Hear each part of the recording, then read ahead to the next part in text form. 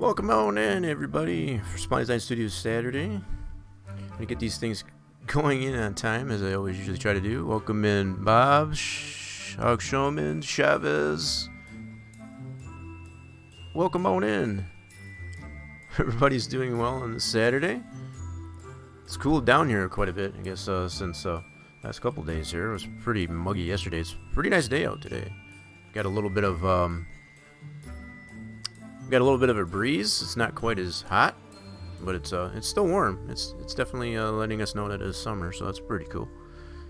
Still got the setup as far as the studio. I use that term loosely, I guess, as far as I still got it set up inside here. But I did get a chance, I guess, to go outside and enjoy some of the nice weather out there.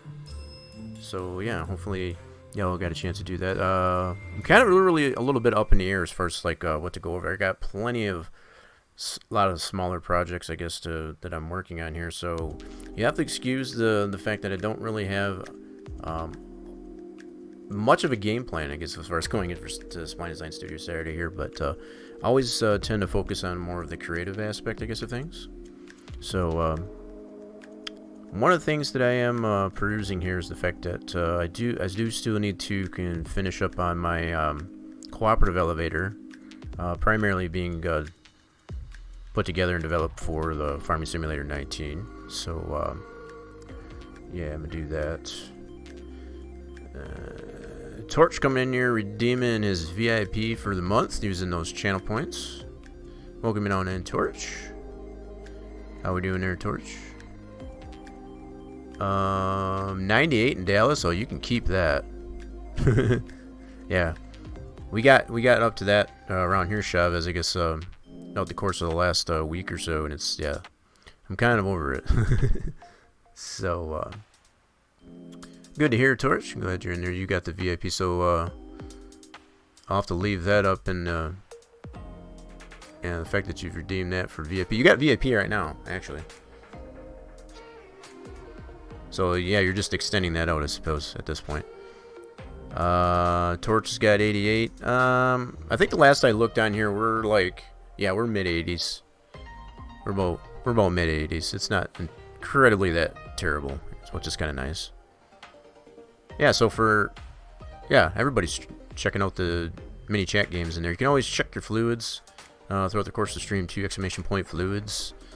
Make sure those are sufficient, and if they are not, you can play the maximum of 4 chat games in there. We have you can minister yourself a shot, which is on a 4 to 5 minute cooldown, so you got to use those sparingly.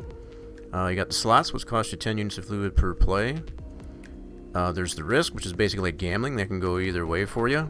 It's as far as gaining or losing units of fluid. And if at any time you feel the bot isn't playing too nice based on those 3, you can always scold the bot. But that doesn't always guarantee that he's going to going to give you anything for it. So Hog Showman didn't have any luck, but Torch did, as far as scolding the bot. Looks like the bot is being a little bit picky, I guess, with who he cares to give units of fluid to. So and if at any time I see that the bot is being not so kind, I can take executive power, I guess, over the bot and just say that. Hit the pace car! Hit the pace car! Hit the pace car! What for? Nice. You know what? I need to turn up the volumes on. I adjusted some of the volumes on here, and I think that one is maybe just a little too low.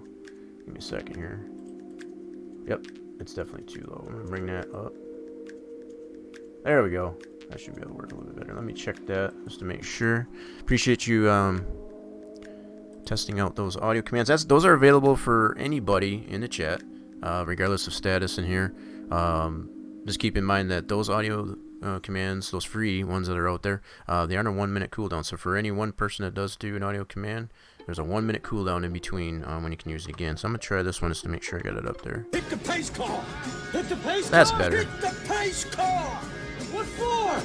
There you go, Chavez. I had to turn that up there a little bit. I did have, I was doing some video editing earlier there, so I did have to turn a lot of the audios down. So that's obviously one of them. So I get that adjusted. You don't have one for today's theme? What do you mean one for today's theme? As far as for the creative, not really. No, most of the audio commands, I guess, that I got in there. I guess if you want to call it, I guess I do have the. Whoops, gotta get into the right screen here. I do have. These are kind of general as far as this one. And as far as this one. Those are kind of generic. They kind of go across. That's like if I screw up, or if I even if I do something good that works out right, I can always use that one as well. So those don't necessarily fall under, I guess, me playing a game. But as far as like, you know, if I do well at something and something is successful, you can always use those commands for that. So they're kind of make them somewhat generic. So they kind of fall under whatever I happen to be doing on the stream. And two of the new ones that I put in there, I didn't get too many in here, I guess, that want to test those out, I guess, for Farming Friday for yesterday. But I do have a, as you'll see in there in the audio commands, this one's new, that one's new, and this one's new. And I had a good streamer friend of mine who was there helped me with this one. He was playing a game and he did an audio for me, and I haven't found a use for it yet. Up until now, so I think that's pretty fun. So again, they kind of fall under. So regardless if I'm farming or whatever like that, if you find you know, just want to be able to or whatever like that, you can use the pig or use the horse just to kind of keep it funny. Oh come on, you have to put the ad in there. It's the only thing you haven't. What do you mean put the what? Wait, am I reading that wrong? Oh yeah, you know, I see what you're saying there. Yeah, so as far as that sample clip, yeah, as far as the why, you know, what for? Yeah, if anybody knows that clip, you know exactly what Bob's talking about there, as far as what where that clip comes from. Yeah, no, I do have several clips in here. In fact, now that you mention that, Bob, let me go ahead and bring this over here really quick. This is going to be kind of an up in the air thing here. I do have 3D Max open, because I do have some things I would like to potentially go over, but let me go ahead and bring this over here real quick. I'm going to do like this. I do have some audio commands, and I do have a version of that, what you speak of there, Bob. I just went with something a little bit shorter. I didn't want it to have it to be, you know, too long, but yeah, as far as the what for, yeah, I know exactly what you're talking about. Let's see here. Gotta remember where I put it. I've got the whole clip in here somewhere. Just give me a second. My desktop is a disaster right now, so you have to excuse me for a moment. Nope, it's not in there. Crap. What did I do with it? I might have put that in my Twitch folder. Let me see here. I'll find it. Once I find it, I'll let y'all know. I do have, I think this is the one that's, is it this one? Hit the pace car! Hit the pace car! Hit the pace car! What for? Hit the pace car! Hit the pace car! Hit the pace car! What for? I think that's the one I do have currently on there, but I also have, this is the whole clip here, I think. Alright, Here it is. This is the one. I want you to go back out on that track and hit the pace car! Hit the pace car! Hit the pace car! What for? Because you hit every other goddamn thing out there, I want you to be perfect! Now go on, go! See, so I do have the whole clip in there. So yeah, just to kind of let you all know as far as how that works. Shav is redeemed the VIP now. Everybody is. That's Torch has done that too. Torch already has it. Chavez, you don't have it yet. I don't believe. All right, I can fix that. I can fix that. Let's go into this. Roles. I can fix that here really quick. Let's do add new. I should be able to find you in here and see if I can find you in here. Give me a moment. So Chavez. I'll find you. Man, there's a lot of Chavez's. Not in my channel, but just abroad in Twitch there. Just a second. Might have to go back here. Hold on a minute. That didn't work too well. Let's go back to here. Give me a second. I'll hit you right up here in just a second here, Chavez, once I can find you. Chavez. Oh, it's got 496. Yeah, and that's why I figured I'd play that. So I do have a version of that. I just kind of shortened it up a little bit there. Yeah, is all. Yeah, but I took that right out of the clip from a YouTube clip. The part of a lot of the video editing, as far as the sound bites and whatever that I do, most of those sound bites that I got in there, they're all ones that I've edited. You know, as far as using that. There you go. Chavez testing out that. Why can I not find you? Okay, let me try this again. I'll find it. So Chavez. Go ahead and get that redemption there for the VIP there right away. Oh, I think I found you. Got the Las Vegas for your avatar. Nice. Okay. So let's do that. And save it. There. That should be good to go. That should be good to go.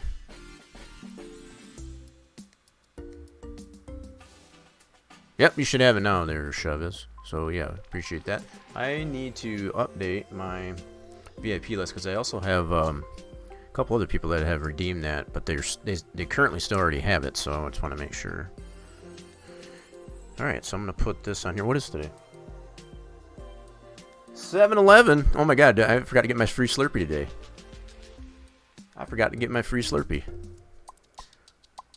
My goodness, what was I thinking? 7-Eleven. Yeah, buddy. That should be easy enough to remember. Chavez. Let me put this down here. I gotta update my little spreadsheet here to make sure. These redemptions here, there's really nothing built into Twitch as of yet, as far as to give us Bababong. Now everybody's doing it. My goodness. Yeah, so the fact that there's nothing really built in for us streamers, I guess, to be able to keep track. The only thing we have is our activity feed. So the fact that I do have to I have created my own spreadsheet. What happened to my playlist here? Is that on one that's not playing? Yeah, this is probably one that doesn't play. There we go. We'll fix that problem. But yeah, I do have to mark it down on my own. Oh, damn. Damn, how many biddies is that? 510 biddies, but Chavez, you can get some hype in the chat. Exclamation point hype for them biddies. Thank you there, Chavez. I appreciate that. You are a gentleman and a scholar, as they say. You got all the bit badges. You got all the badges now. VIP, 3-month subscriber, and the cheer badge. Nice. Racer James is sneaking on in there too. Holy crap! Everybody's showing up. Fantastic. You guys are phenomenal. The fact that I don't have really much of a plan here, I'm kind of up in the air as far as like what I actually want to go over today. I guess for Spline Design Studios Saturday, I am definitely going to be going over some creative aspects here, so you have to bear with me. I do have, as I said, 3ds Max open, and I do have some general ideas, but let me get this down. So 7-Eleven. Yeah, I need to probably maybe after stream here, I'm gonna have to consider. I gotta make sure I get my my free Slurpee for today. So for any of you out there, if you got a 7-Eleven around in your neck of the woods, the fact that every July 11th, you know, be it 7-Eleven, you go over to your local 7-Eleven if you do have one and get your free Slurpee. I almost forgot about that today. The more you talk, the more I just know I'm not smart enough to stream. What do you mean you're not smart enough to stream? What are you talking about, Bob? What you mean? What you talking about, Willis? Alright, so Chavez. Bob, I need to get yours there. I'll get you the VIP. Anybody's able to get the VIP if you've got the channel points in the channel and be able to check that out. So, hold me just a moment.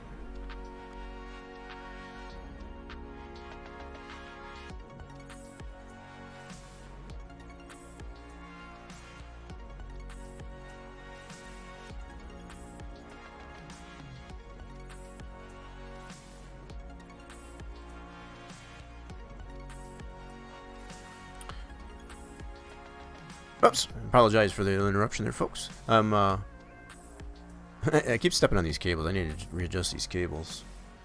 See, I have no idea how to do the stuff you're talking about. Oh, that's the whole reason you observe and learn. That's the whole idea behind the creative streams on here.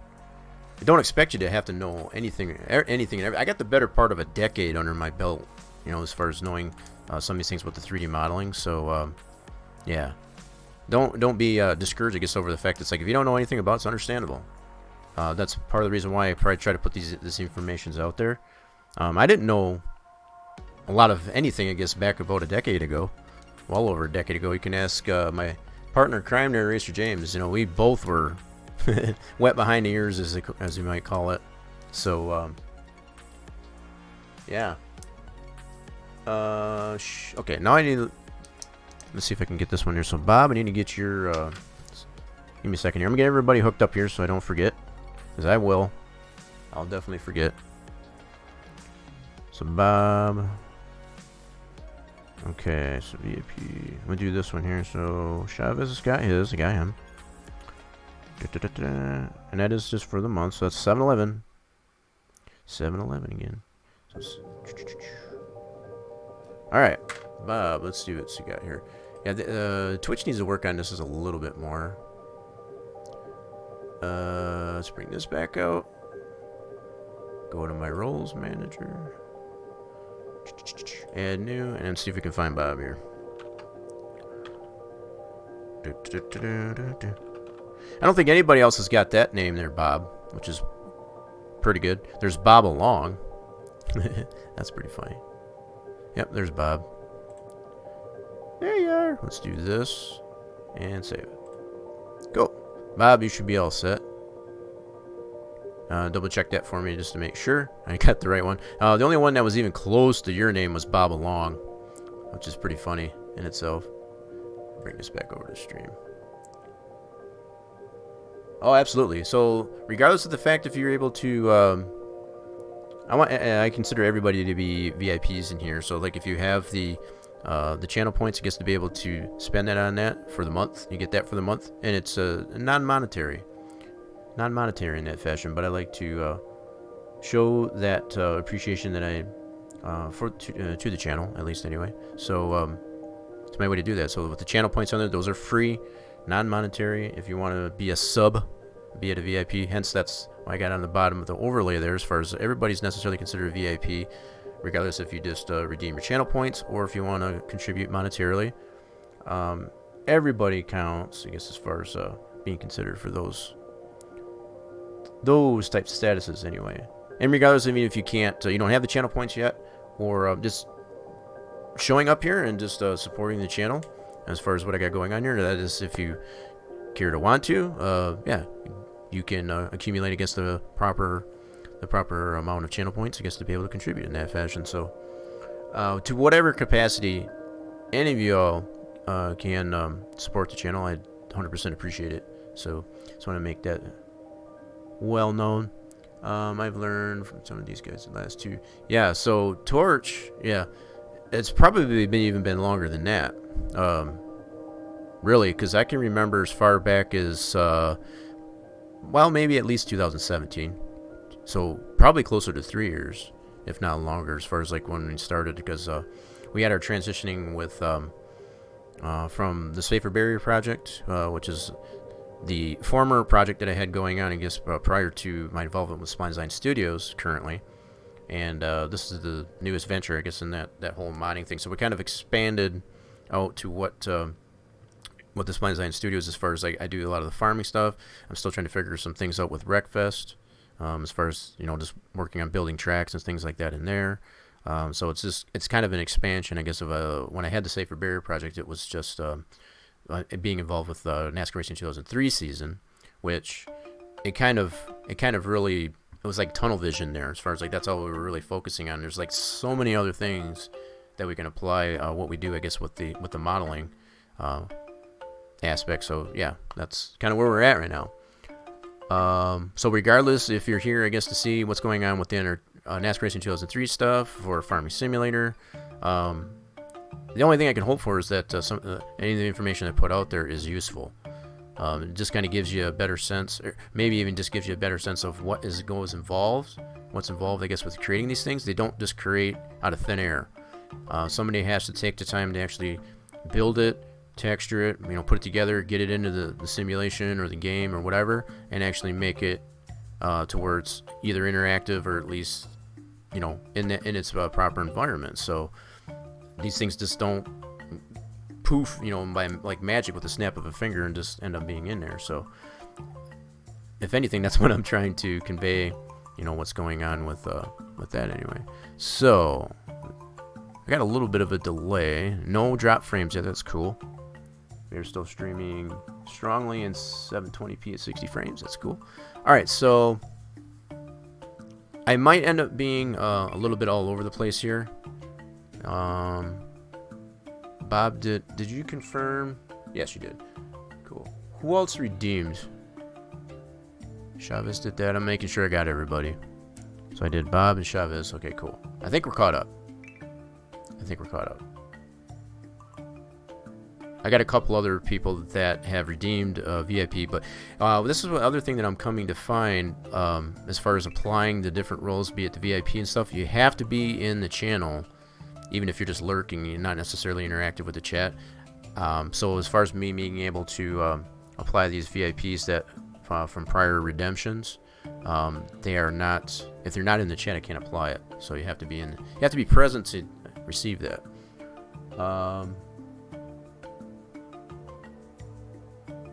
Just like your Dairyland. Yeah, so like the Dairyland map, I showed, in some cases I did show, part of the development of that, where it came from and to the point that it is now. I am coming to realize now, now that the map is out there, I am getting some ideas that I could have. I mean, I know I've mentioned this plenty of times, I guess, since the release. Even prior to the release, there's so much you can necessarily apply to a map. You basically get to a point, at some point, you have to say enough's enough. Because you can throw everything in the kitchen sink to include the kitchen sink and a map, but if it makes it de-optimized to the point where the frame rates and it's just not optimized and it just lags or whatever, that's not a very good map. I mean, as much as we'd like to play a lot of these maps with just any type of game, as far as to throw everything at it that we necessarily can, or feel like we can, as far as to get it in there, that doesn't mean it's any good. So I tend to focus more on the optimization and test that out to see if that's actually going to be feasible. So that's one of the other things that I do tend to focus on with these streams, is to kind of show building something that looks to be potentially used within the simulation, be it farm sim in a map, being in a racing simulator, or things like that. And if it doesn't work, then you need to go back to the drawing board and see how you can refine it so that it is more optimized. That's the other thing I tend to try to portray, I guess, in these live streams here for Spline Design Studios Saturday. And again, if anything, it just if there's nothing else that you take away, I guess, from what I'm doing here, I tend to take the approach of, as I usually always say, is holding your hand. If you do necessarily want to dive into these types of things for yourself, that's the way I tend to to do these streams, is to kind of hold your hand. Even if you don't want to do that and just want to enjoy, I guess, as far as what's going into it to create these different aspects for a simulation or a game, that's fine too. I mean, there's no wrong way, I guess, to take what you witness here, I guess, on the streams is all. Awesome, Matt. I appreciate that, Chavez. Let's see, and you send an update to your map once it's out. Yeah, see, I haven't considered, I have considered, I shouldn't say that. I have considered an update, but my approach, I guess, to doing an update to anything that I put out there publicly, I want to make sure there's enough there. I'm not going to do little tidbits of updates and, kind of like minuscule type of ones. If there's something major that I can apply to it, which I again, with the map being out there, I've got a lot of people give me, insights like, I wish it had this, or, maybe a little bit more labeling, I guess, as far as signage, to say what this area does and stuff like that. I've taken a lot of that type of stuff into consideration. So whether or not I do apply an update, I'll take it, I'll give it a little bit of time. It's already been out there about a month now. I'm pretty close to a month.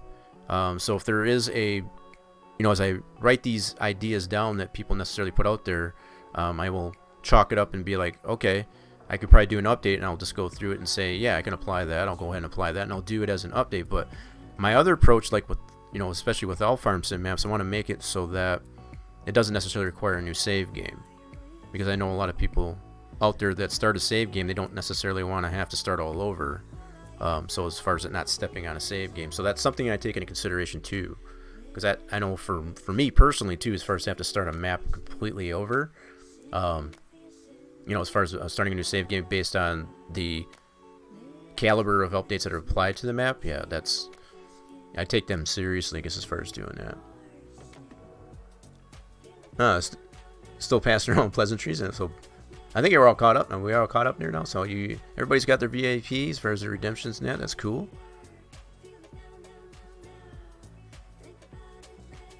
Awesome deal. All right. So yeah, I definitely think we are caught up. So if I missed anything, definitely do feel free to call me out on that. I will correct that. Correct my mistakes there. All right. So I do have, as I said, 3D Max open. This is the 2014 version. Once I do get to figure out, I guess, a little bit more about some of the problems that I'm having with using some of the example scenes and stuff for cars and tracks, whatever, for Wreckfest, I want to get a better handle on the inner workings, I guess, of those things, and be able to show that a little bit more lucidly, I guess, for lack of a better way to put it, have a little bit more clarity on what's going on with those, so I can better present that, I guess, to all you, the viewers, I guess, as far as how to deal with those things. I really want to get into that too. Most of the things that I've tried to do with Wreckfest so far, as far as even track creation or even getting a car into there, it hasn't been very it hasn't done well, I guess, as far as to get it in the game and have it working properly. So I need to figure some things out with that before I show that. But I am working on that in the backgrounds, I guess, as far as I can. Once I do figure that stuff out, I'll definitely be sharing it with all of you. So hopefully you're all looking forward to that. Alright, I'm going to go ahead. Like I said, I've got lots and lots and lots of smaller projects that I'm working on here. But one of the things I'm going to focus on the most is this cooperative elevator for Farming Simulator 19. So just give me a second to load this up there. And this is based on a cooperative elevator that exists in reality. Let's see here. Wait a minute. So this one's... Let me make sure I get the right one. Yep, this is the one from the last time we did this. So, as some of you all may remember, what we went over last week happened to deal with NASCAR Racing 2003. We made that caution light there, so that's obviously in the VODs now. Yeah, so some of the things that I did do with this one, some of you may recall, I guess, as far as working on this deal. I got a lot of this mapped as far as the feed mill. I also took the liberty to this point to rescale the texture for the cinder blocks. So I left this in here just to kind of show, just to kind of give some clarity on here. So this piece, this little object right here, represents one cinder block, be it the dimensions of a cinder block in reality. So what I did here is I did a scene, whatever that, as far as the wire, and I can actually open that up and show that. I think I've got that in here still. Let me go ahead and open that. Just gotta find that here for a second. Desktop is a disaster right now. Nope, that's the wrong place. Not on the cloud. Okay, where did I put that? Give me a second, folks.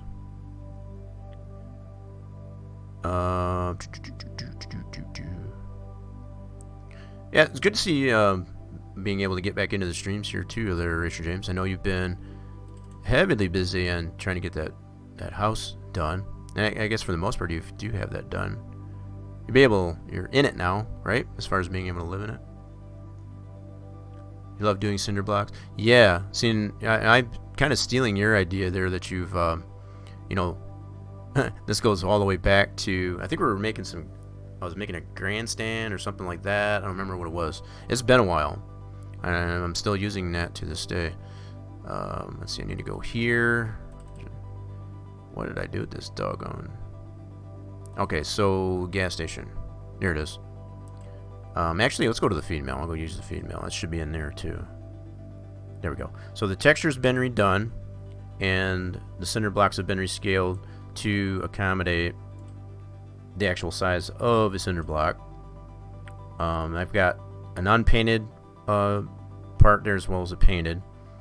Let's go back to the senior. So this is the painted, and then working on getting our stuff out of the old house. 36 years of crap. We may have an offer on it before we nice. Well, that's good that you've already got potential buyers for it. It's not a bad house, really. It might, you could probably be considered maybe a little fixer-upper, but I mean, it doesn't need a ton of work right away from what I've seen on it. It's a little, yeah. So here's the unpainted. So I got this all scaled and lined up as far as the mortar joints and such. So that's that part of the, but I wanted to show the wire as far as how I did this. So if you remember that initially when I applied the texturing to this, it wasn't scaled. It was way out of scale. And this is why I built the cinder block. So basically what I did with the cinder block, and that's why I kept it in here, was to do a Boolean cut into the model to at least get the proportions here. And that's where I've got, I should have the wire in here. So let me zoom on this a little bit. I should have, just gotta find it here. Get into the right wire here, the proper wire. That's not it. I think it's this one right there. Yes, right here. So this right here, what I did was I made a cut into the model. You can see where I got that cut out right here. Oops. Yeah, I don't know if that's easy enough to see there. This is the cutout of that actual model that I've got into the scene. So that's the actual size. That's how I was able to line up these mortar joints with that cutout into the model. So I made that as a throwaway model. And by throwaway, I did the cut into it. So I didn't want to have that cut into the finished model. So what I did was I saved the scene prior to cutting it. I did the cut. I went into my unwrap, UVW unwrap. Went into the tools for it and actually created that wire mesh with that cut included in there, and applied that to my texture like such. And then I was able to size that texture up to that wire of the model as far as based on that cutout. So, and what's nice about it is it actually, once I sized this one up, I think I did the colored ones first if I remember right, going back to my memory, I was able to apply that same size of texture to the unpainted cinder blocks.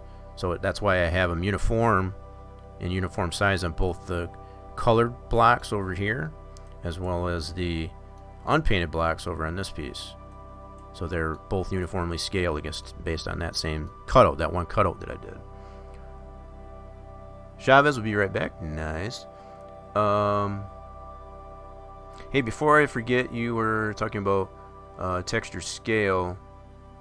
The diamond plate on the barges in Dairyland map is very large, in my opinion. Oh, so on the barge, yeah. When I did that, you know, so it's insight like that I've gotten. Part of the reason when I did that though, but this is exactly, you know, as far as you bringing that up, Bob. These are the types of things that I have taken constructive criticism on, as far as like, you know, those types of observations, like from those like that. So those are the types of things that I would necessarily put on my list of, you know, my bucket list as far as things to potentially fix on it. But in my own defense, when I applied that texture, that's based on a ferry that was already built for FS17. So in my defense, I was just going by the same mapping that was applied on the previous model for the ferry in FS17. So I didn't change that, right? So basically, that's all. So the only thing I really edited pretty heavily, you know, I think of it, is basically the bottom side of it, the bottom side of the ferry and or the barge, however you want to describe it, so that I could use it on the water plane in the Dairyland map. So that's kind of my only defense as far as the way the diamond plate is set on the floor of the barge for that. And I do have a scene for that in actuality, to be able to adjust that apparently. But that's definitely something I will put on the bucket list for things to potentially update. There's some other things too that I would like to either something's kind of an afterthought on my part, or just people that have mentioned it. So yeah. Do you see Deuce's map tour? His one barge. Yeah, see, that was by design. And there is a README for the map too. That's just to give some clarification, I guess, on that. That was something that I don't think Deuce necessarily knew about. So yeah, the fact that there is a README for the map, that's by design too.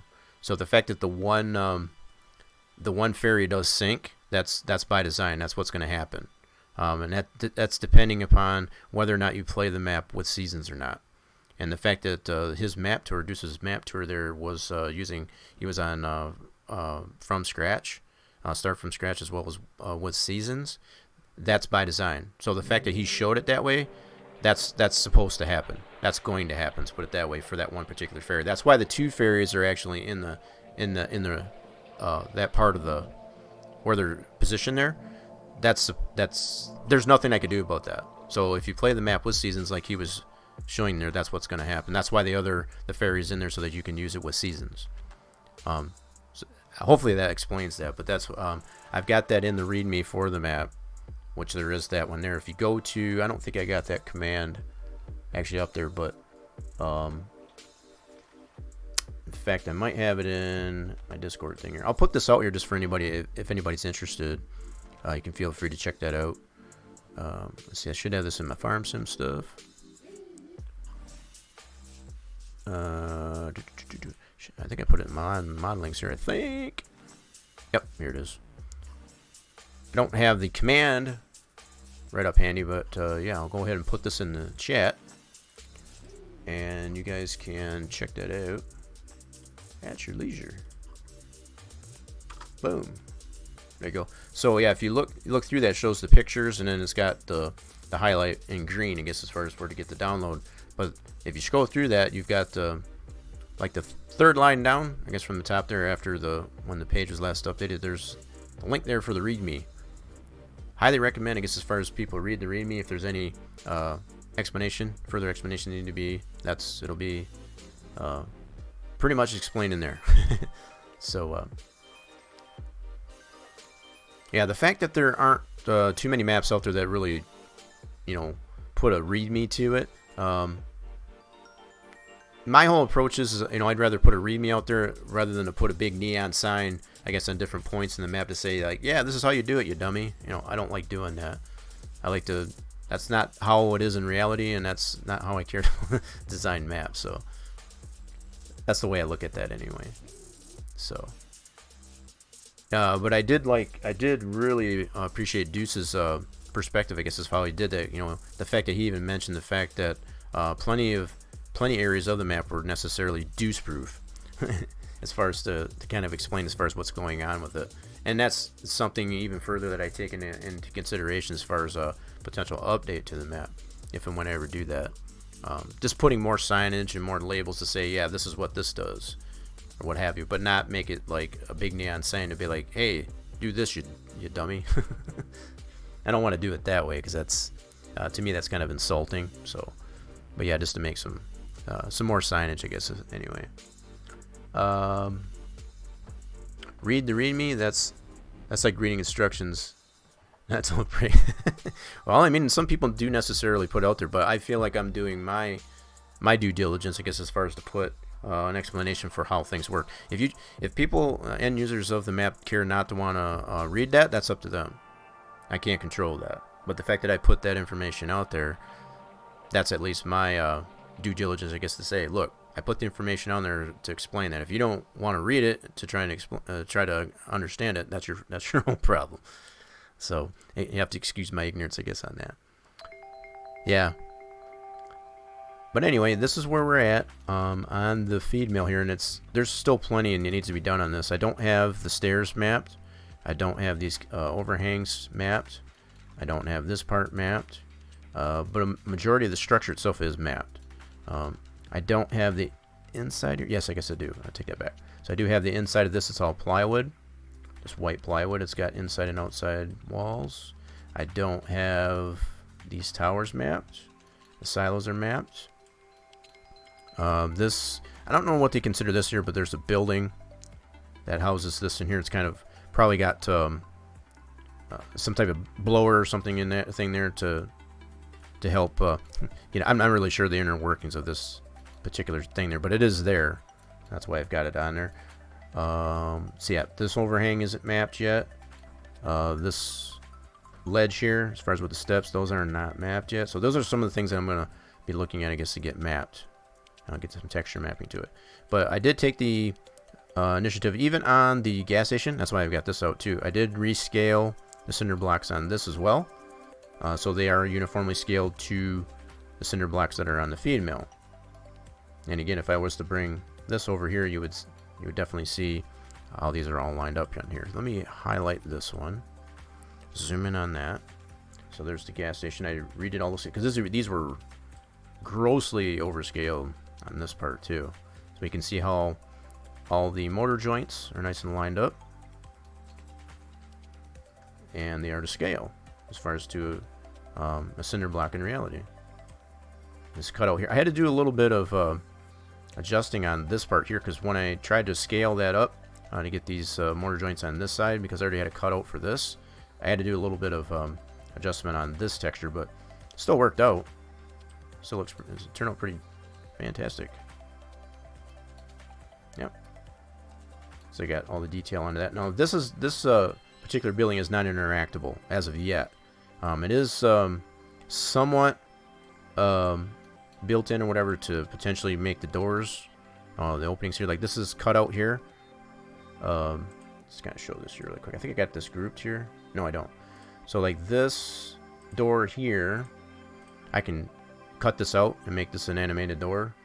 I could go ahead and apply down the road. It's totally adjustable as far as if I want to make this garage usable, you know, as far as interactable, to put like a workshop trigger into it or something like that.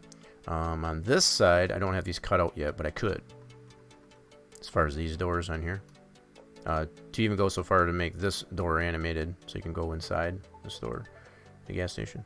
I don't have the pumps in here yet. I need to get that done eventually. So there's plenty of things that still need to be done on this cooperative complex here. Well, I appreciate that, James. I mean, I think I've tried to do it some due diligence here, I guess, as far as I mean, there's still some things I definitely need to adjust on here as far as the roofing on here. I don't know if I like this, so there's probably going to be some more adjustments, as well as these doors. These are cut out also to be not only to be able to apply a separate texture to it, but to potentially make these opening doors as well. So like if I go onto this and you see these are cut out, and whether or not I do decide to make these animated doors, I do want to put some rails on this at least to make it look like it's got a slidable door, regardless if it's just a static thing or if it's actually animated. So I can help you with the feed mill. I work for one. I've got plenty of reference for this one in reality here. In fact, I do have some pictures I can show. I need to bring it up in my, just a second here. That's something else I was not prepared for yet. Let me get this open here. Give me a second.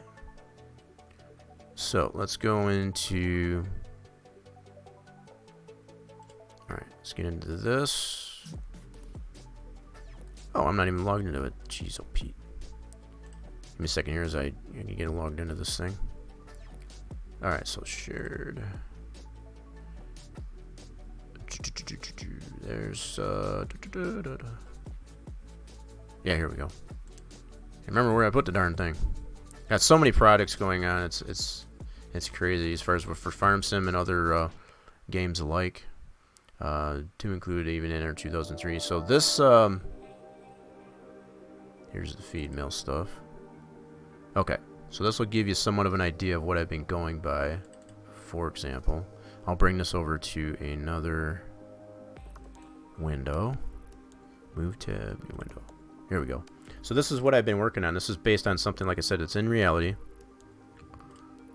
So this kind of gives you an idea. So the fact that I don't even have the grunge on it, as far as the, you know, all this dirt and such that's on it, that's still something I'm considering gets applied to it. I mean, it's very early stages of it though, but I want to put eventually like all this type of stuff on here. See these rails for the doors that I have right here. See, these are all placed and sized, I guess, appropriately as far as the scale. But as far as to put like 3D rails on this, give it some dimension there. And whether or not I make these animated or not, I'll leave that to you know, the question, I suppose. Let's go back here. Yeah, so there's one picture. Here's another angle. This side here that we're looking at here would be second, so I can get this into perspective here. That would be this side of the feed mill right here. So that's kind of this perspective. Yeah, so that's this side. So as we're looking at this, that would be this side. So you can see all these little lips, whatever, as far as the roof on the top of the cinder block. A lot of that aspect I want to get applied to it eventually as well. But you can see all the detail even on the gas station I don't have on it yet. As far as there being a door back here, there's a lot of electrical connections here. There's a pole right here that allows to get hooked up to power and all that stuff. I mean, there's a lot of little aspects like that I still want to get applied. Let's see some of the other pictures I have. Here's another angle. This is the back side. Close up of the back side. Here just goes to shows a closer picture of those doors with the rails. They slide on rails on the top edge, and all the dirt that's on it as far as all the grunge. You can see the lip on the roof there, which is kind of it's a cross between. It's got just like plywood and sheet metal. As far as that, and this is all plywood, I guess, is on these parts, and that's what I got applied to the model without the grunge yet. It's just kind of clean. But yeah, this is all the plywood. So you can kind of get it. So that's the back side of it right here. So we're basically, this picture that we're looking at here, for example, would be, let's see if I can get this into perspective here, just to kind of give you an idea. So we'd be looking at it from something like that. So that's from this corner over. You're kind of looking at that side like so. Yeah, it's kind of lining that up there. So that's kind of how that is. So you can see all that structure's got kind of pyramids up, whatever, tiers up, I guess, to this little house that's on the top here. And actually, I can put this on more of an angle here. So we'll be looking at it. I don't know if I'm going to get this right, but probably not. But yeah, you can kind of see how it tiers up like this. You can see it all the way up there. Yeah, so it's getting there. And this is all the scale. This is all based on a satellite. I have the ground plane in here, and I think I've shown that before. Let me go ahead and unhide that. Where's my ground plane? There's my ground plane. Yeah, so you can see in here, and I'll go ahead and hide. Oh, I got these still in pieces yet. But yeah, this ground plane, kind of give you an idea on this here. Let's go to top-down view. So if I hide this gas station, just for example, whoops, let's get out of that. Let's hide that. Whoops, that's not what I wanted to hide. I was on the wrong thing there. What did I just hide? Let's undo that. There we go. I want to get on the gas station here. There we go. Let's hide that. There. So you can see the footprint for the gas station right there. So if I bring it back, gas station, that's all right there. So there's that. As you can see, it's like dead spot on. I guess as far as where it is. This right here is the shadow of the building. But yeah, you can see where that power station is. Right here, you can see the pole, the shadow for the pole that I've seen from that other picture. That was back one. Oh, that's going the wrong way. Let's go this way. Yeah, so right here. Yeah, so from that angle. Does FS have in-game shading? Or is it? Yes, it does. It's got its own built-in shader. So the fact that you don't have to apply ambient occlusion, you can. You don't necessarily have to. But I've shown some pictures, I guess, with this. I've gotten this co-op elevator into the game, and let me see if I can find those pictures.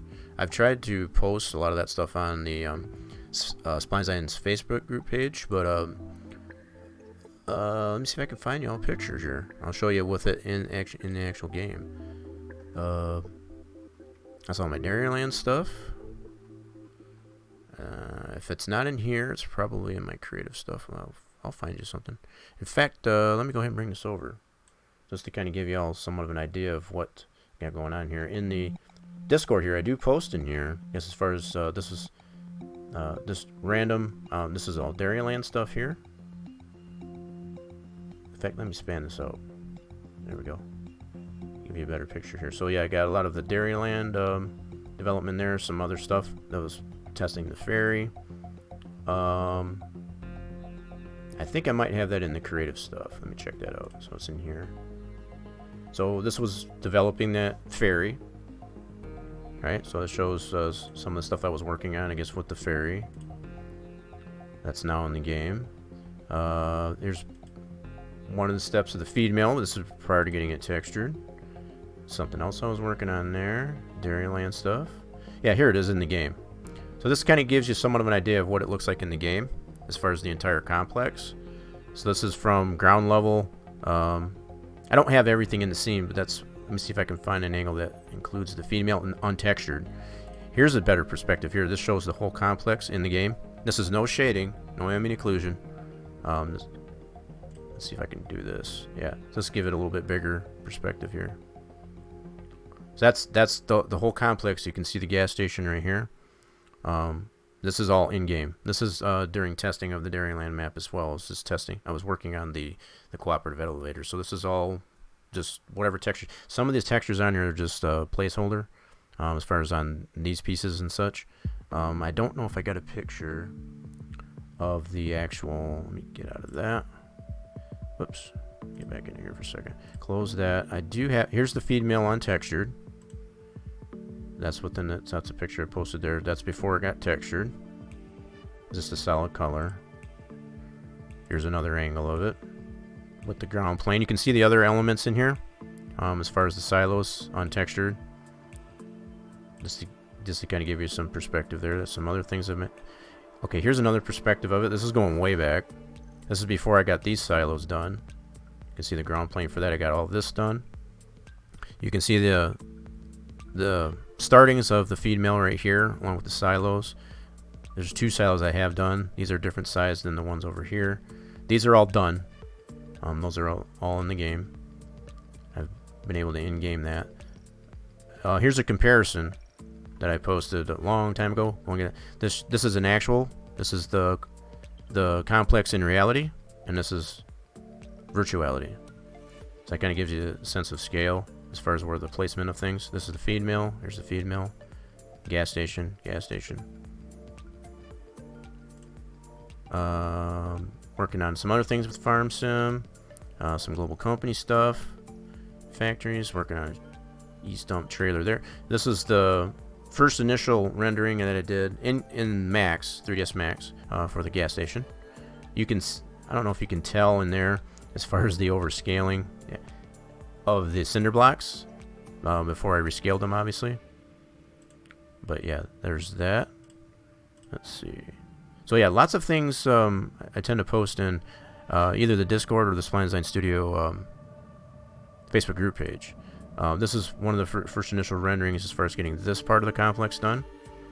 As far as some of the badging on that without the ground plane. Another one, here's a comparison of the actual complex and then in virtuality. Just to get a sense of scale and such. This is prior to getting the texturing, the cylindrical projection and all that stuff applied to the silo catwalks. I did not include this fertilizer complex here. It stops basically at this point. I didn't include this part. So basically from this point over is included in this overall complex that I'm constructing here. So you can see these towers here, all this in here. There's that part here. The gas station would be like down in this area. Can't see it because the towers. Gas station would be right about here. Feed mill would be about here. just to kind of give you somewhat of an idea. Some other projects that I've worked on. Some mercury light bulbs. Yeah, so I think what I was trying to show, I thought I had a picture of the feed mill in-game without it being textured. It just applies a default texture. Yeah, here it is. This is driving into that side with the gas station. You can see the feed mill in here without a texture on it. It just applies a default chrome to it. That's all built into Farm Sim itself. But this is coming right into it, right into the complex from the street. There's the gas station. You can drive into these pits. There's a pit right here that it can be unloaded, and then way back here. And then there's a vacuum system right here. And then silos start back there too. So you can drive through both these places. You can get out from here in between the feed mill, out to the street behind the gas station, or if you're going all the way down there, you can get out that way too. So that it goes out to the street. There's a street that runs along this way. There's a railroad that runs on the other side of these silos. So obviously the only way you can get out of it is from the right side of the complex. So yeah, that was the picture I was looking for. This is a close-up of the roll-up doors that I have on the silo pits, as far as with the trailer in there. These roll-up doors currently are static. They aren't animated or anything like that. So yeah, they're just static, but it does have the potential there to be able to set them up to be animated, to be able to roll them up and down, if you will. I think that's about it. Here's another perspective. It shows the feed mill right over here without it being textured. It's just kind of a blah. This shows the grain dryers that are in here on that part of the complex. And this is, you can see the shading. I guess this is the other thing I wanted to show too. This is all in-game shading. As far as the shadows that come off the other structures, that's all built in, which is kind of really nice with Farm Sim. As far as like you don't have to apply that ambient occlusion or fabricated shading to it if you don't want to. Yeah, so those are lots of the things that I've posted in there. That's pretty much all I have. So let me minimize that. So feel free if you want to see more of that type of stuff. I guess I posted in. Oh, Showman put in a mem here. Nice. What's he got here? Oh man, I remember that one too. There, Showman. That's funny. That's a funny one.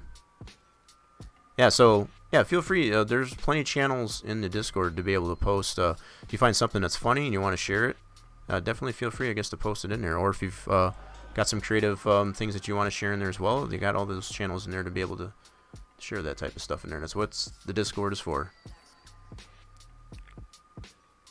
Cool beans. That's funny. I don't know if any of you've seen this meme, but this is hilarious. I love this. Let's see if I can open this up here. I won't go any bigger. Let's talk about that. Noodle me moo. You know, so if you understand the song as far as the way Europe's Final Countdown stuff, you'll get this. It's super hilarious. Noodle me moo. Noodle meat moo. It's hilarious. Torch to Scold in the bot, and you didn't get any of that time. That's a no-go on that one this time. Bot probably already feels you got your share there. Sorry about that. Yeah. So yeah, for anybody that does understand, I guess the connotation I guess for that meme there, it's hilarious. I appreciate you sharing that there, Showman. That's funny. I have seen that one before, but it's super funny. Let me get out of that one. Okay. I'm gonna be kind of all over the place, I guess, in this stream. I don't really have all that much of a game plan here, but I probably will do some texturing at least on this feed mill as far as in our object here. So yeah, these are my points of reference here, obviously, as I've been showing. And the main thing I want to focus on, I will get all these other finer details in here after I get it all textured. That's been my approach to it. So as far as getting these railings for the doors and such, and even these conduits, stuff like that, I'll do that all post fact. I may not even go so far as to put this in 3D. I don't know yet. I haven't decided as far as if I want to do that, because it's got a lot of unstraightness to it, for lack of a better way to put it. It's very wonky. As far as that, I don't know if I want to deal with all that. I'm going to put something in there as far as it, whether it's in a flat perspective or if it's 3D. I'm not 100% sure yet. Haven't decided. Alright, so let's go back this way. So this part here, this shows the silos here. This is a drive-through. This is where you can load your feed into a truck with a trailer. I've got that in here in the model. Let me go back to this perspective. Hello? There we go. Yeah, so this part here, I'm just kind of going back into the picture references that I got here. That would be looking at it from this perspective, roughly. So if we go into this picture, like that. See, and I don't have a lot of these signages and stuff on here, as far as on the door. I don't have this window up on this part, but I do have the silos in here. Like that. Oops, let me get it focused on this here. Yep, let's do this. Let's do a side-on view. And pan this down. There we go. So it's kind of roughly looking at it from this perspective. You know, into this driveway, into this drive bay. Let's see here. Yeah, so like from there. Still a lot to do with it as far as to get maybe all this grunge. I want to get all that, potentially get all that type of grunge and stuff on that. That's going to be a little bit of a process there, but you can see the fading, I guess, of the paint that's on the plywood, I guess, for these different parts of the structure too. There's some chipping paint and stuff like that on there, so is that going the right way? Nope, going the wrong way. Let's go this way. Yep, so here's another perspective. It shows these silos. I don't have these little pillars in here to provide protection for that, so that's something else I need to get in here eventually. Just to kind of show you how far along it is. So yeah, that's this perspective here as far as these silos. That would be all these. I don't have these deals in here yet. Yeah, so moving around to the side here, I'll show it all the way around here as far as what we got. I'll get to the back side here to where it shows what's going on this side. So let's go over this way. Yeah, so that's on that side. You can see the truck there. That's on that side. Okay. Get to the back. Okay, here's that building. This is on the side. I don't have like this door cut into it yet, as well as these railings that are on top of the roof, or this ladder. I don't have any of that in yet. Still working on that. So that would be this side. So that would be where the door is, or roughly around in this area. Need to get that in there eventually. Okay, and then moving. Okay, there's that corner of it's got a dumpster here. So that would be, just gonna continue to move around. That would be from this perspective.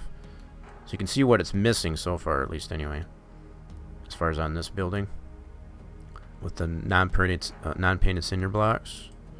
That would be that. Okay, moving to the. Okay, that's a different perspective. Okay, this is the other side of that drive bay. You can see the canopy that's on the back side of the feed mill here. So working on it this way. That's kind of zooming in like so. So there's that back end, that back end of the drive bay, and it's got that canopy over top of it.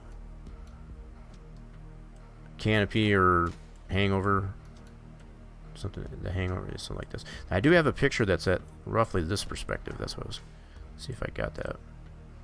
Let's click through it. There it is.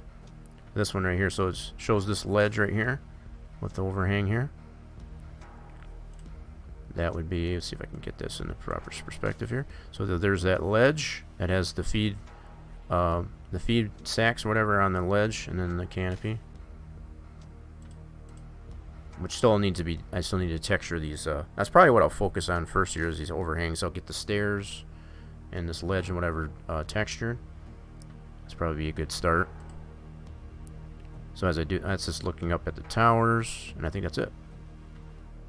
So I got it pretty much all the way around this thing. So I'm going to focus on this for now. We'll keep it on that.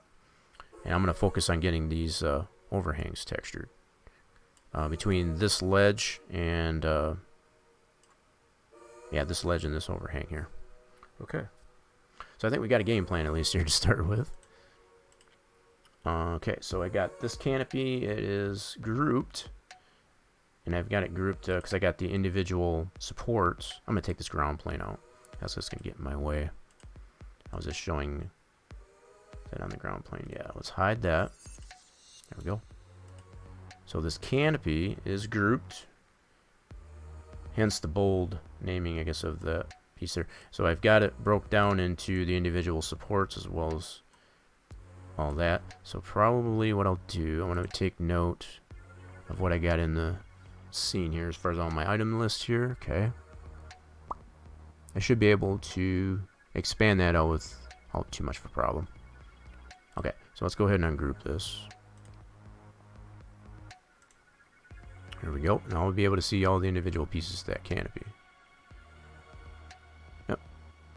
Cool. So it basically starts from box 018 all the way to box 044. I'm just taking note of that so when I want to regroup it back up. In fact, I'm going to go ahead and write that down on my little shoot what I do with my comp book. Just a second.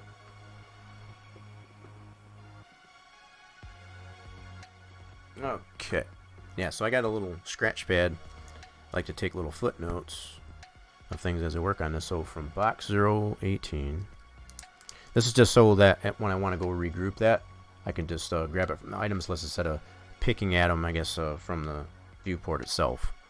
Because it's a lot of stuff that's in there. So I'll do box 018 all the way to... I don't intend on taking anything away from this or adding to it or taking away from it. So this is all going to be the same. I'm just going to texture it. Get it UV mapped. Box 044. Okay. This way I will know which ones I can group back up there. Cool. Alright, so taking note of that. Let's get out of that. Now that I have this all ungrouped, I'll be able to grab each of these. Now probably when I do, now that I think of it, probably what I'll end up doing, I'll map one of these supports and then just clone it and put it in there. So instead of mapping all these each independently, I'll map one of them. So they're basically all the same size. And once I get that mapping done, I'll be able to clone that and replace, I guess, with these positions of the other ones.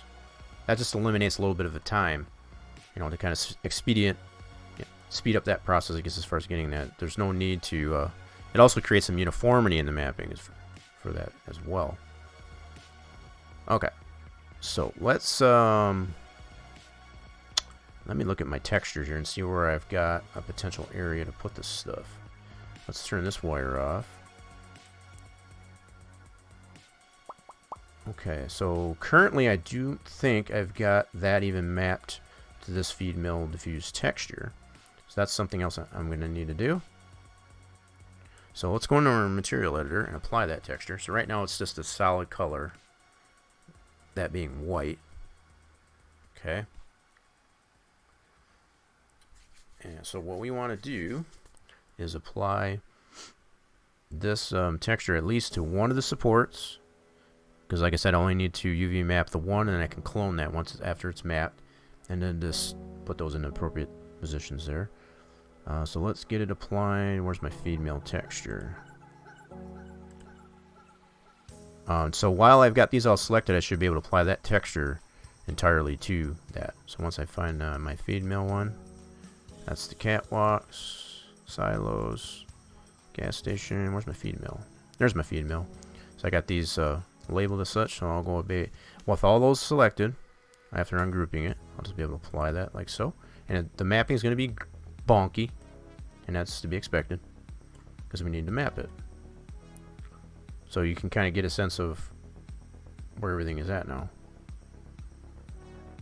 Yep, so we definitely need to fix that. So let's go ahead and select one piece at a time here. I'm going to check this one.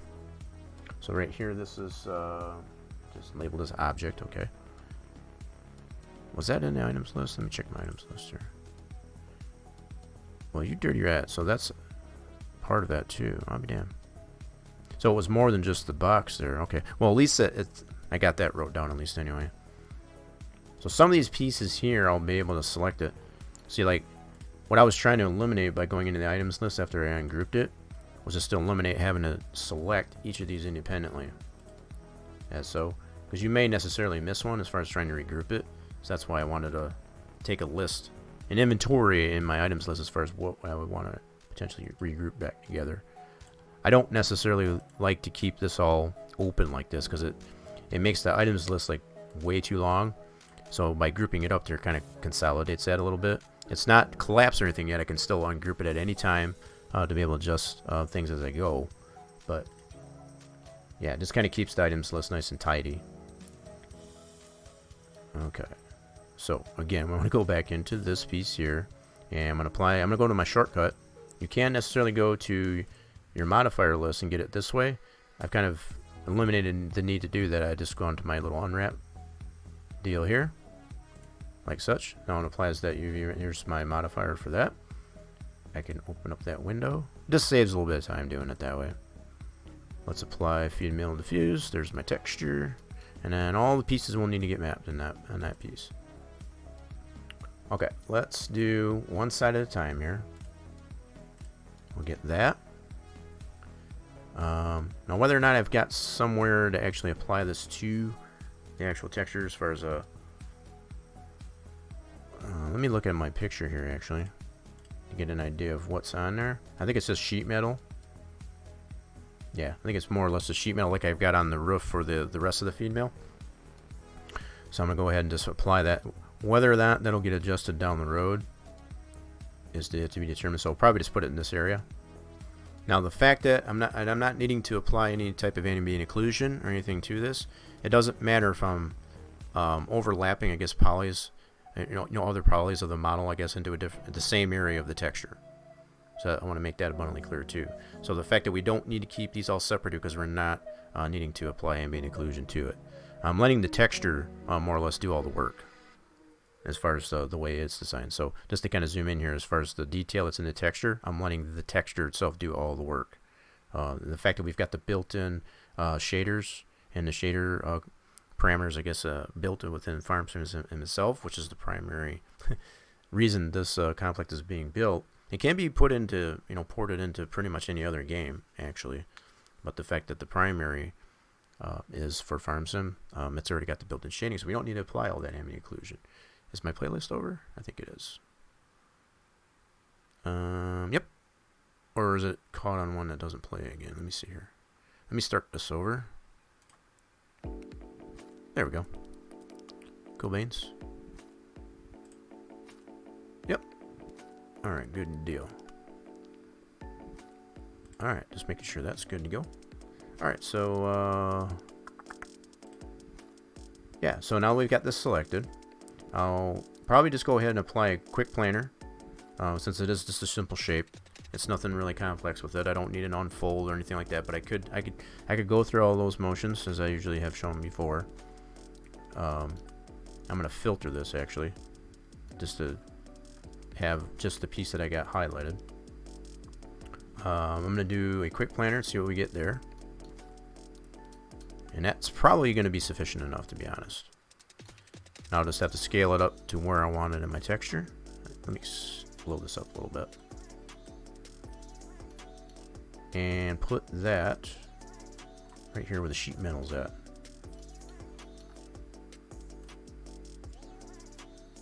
Like so. Now whether or not the scaling of this is going to be correct or whatever, I'm not 100% sure yet. I'll have to look at it once I get it mapped there. So that is mapped, and there you go. That's what that looks like. Now the fact that we're getting this clipping of this one support in there, it doesn't do that in the game. I've tested it in the game. It's only doing that in here. I think even if I render it, it does the same thing. The fact that it doesn't do it in game, I don't know if that has to do with backface calling. I'm not really sure. Not sure. We'll be able to hopefully be able to test this in the game. I'll probably get this once I get this somewhat further. Dang, I can't even get words out. So once I get this a little bit more textured, I'll export this feed mill out there. I'll put it into our entire complex there, and hopefully be able to test it in the game and see what's going on with it. We'll see what's going on with it. But from what I've tested so far in here, this doesn't really show like that in there, so I'm not really sure why it's doing that. Don't know what that deal is with that. And that's basically, let's see if I can highlight it, or if I can select it. Oh, I'm in UV map. Never mind. Yeah. Anyway, this piece here doesn't really show in game like that, so I'm not sure why it's doing it in here. We'll be able to test it out, though. Alright, so let's get these sides. Let's map the sides here. Now that we got the top. Whoops, gotta go into polygon.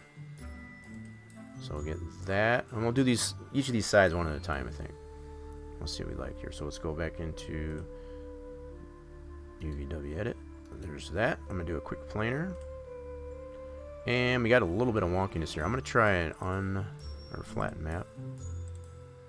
That's probably... Flatten map would work too. Now the fact that you can necessarily mix and match as far as if you want. If a flatten mapping works better than a quick planar or even a normal map, then use that. I mean, that's fine. As far as to make it compliant, I guess, with the texture that you have here. That should work. This is as long as you're able to get a texture applied to the polys that you've got selected. So in this case, I don't know where I want to put. I don't want to put the sheet metal to it on the sides. I don't really have an area. I can always adjust the texture too if I want. That's the cinder block there, as well as the sheet metal. That's the plywood. I could, for now, at least just put this on the plywood.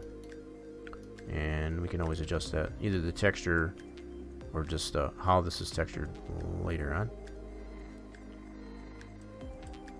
So one of the things I'm seeing I could probably do is straighten this out. And this slant that's showing up in here is more like it's got a little bit of a skew to it here.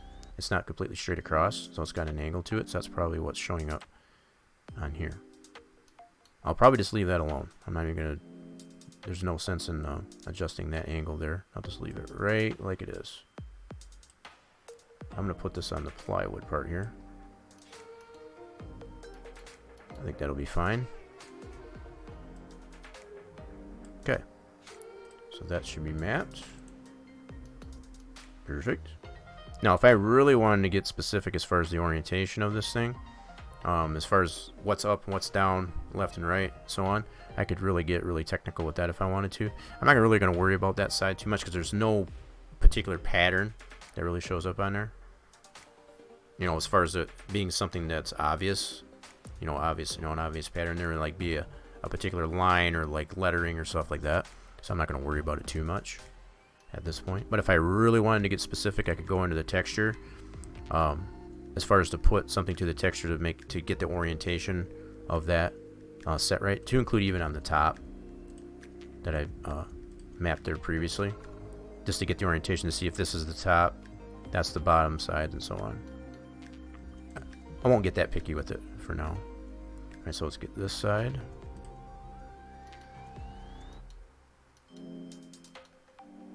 And it looks like, so far, I'm going to go ahead and try it again, do a quick planar. This one should be straight, yep. Because that's just on the front side of that, that's cool. And I'm going to put this right over top of where I mapped that previous side. And like I said, since we're not applying any naming occlusion to this, there's no reason why we can't do that.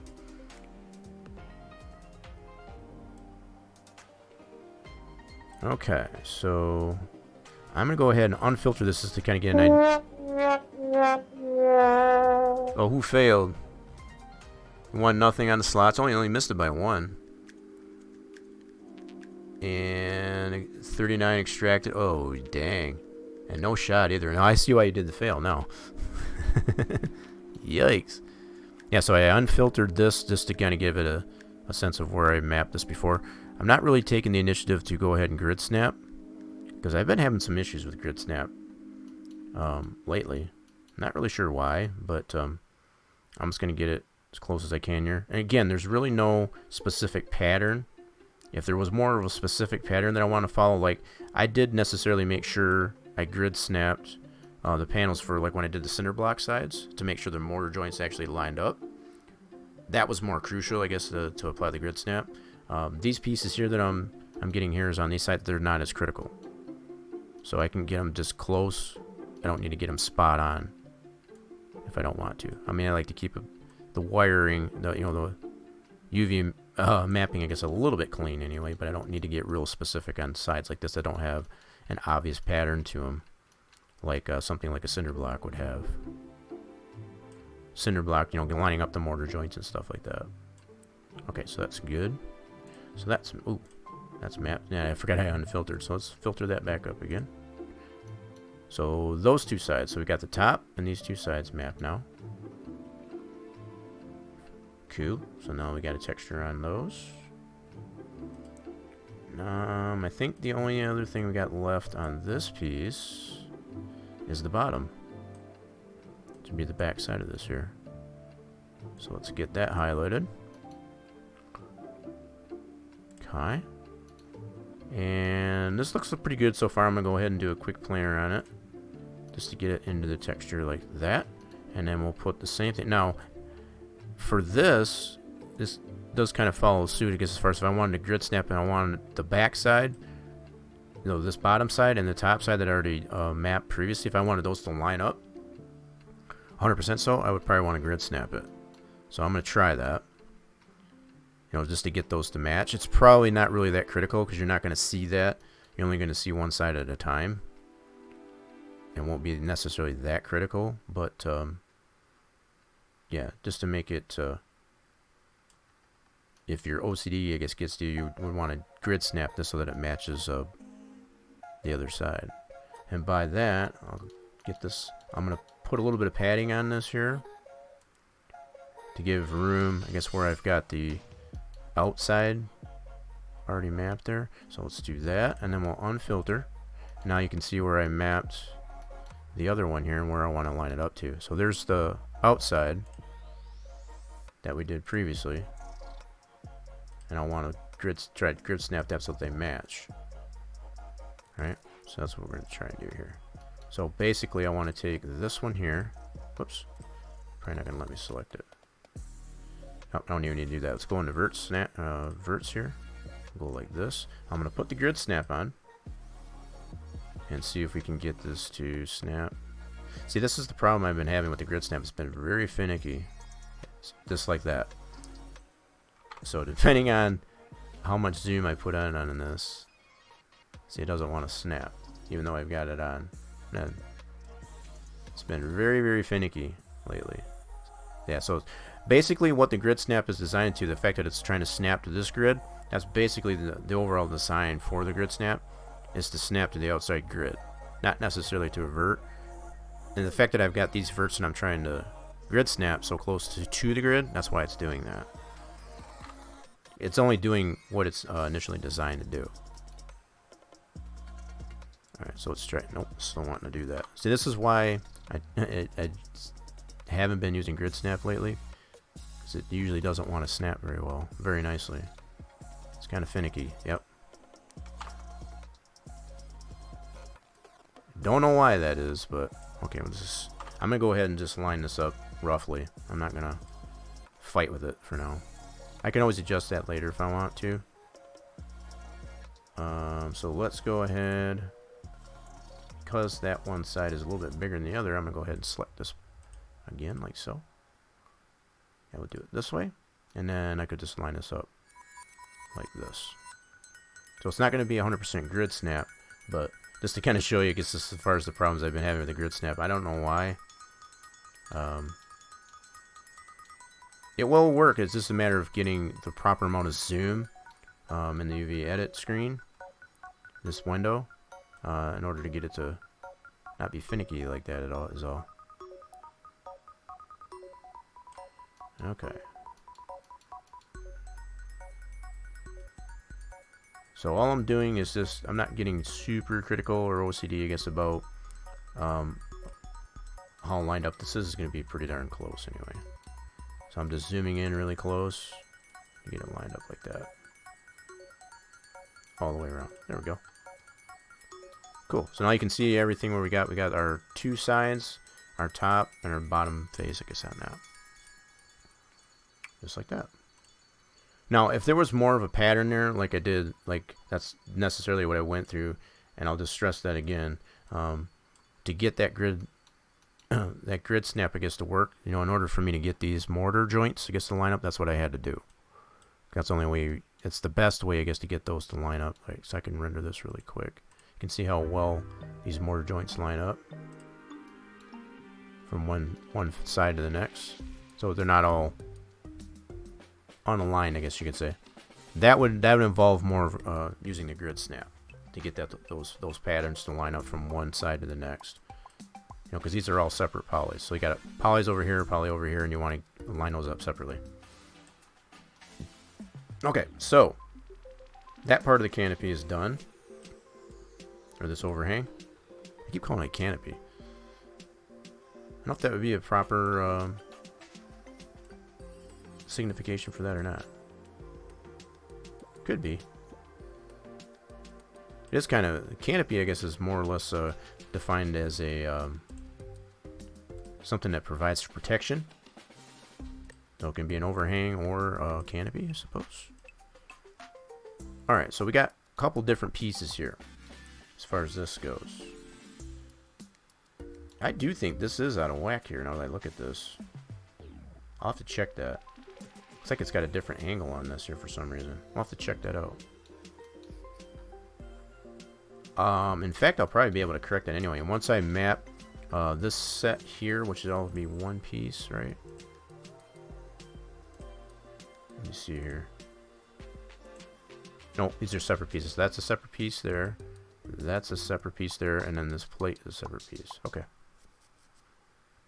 Yep, so once I get all these individual pieces mapped here, I'll be able to clone that all together. And then just, or group that all together and then clone it. And I'll be able to fix this problem. I guess that exists on this one. That's definitely, I can see it definitely from this angle. It got on a bad angle there for some reason.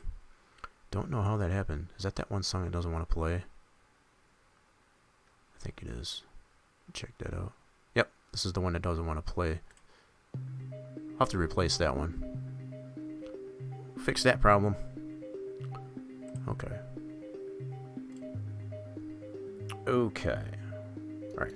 So what I need to do, I'm going to select this piece first. This angled piece right there.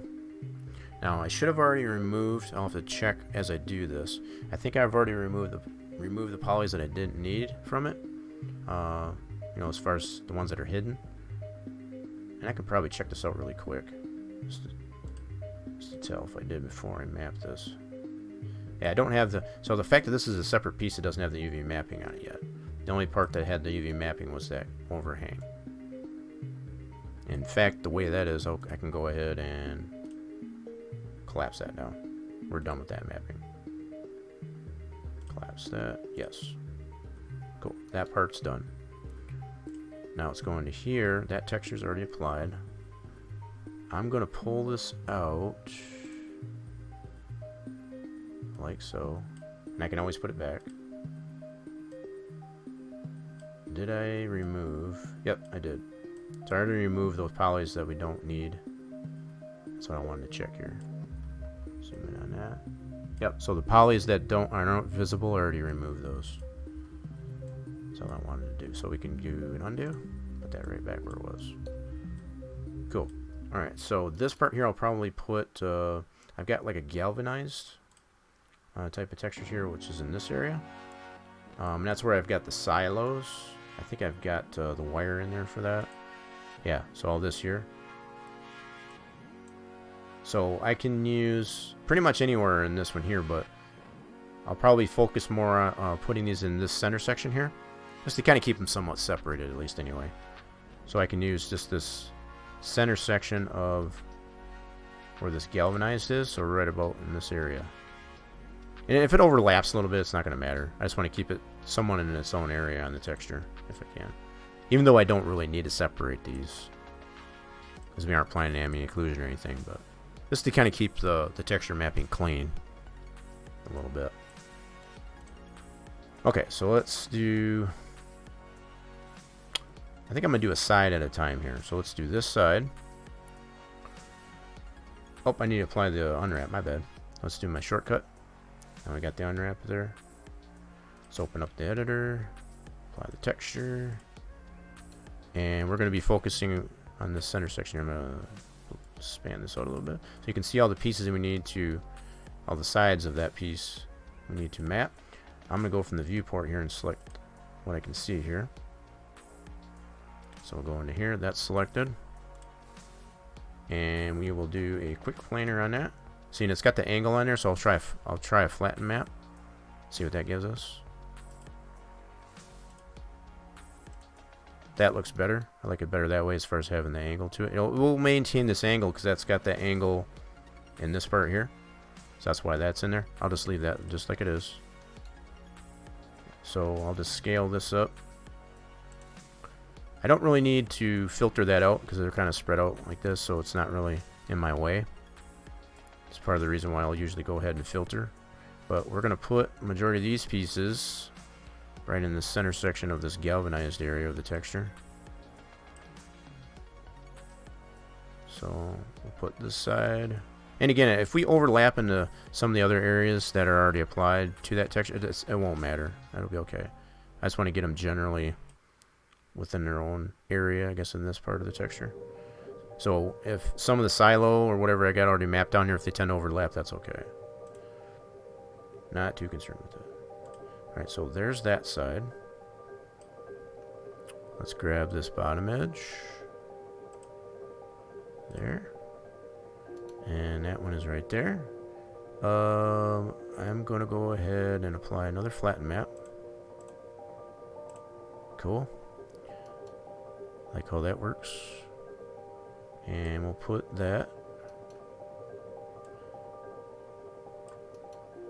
Line it up with this. And again, because there's no particular pattern on this piece that I'm mapping, I don't need to get real critical as far as it being grid snapped together or anything like that. So we'll do that. So there's that piece. Okay, so there's that side. You can see the texturing that's on there so far. Go with this side. And then there should be a top. So there's 4 sides to that.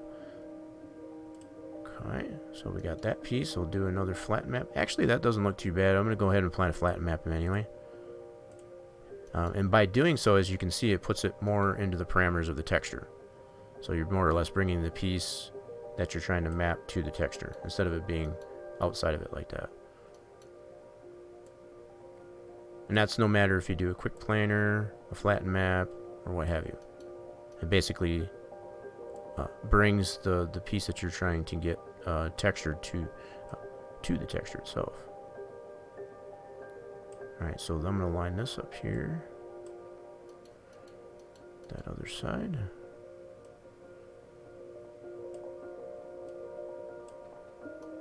That's pretty decent.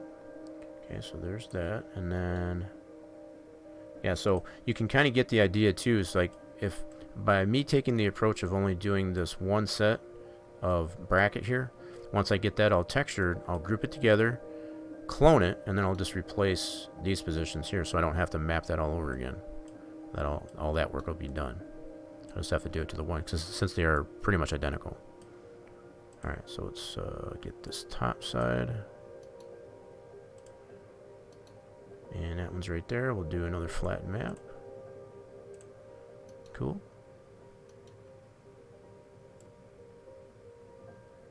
Now, as you've seen what it does with the quick planer, depending on if the piece is angled or whatever like that, I just don't want to have to deal with all that rotation in it, so that's why I'm going with the flatten mapping. Okay, I'll put this right over top of that. And I'm doing it more or less this way just to kind of get somewhat of the scale of it, so it's kind of, the texture is scaled on all these different sizes appropriately, so you're not one that's super big or super, overscaled or minimally scaled, or however you want to look at that. But yeah, so there's the texture of all that so far. Now, just to get a better idea of what's going on with this, I can hide this piece that we've already got done, which is just object, so we'll go ahead and hide that. Now we can get a better look at what's going on here. Okay, let's see. So this piece here, Oops, let me get that highlighted. Yeah, so this is what we've done here. We haven't done this brace here yet, so that's not textured yet. What we're focusing on is this right here. What's got the green lines on it, so that's all that textured. Cool. Good deal. Doesn't look too bad so far. Now, I think what I'll do next, I can leave that collapse up there. I'm going to get this bracket. This mounting bracket here. We'll go ahead and apply. The texture's already applied. Do our unwrap. All these are individual pieces. You have to apply that UVW unwrap to each one of these. So, okay, so we got that. Open this up. Apply the texture. And then there's our pieces for that bracket. And I'm going to put that relatively more up top, so we know we mapped those down here. So I'm going to put it more above this, more towards up this way when I map these, just to kind of keep them somewhat separate, at least anyway. Just to keep it clean, I suppose. Alright, so let's go poly. So we should have, there's some depth to this here, so I got this side and all four sides, the edges. So I got this and all four edges. And I can probably do the four edges kind of all together, because it's very, you're not going to notice that detail as far as that goes. You'll notice more of this face here than those minimal sides. So let's get this first, and that's pretty much pretty decent just like it is, so I'll just keep it like that. I do want to scale this down though. We don't need that to be that big. So I'll scale it down like so. Now, just keeping reference of where we put all those other pieces was roughly down in this bottom edge towards the middle. I'm just going to, whoops, hate when I do that. I move the center point of that. I'm just going to put this right about there. That'll work. And again, I'll do the same thing, you know, once I get these all mapped. Again, this is all going to be grouped together as one piece, and I'll be able to replace those to include these slats and such. Just to make it a little easier on us. Alright, so now what I'll do is I'll take all these individual sides. Maybe. Wait, does this not have a side here? Let me render that. Oh, let me set this rendering up here a little bit better. Render setup. Let's choose. Let's try this one.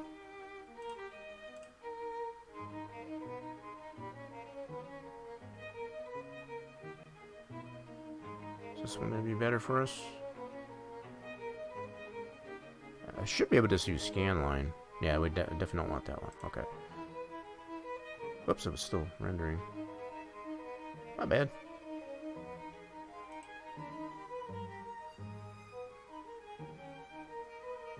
Where'd my perspective go? Cancel that. I don't need that. Cancel. Thank you very much. Uh-oh, did I step on the stream? Oh, damn. Yowza. Yeah, so that rendering there did make the stream burp a little bit. So you may need a refresh. I'll put that out here.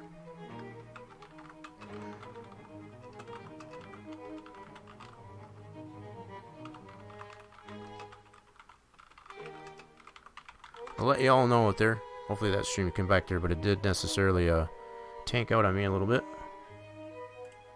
Seems to be okay so far. Showing okay on my end. That one here, let me refresh this. A second here. Refresh my dashboard just to make sure. Yeah, when I was trying to do that rendering. Oh, damn. So the bitrate there is still showing. Seems okay. Yeah, the bitrate on the dashboard is still showing yucky. But on the streaming software, it's fine. Why is it saying unstable? That's weird. Yeah, so on my Twitch dashboard, it's showing it's unstable, but on the stream software, it says it's fine. Alright, let me refresh this one more time, just to make sure. Just to make sure.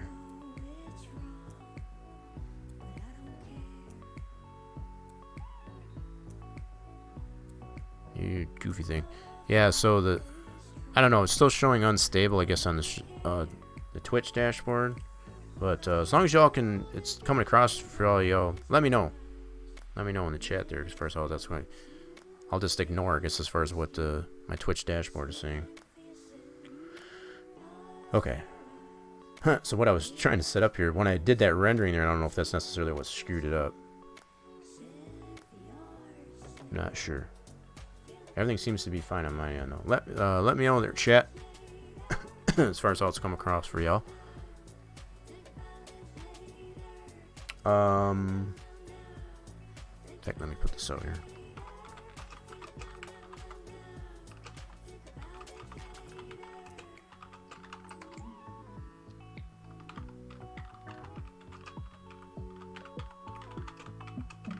Just in case anybody's not getting the message here, they're wondering what's going on there, just put that in the chat just to let them know. Okay. Anyway, let's try and set up, we'll do a scan line. Yeah, let's do this one here. This should be better, I think. Nope, that didn't work there. I'm trying to get rid of all this jaggedness there. That shouldn't be in there. Let's do...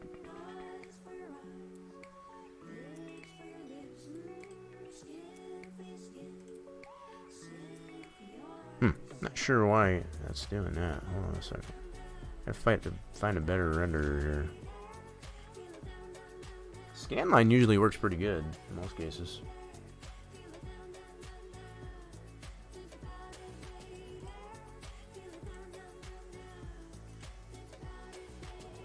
I'll be damned. I don't know why that's showing so jagged on that part. The only thing I was trying to determine is whether or not there's a poly there. Because when I'm trying to select that, it doesn't select. So it makes me tend to wonder if there's even a poly right there. So I would need to fix that if there's not.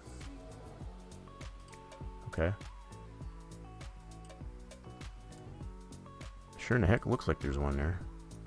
Okay, let me try and select this one.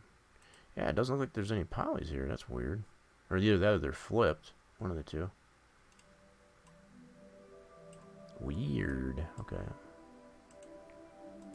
Yeah, so there is the one there. There's that one there. Okay. But there is none.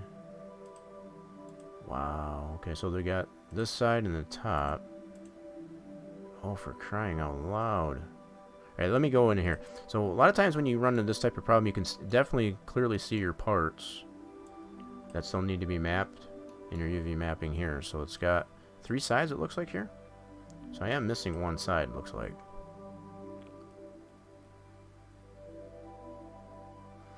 On only audio? Okay, it seems to be settling down on the Twitch dashboard too. It's back to showing excellent. So yeah, continue to let me know, I guess, as far as how that goes, how it's coming across, how the stream's coming across. I refreshed a couple different times to kind of, I think Twitch was having a little bit of a hassle as far as getting up to date, I guess, with what I'm streaming, I guess, from the streaming software on my end. Do you get transcoding there? Do you get the different quality levels there, Chavez? Yeah, so the fact that I've only got these 3 sides, I'm definitely missing a poly somewhere. But I do want to, I'm going to do a quick planner on these. Oh, excuse me, I gotta sneeze. Whew, hopefully that didn't come across. Okay, so probably not quick planner. Let me see here. Is this gonna work for me? May not be too bad. I'll go ahead and turn this way. I guess it doesn't really matter. I can keep it this way. Looks like I am gonna need to put a side on the one anyway. Okay, and I'll get this lined up with this poly here. Something like that. I'm not going to get real super critical, I guess, as far as it being 100% lined up with, I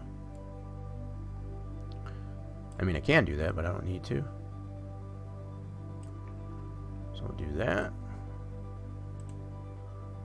Alright, so I got at least 3 sides mapped. Now what I'm going to do, I'm going to collapse that with all that mapped and see what's actually missing. Let's check that out. So let's collapse this down. Okay, and now I'll go with that still selected here. That's an edible poly, cool. Now let's see what polys we're missing. So we're definitely, no, there is a poly there. You son of a gun, anyway. So there is a poly there. There's a poly there. Poly there. And a poly here. Okay. So now that I've confirmed, I guess all the polys are there, let's go ahead and reapply the unwrap. Like so. Open that up. Bring in our texture. Okay, and then what I'll do is I'll go into poly mode here. Select all these, and I can look in the viewport to see what's all selected. This is how I can confirm that all of it's okay. So they are all mapped. Cool. So hopefully that made sense how I did that. As far as just to confirm that all those, I'd already confirmed after I collapsed the UVW unwrap that all the polys are there. I selected all the polys from here that I've already got mapped within the edit UVW, and I can confirm in the viewport that all the polys are mapped based on all of them being highlighted. So that is done. Okay, so I'll go ahead and recollapse that now that that's confirmed. Now that support from that bracket to this is at least all mapped. So now I'll get this brace here, or that support, however you want to call it, and I'll probably take the same approach as I did. Oh, I didn't get did I get the bottom on this? Yeah, I did. Okay, cool.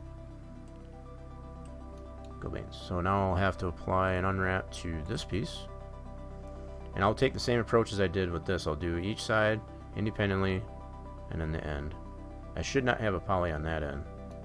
That's going into the building. But before I put the unwrap on, I can check to make sure. Pretty sure I did that cleanup on that, so I'll just... Oh, for crying out loud. That's not what I wanted to move. Why are you selecting that? I got it on here. There you go. Okay, so now let's... I'm not touching it, so I'm going to make sure I can do an undo. I just want to see if I got a poly on that end, which I can already tell I do not. Cool. Good deal. So now I'll go ahead and undo that, put it right back where it belongs. Now I'll go ahead and apply the unwrap. Okay. That's applied in here. And I'll go open it up here, apply the texture. And I'll do the same thing with that so you can see all the pieces that need to get textured there. I'm going to select it in from the viewport here. Do these each one at a time. So there's this side. There's that one. I'm going to do a flatten mapping just like I did the other ones. Puts it down there. I'm going to filter this.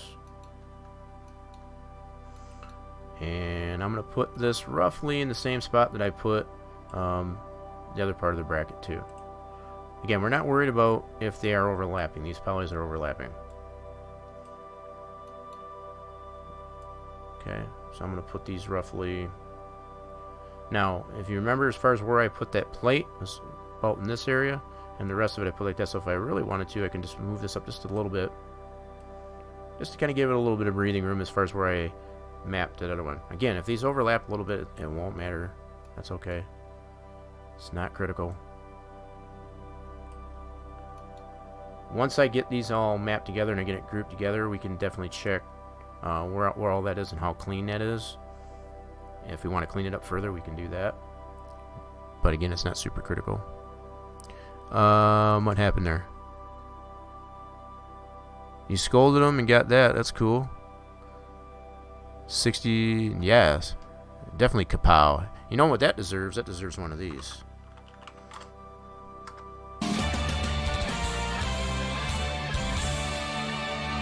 That's what that deserves.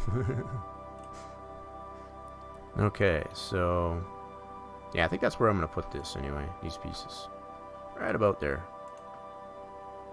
That seems to be a good home for it. Now there's that side. Let's do the top. Hello? Oh wait, it doesn't have a top on it. That's right. It's only got 3 sides. So the top doesn't have a poly on it because it's got, yeah, I can see that here. See on this end, I don't have a poly on this end or on the top because you don't see that. It's unnecessary polys. That's all a part of really optimizing against the piece there to remove the polys that you don't need. Okay, so the fact I've only got this 3 sides, I got that side, this side, and the bottom. Okay, so let's select this one. Zoom this out. We'll do a flat map. Like so. Good deal. So we'll get this sized up here. Now if I want to, I can unfilter this so I can kind of tell where all these other pieces are. And just line these up right over here. Yeah, this will work. And again, I'm not really worried because there's no particular pattern. I know I sound like a broken record when I say it, but that's part of the reason why I'm not grid snapping it. Is there's no particular pattern. I want to put these roughly all about the same area of the texture. Just roughly. Like so. Okay, so there's that side, and then we should have the bottom. Now, the fact that it may be overscaled, not scaled correctly, I guess, on our piece there, we can adjust that later on. For now, I just want to get it textured, just to get some texture onto it. And we can test it out to see how it looks in the game. See, for you, it was a fail. Oh, so that deserves one of these then, which I think you already did, but... So either that one or this one. Take your choice. Take your choice.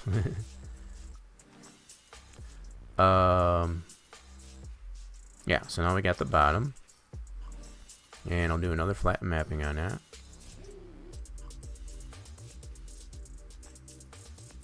Boom. And then we'll just line that up with the rest of them. So I still have it, the filter off. So it's currently able to see all the other parts that I've already mapped. I can line these up.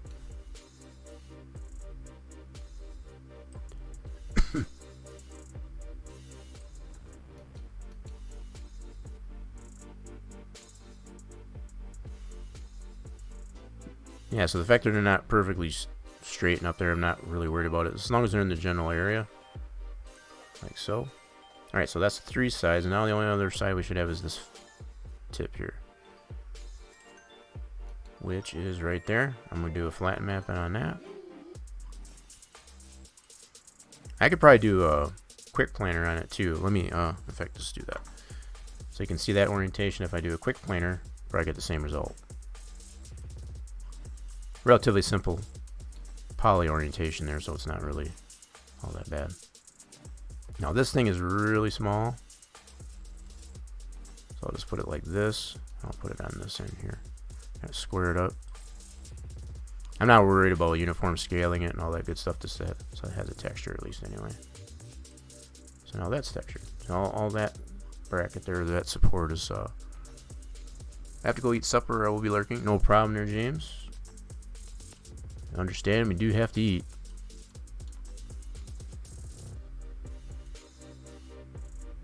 Alright, so we got that all done. That's all mapped. So now what I can do from this point, I'll collapse this down. And just to ensure, I guess I have everything just like I did on that plate. I'll select everything in here. Whoops. Let's go to poly mode. Select in here. Now with all that's selected in the unwrap window, I can view it in here just to make sure I got everything, every part of that piece mapped. So as long as all of it's highlighted, it's all good to go. Which it is, so that's cool. We're good to go. So now I can collapse this down. Collapsed all. That is all good to go. Done. So now all I can do is I can take all these individual parts, be it the plate, this brace, and that support. Now we want to look at that and group that up together, and I'll replace in these positions. So I won't need to map those all individually. What is that emote? That's pretty interesting.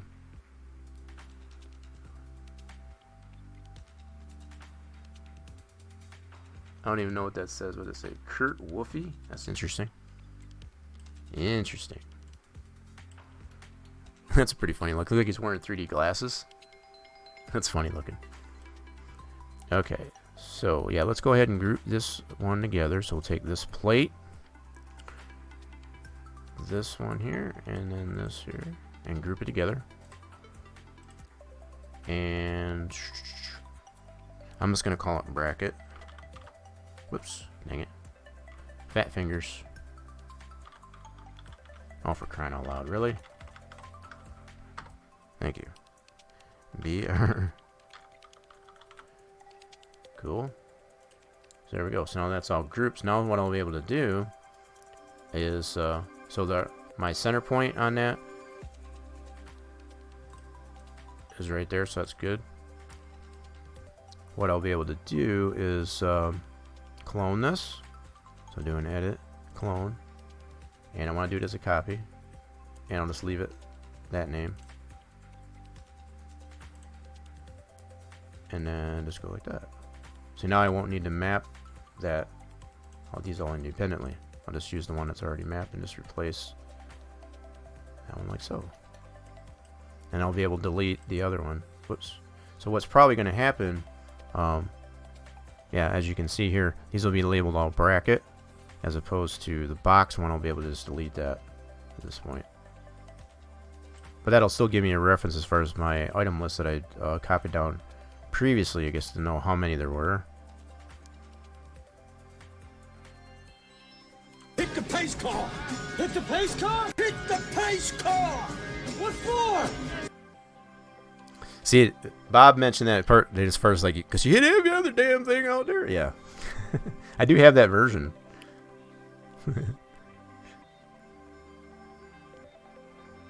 Great movie. Okay, that'll be good there. So now I should be able to take out, which one is that? Here, let me get a sense of which box. This is box 019, so I'll be able to delete that one. So I get this into position here. Now, if I really wanted to get critical, let's do this. The center point of this, I can get the X of this one here and copy it to that, if I wanted to line it up perfectly. And now that I've said that, I'll go ahead and do that. So I'll copy this X, which is this axis right here. Go back to this one and I'll paste that into this grouped one here. So what that'll do is that'll line that up perfectly with where that's positioned here. Now I can delete box 019, which is this one.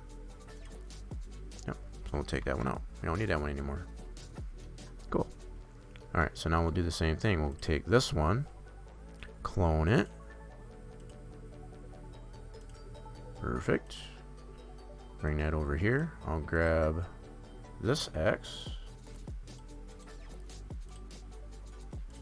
and paste it to this one. What is this one labeled as? That one is... Oh, you know what? I didn't get all of it out of there. Son of a gun. Okay, hold on a second. Yeah, because these aren't grouped. These are all individual pieces. So that box 019, I only took out the... hold on. Okay. So I can select these individually. Perfect. So I'm going to have 3 different parts here. I'm going to have that, as well as this plate. Hello? Well, that's interesting. Why isn't it, is that plate not in there? Hold on a second. Yeah, there's the plate. It's not letting me select that. That sucks. Alright, let me undo this. I got an idea. I'm gonna copy this so I can put that back. Oh, what are you doing? The heck was that all about? Move that over. Delete this. What the heck? Is that not there? It's right there. Why don't you select that? Why is that not selecting? That's strange. It's right there. Why won't it let me select? Holy cow. Alright,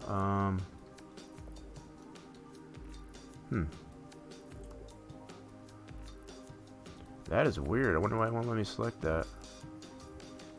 Okay, let me go to my item list here. I'll see if I can find it that way. Need to get that out of there. Oh, I hate when it does this artifacting. So annoying. Alright, we'll find it here. So let's go into item list. Okay, so which one are you? I'm gonna be able to take those out.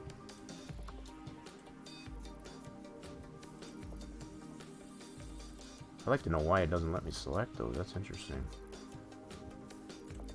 That is super weird.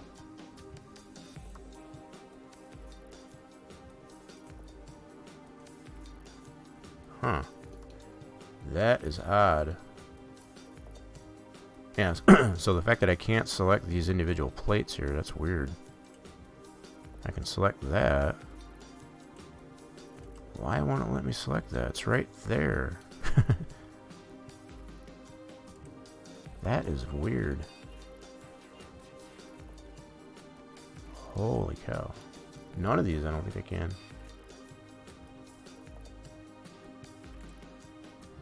Oh, there's that one. So that's box 039. So that one I can delete. Let's get that one out of there. This one I can't select. Alright, let's see if we can do this. So that was box 039. 38.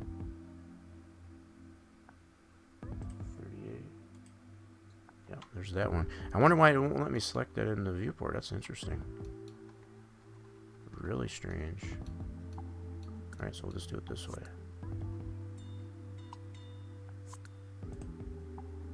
Huh. Alright, well I got the general vicinity of where they're at, so. Yeah, there's that one. Cool. I'll see how you are. I'm gonna be that way. Alright, so let's see if I can paste this back in here. I copied it.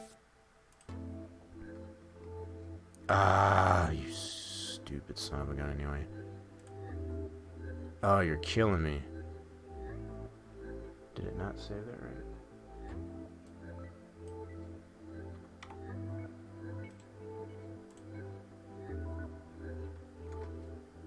What the heck? That's not what I copied. Oh, for crying out loud. Actually, that doesn't look like it's in a bad spot anyway. Or was it this one that I moved? Oh, my bad. I'm moving the wrong one. Okay.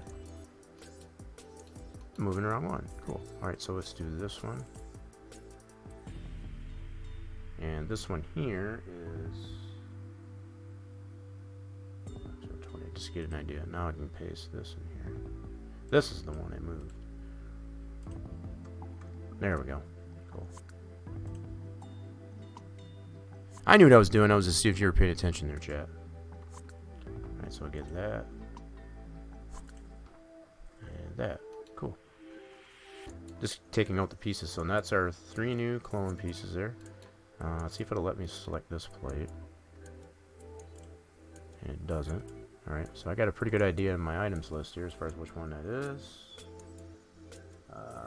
35? Nope. Let's try 34. We'll find it.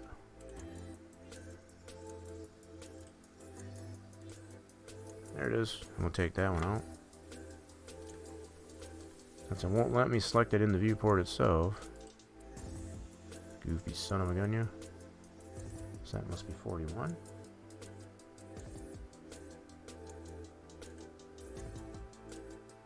Yeah, take that one out. Cool. Those are all the pieces we don't need. Cool. Alright, so let's go ahead and clone this. Yep, that's our group piece. We do an edit clone. And what I'll do is I'll copy this X. Paste that into here. Cool. Now that lines up with that. Now I can take out all these old pieces. Take that one out.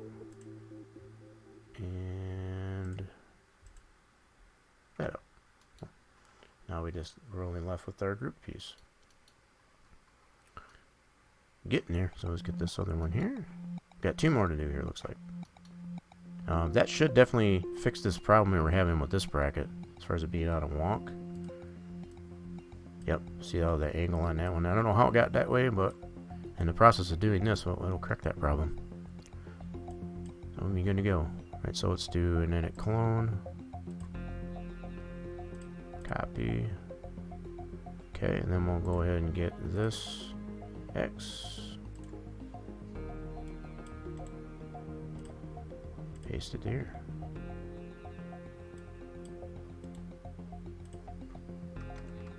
Perfect. Delete that one and delete. Oops. That one. Cool. One more to do. I'll go ahead and clone it again.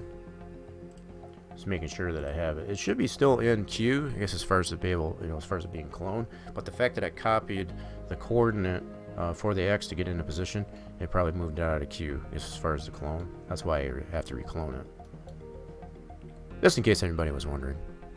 Alright, so clone that piece. Now we'll get this X, copy that, and paste that to here. Like so. So now you can really see how much out of wonk this one was here. For whatever reason, all that happened. That problem is now corrected. Cool, so we got all of our new braces back in here. Now probably what I'll go ahead and do is ungroup all these. I mean, I can keep them that way, mind you, but when I go to collapse them down, I'm going to need to ungroup it anyway. So that's why I'll just go ahead and ungroup these.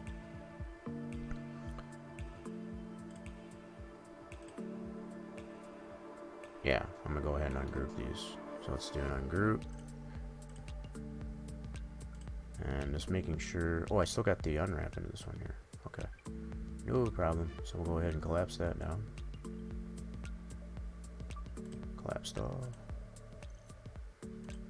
That one and that one. I'm making sure... I don't understand why it's not letting me select this goofy thing. There it is. So that's still grouped. So yeah, I can select that individually, that individually, that individually. Okay. Good. So this should be labeled as... My goodness, stop being such a pain. Come on. You just had it selected, you dummy. Why is that so unreasonable there? Why does that not let me select that plate? I just had it selected. You goofy son of a gun, you. Alright, I think what I am going to do is just keep that grouped. Just for the sake of that. See, now I can select it. That's weird. Yeah, just for the sake of it not... Look at that thing. It's so temperamental. I don't understand why that won't let me select it. Come on! Goofy son of a gun, you. See how I can select all these different pieces, but this piece here won't let me do it. That's weird. There we go.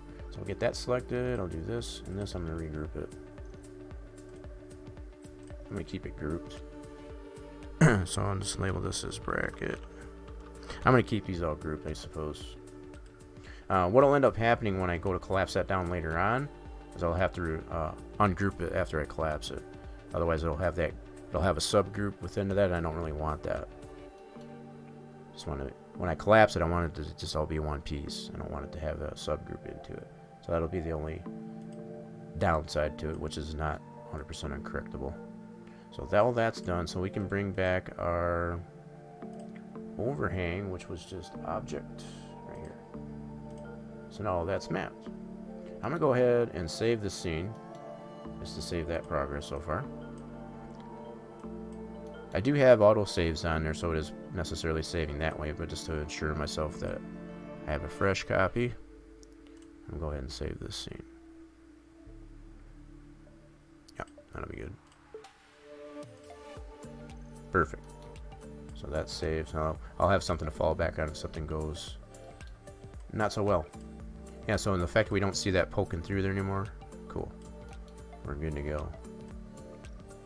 Beautiful. So now you can see all that detail, I guess, as far as the support that holds that overhang, as well as the support coming off the building. That'll look really cool, I think, once we go check it in the game. Alright, let's get this other overhang here. We'll apply some unwrap to this. Texture's already applied. So that's good.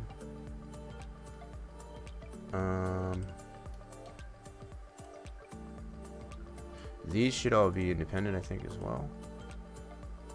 Yep. See if it lets me. Yep, so these I can select. Interesting. Maybe I was just too close. Oh, and as I say that, it won't let me select this one. That's weird. Well, in any case, all we're going to do is just do the one.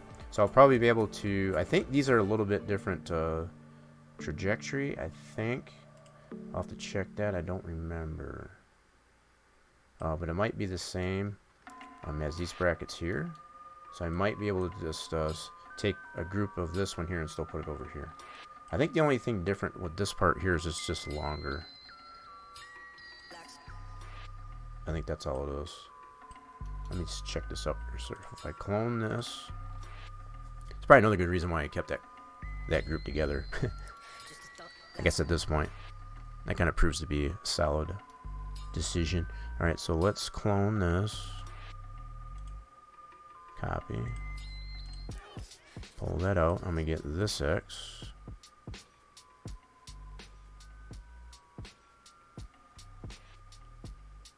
Alright, let's copy that X.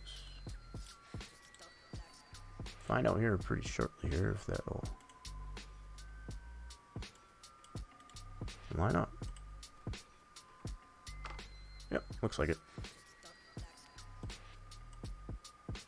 Perfect. Okay, so now what I should be able to do, we'll get these brackets out of here. So that saves a lot of time as far as needing to map that all independently. So we should be able to delete that. That's our new piece. That, and then this plate. You dirty rat. Okay, so I still got that copied to the X there. I'm going to move this over so I can get this plate out of here. And then undo that. I'll move this back to that X. Like so. There we go. Alright, so let's clone this again. Beautiful. Let's move this over, get this X. Copy that.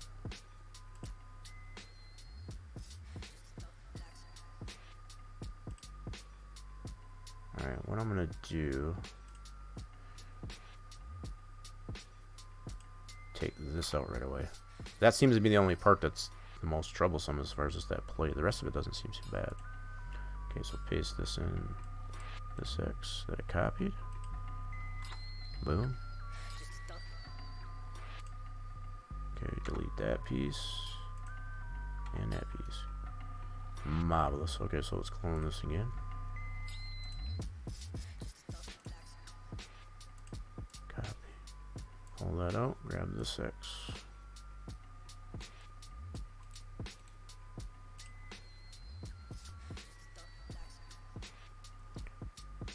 Okay, copying that. I'm going to take this out right away. Like so. And then paste that X in here. Boom. There we go. Alright, so, whoops, that's not what I wanted. Take out the pieces that we don't need anymore.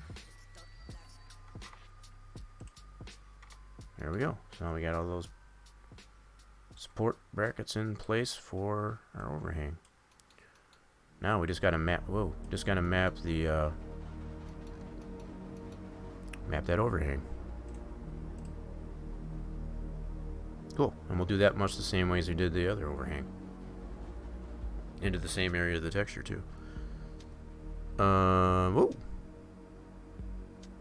Oh, missed the kappa by 1 on the slots there. GG's on that there, Torch. Alright, let's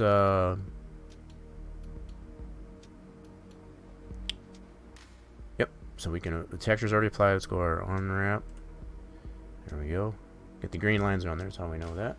Now open up our editor. Bring our texture. Span this out a little bit. So yeah, we're gonna put this onto the same area. Now what I'm gonna try and do, I guess I gotta go in this way. Never mind. I was gonna say if I had it running this way, I was gonna try and line the ribs up, but I don't really need to do that. Okay, so let's get this. I got 2 parts here. I want to get these 2 parts like that. And where are those at? Oh, they're right there. Let's do a quick planner. That'll probably work just fine. It's got a little bit of a skew on it. Let me try a flat map. See what that gives us. That's even better. So it had a little bit of a skew to it. The flat map kind of lines it up a little bit better. Okay, so we'll go ahead. I'm going to turn this so it's this way. Yep, that'll work. So I'm putting that, that's kind of a guide here that I have as far as to be able to have this small section, which is right here, facing this edge. So as far as, now I'm assuming, because I didn't check the orientation of this, that's the way I did it the same way. I may have to turn that.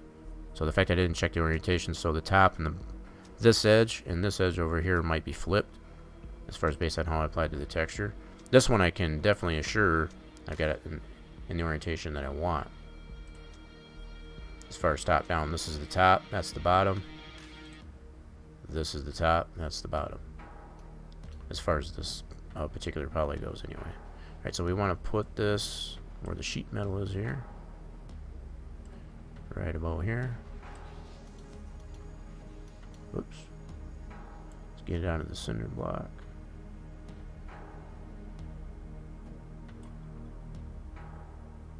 Yeah, so you can kind of see the ribs in that.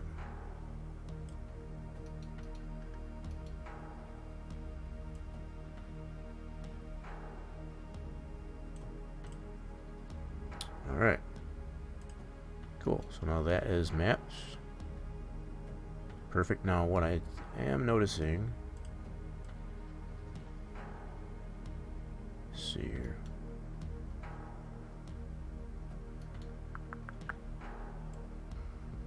That's actually not too bad as far as the spacing on it. What I'm noticing is the spacing from rib to rib. You can see how much spacing there's here. There's not as much here.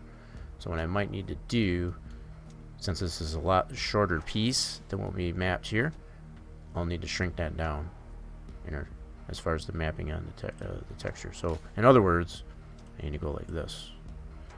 Shrink it down like this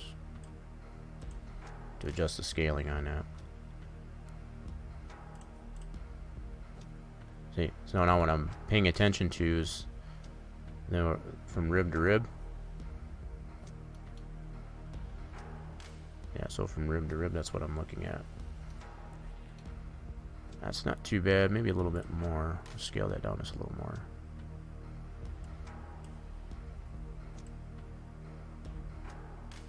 Something like that. That's actually pretty decent. That's not too bad right there. These types of things can be adjusted down the line, and so if we test it in the game and we notice it a little bit off there, we can always adjust it. But for the most part, that looks pretty decent. Alright, so now let's get these sides. Actually, let's get this bottom side. Yeah, let's do this side. 2 polys there. We'll do a flatten map on that one as well. Cool. And that's already in the orientation we want it. As far as that small piece down on the bottom. And I can line this up with the top side of that.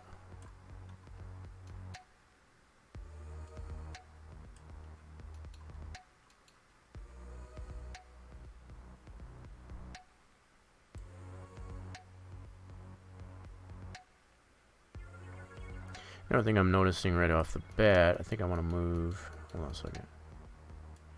I'm going to adjust this one up this way. Okay, and I'll probably have to reselect these 2. There we go. That's better. That was bugging me.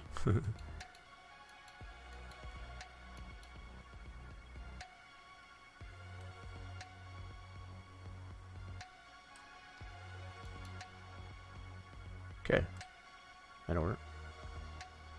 Good deal. So now that's mapped on the bottom side. Now, we just gotta get these edges here as far as this little side. We should have 3 sides. We got this side, that side, and this side. There's our edges. Yeah, I'm gonna do these all one at a time, just like I did these 2 sides on that part of that overhang. So let's do this one. That one, if I remember right, we put that on the bottom edge of this plywood. Y'all recall, I put them down on this bottom edge of the plywood, just above on the other side of the sheet metal. Okay, so we'll do that with this one here too. I'll do a flat map on this. So that put it right there. We definitely need to scale this down. Okay. So I'll put that right over here. Definitely need to scale it down, that's for sure.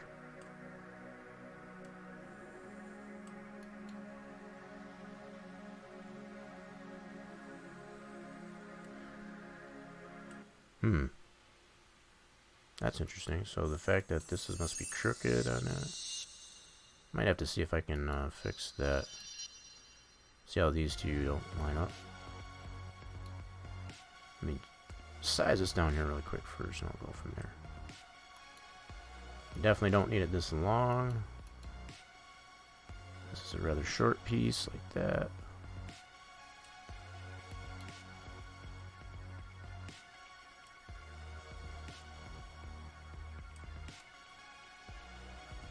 Something like that. What I am going to fix here, I'm going to try the grid snap here again just for the heck of it.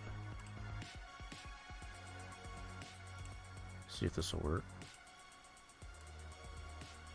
Not really. Okay.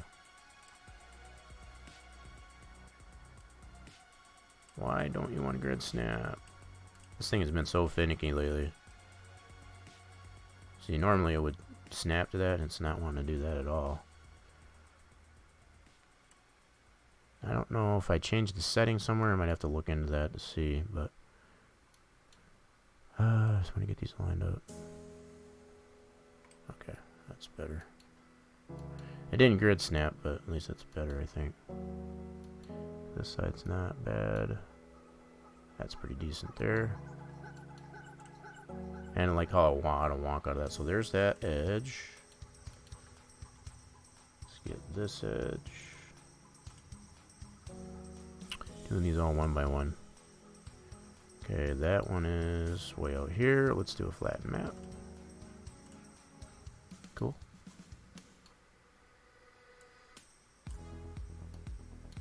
Alrighty. I like that, so we're just going to scrunch this down a little bit.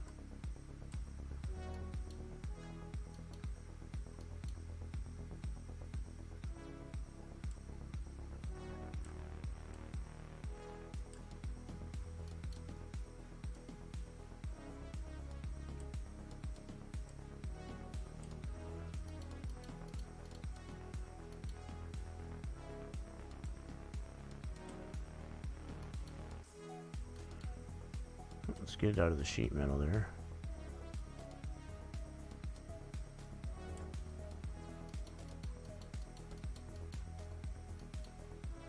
Ah, this must have a little bit of an angle to it. It's not perfectly straight. Okay. Gotcha. It does have an angle on it too, as far as excuse me, and by angle. On this front edge here, you see how it's got an angle? It's slightly tilted backwards, just a little bit. That's probably what I'm witnessing as trying to map that anyway. It's not perfectly straight up and down. This is what I mean. You will necessarily see that when you try to map the different sides. Okay, so we got this entire strip here. That'll be the last part for that. So we'll do a flat map on that. Perfect. See how we got that skew in there as far as the angle on it? Let me see here. Try that again. Let's do a quick planer. Just that definitely puts it even more. Okay, so we'll have to deal with that. Flatten map. If we really wanted to straighten this out, I think what I'll do is I'll go like this. Just kind of straighten it up a little bit anyway. That'll work, I think. And then we'll just line it up with this other one here.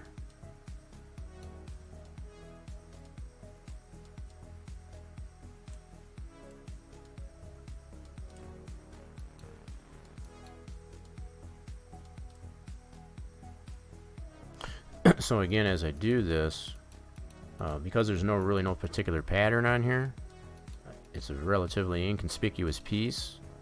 You know, there's nothing really critical that needs to, you know, be grid snapped like a mortar joint. You know, something that has a significant or very specific pattern to it. There's really no need, I guess, to really get really critical, I guess, as far as how that poly gets mapped to the texture. What I usually try to focus on is just making sure that it's not, you know, just helter-skelter in the texture. Just kind of keep it clean. You want to kind of keep it tidied up. If anything else, when you're dealing with pieces like that. So that's all mapped. Cool.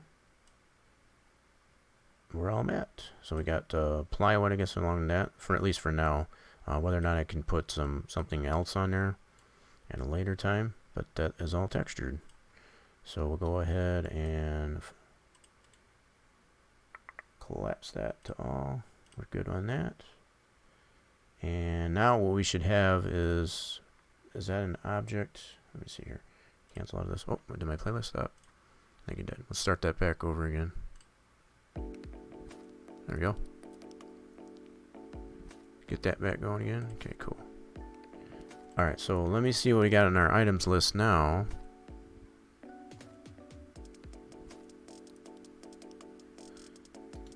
Just to kind of verify. So we had, yep, looks like we got all our supports. These should all be named bracket, and then this one's labeled object 059. That should show in our items list there. Oh, 069, my bad. So this one, what is, so we got this object. And all the rest of them should be, so object and object 060, what is 67? 67 is this one here. Okay, never mind. That's part of the building. Just wanted to get a little bit of clarification on her. So I need this piece, and then all those individual brackets right here.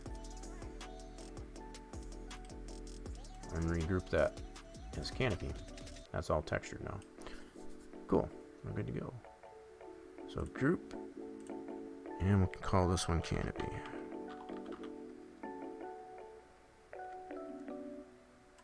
Cool. That's just putting it right back where we started before we started texturing it. So now I can move this around and or hide it as a unit, as one piece. So I'll hide that, like so, and I can bring it back as canopy. Cool beans. Alright, and what we'll do is I'll save that scene. I got all that progress saved. This one right here, yep. Cool, so we're moving right along. I think what I'm going to do next is this ledge here. So that ledge, it's got a railing. I don't have the railing applied to this yet, unfortunately, but I do have the steps as well as the ledge. So you can see the two steps. You got the steps here, and they both have railings, but the ledge is definitely there. The fact that it's got a yellow color to it, I don't really have anything like that in my texture, so I would need to establish an area on the texture. Now I do have this area that's not being used yet. I have this area that's not being used yet, and I have this area that's not being used yet. So I have options as far as where to put that anyway. I'm just trying to figure out where I want to put that. So I'm using this for the roof on the I could probably put it in this area. I'll use this area up. And all I would really need to do is just apply a layer to that. So I'm going to keep that base layer just in case I want to use that texture anywhere in this feed mill.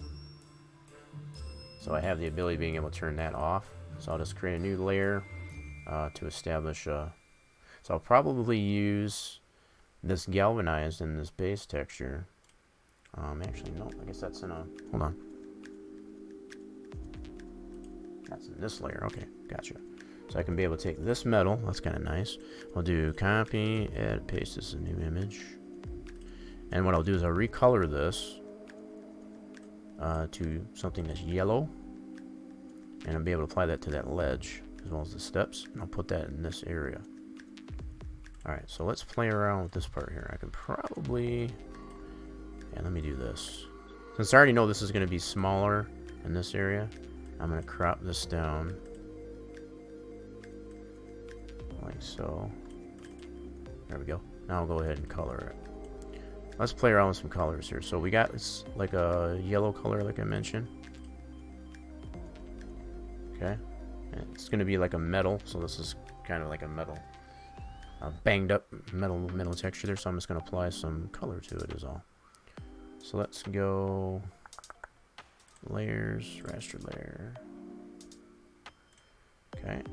And we're going to put some yellow into this. So do that, and I'll apply this as a multiply. Okay, let's start. Let's do copy, edit, paste as a new layer. So I'm going to apply another layer. I'll do that as an overlay. Woo, that's some massive over contrast there. Let's see, what I'm trying to maintain is all that grunge in there as far as the metal look to it. That actually doesn't look too bad. I'm kind of digging that. Okay. Let's keep that. We'll do layers, merge, flatten. Now what I want to do is get the size of this area. I can always deformate that. I can do that as well. Let's do a copy. And by deformate, I'll go to this layer. Paste as a new layer.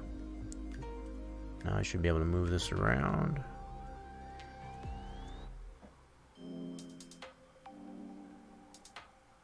That in that area, and I can be able to deformate it. Let's grab this corner.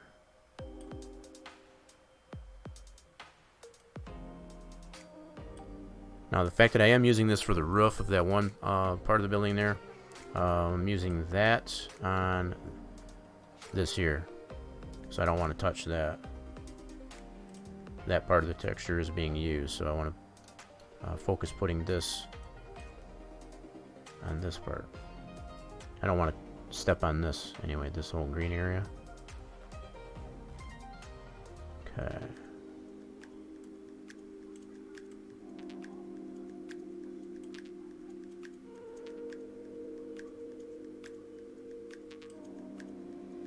Now whether or not I'll need a bigger area actually for this ledge, that's still yet to be determined. That may not be enough for me. I don't think I've got this concrete here. I don't think either one of these spots are being used.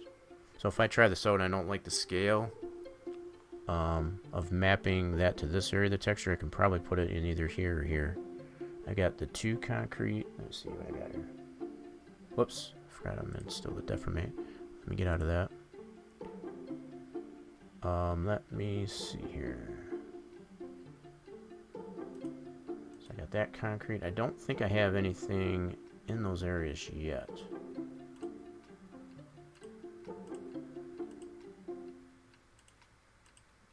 I don't think so anyway. I don't think I'm using either one of these concretes yet, I don't think.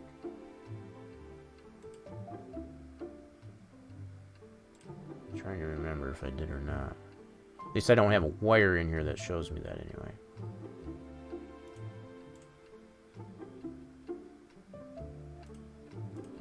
Okay, Okay, the dirty plywood, I'm using that on the inside. Okay, got that. So I am using this, and I don't think I'm using the concrete yet. So anyway, what I'm observing is whether or not I have an area that I can put this to map that ledge. This may work. I'm not denying it. I'm just looking at options anyway. Okay, so what we need to do, I want to save this. I'm going to rename this as yellow metal, so I know what that is.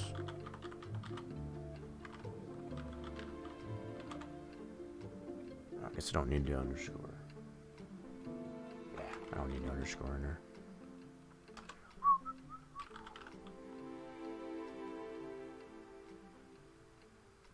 Oh, can't get yourself a shot yet.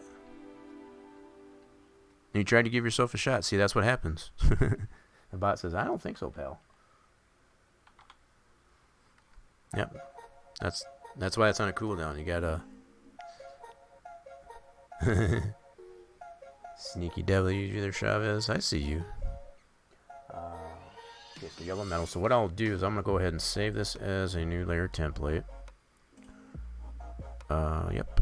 So feed mill diffuse. Cool. And then I'm going to save a new texture here. I'm going to layers, merge, flatten that. And then file, save as. And I'm going to put this in my textures. Cool up. That's going to be a DDS. Oh, and I'm doing this all on my other monitor. My bad. Sorry about that. Let me bring that over. Kind of show you what I'm doing here. So I'm just saving over my previous diffuse texture for this here, based on those updates that I just did to the template. So I'm going to overwrite this one, and I don't have any alphas, or I want to generate bitmaps though. So yeah, save it.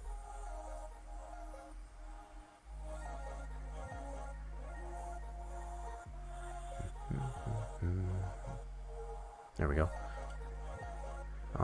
Let me just confirm. You know what? I don't even have that. Hold on a second. I don't even have that doggone folder open. Crazy. Man, my desktop is a mess again. Good grief. Y'all don't want to see this mess. 19. Over here. Co-op elevator. Maps, textures. Co-op. There we go. So let's bring this over here. So this is kind of just showing the construct. This is everything, all the individual pieces to this, to include the feed mill. So eventually what I'll end up doing is creating a new i3D for this, so I can bring that into our overall model, which is right here. So just to kind of give y'all an idea of what's in this model, I'll go ahead and open this up in our editor. Give this a second to load up here. So all I'll need to do is just bring in that. I'll need to export out as an i3D from Max. Oh, I'll need to relocate here in a second. Yep, that's going to my map yet. Let's go to desktop. 19. Give me a second here to get this loaded up here. So like that. Maps. Yeah, here we go. This will load up the whole complex. Yep, let's make sure. So here's the whole complex. No, this still has the feed mill in here without it being textured yet. Just to kind of give you an idea of what it looked like prior to getting it textured. It just puts the default chromey effect to it. We're going to change that here pretty soon. So yeah, that we'll be able to get that entire feed mill complex into our model here. So just to kind of give an idea of what we're working our way up to. Okay. Just got to focus it on that. So I'll be able to export our model here for the feed mill, at least anyway. Get that all collapsed down because it's only using the same texture. What I'll probably... No, I should be able to include it all in here. No, I think that... Yeah, I should be able to include this all in here. Collapse it all down. Get any sub groupings that are in there, get those removed so that when I export it out, I only have one group. So the way this is designed in here, by saying that, it'll have the feed mill in here, right here, all as one piece with no subgroups. Because that's all using the one texture. See, right now it's just a default texture, so there's nothing applied to it. That'll all change once I get the new model put into our scene graph here. So that's what we're working our way up to anyway. Okay. Alrighty then. So with that done, I want to go into this ledge, and it's all one piece. I think the staircases are separate though. So that ledge, it's all it does is basically a box. Yep. And then our staircases here, I think that's all one group. Yep. So our stairs are one group. So I'll have to ungroup that. Okay. And again, I'm just observing to make sure what I have in my items list here. So when I ungroup that, I should be able to do the same thing as I did with the brackets there previously. I'll be able to map all this. Once I get it all mapped, I'll be able to group it back up, clone it, and put it on the other side, because that'll be basically a duplicate copy of the one on the other end of this ledge over here. So I only need, in a sense, I'll only be able to map this one set of stairs. Okay. So, is that that?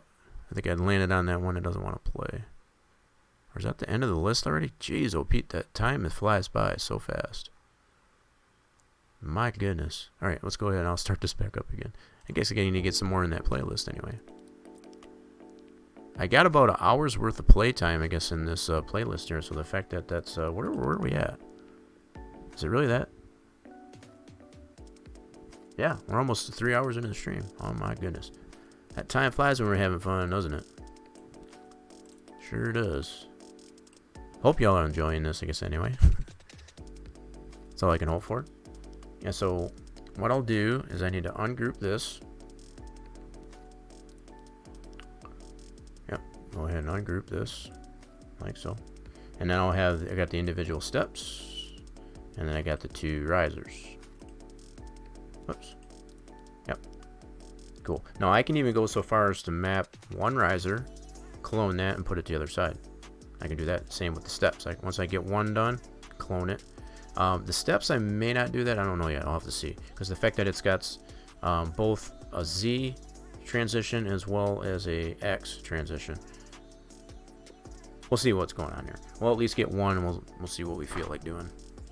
I may just go ahead and just map them all individually. I don't know yet. But I could save myself some time to just map one and clone it, and then put in... We only got 3 steps. I guess that's not too bad. Alright, so let's map this one. These are all individual pieces. So you would have to apply an unwrap to each piece individually if you do it that way. So that's something to take in consideration too. So first thing we need to do is apply the texture to our model. So I'm going to go ahead and select all these pieces. Oops, not that one. Let's do it this way. Don't want the building. Okay, so we want that, and we want to apply our feed mill texture, which is that one, and apply. And it's going to be wonky, and that's what we expect. So now I'll select this with the texture now applied. Go like this, do my unwrap. Open our UVW edit window, apply the texture. And we want to focus on this area of the texture. This yellow metal that we applied. Okay, so I'm going to grab this poly. Yep, that'll work. So I'll go like that. So that's the way that shows. I'm going to leave it just like that. I'm not even going to touch it. I'm just going to leave it just like it is. Whoop, I can already see that's a problem. So I guess I will go ahead and do a quick plan. So this is another reason why you would necessarily want to apply either a flatten map. This is probably a good thing to show. So the fact that it did that, so I don't know if you noticed that. Let me move this again. So if I move this, see it's still tied in with the other polys there as far as the piece that I'm trying to. So in order to separate that, I'd either want to apply a quick planar or a flatten map or what have you, just to kind of separate that poly from the rest of it. So I'm going to go ahead and back that off. I'm going to do a quick planner, and it gives me that orientation. Let's try a flat map. I guess either one doesn't really matter. I'm going to go with this one. I am going to go ahead and rotate it this way. I'll put it in this orientation. Whoops. Undo. Deselected it. So let's get this in here, and we'll put it right in this spot. Now, because these are just the stairs, I don't need to take up a whole lot of real estate on the texture here, because we still got the ledge to do. So I'll put most of the steps in this area, and I'll keep the ledge itself like on this half of the texture. So it's like from here over, and I'll put all the stair pieces over on this side. That'll give me a better sense of scale for these. Okay, so I'll put that one there. I'm going to keep these unfiltered so I know. Yeah, I'll keep them unfiltered so I know what scaling I had for the other side. So I'm going to do this other side. Zoom in on that. Grab this one. And I think I went with flattened mapping, was it? There's that piece. Cool. I'll go ahead and rotate it this way. Whoa! That's a big time jackpot there. Holy smackerel. I just caught that out of the corner of my eye. Yikes. GG's on that, Chavez. That deserves one of these.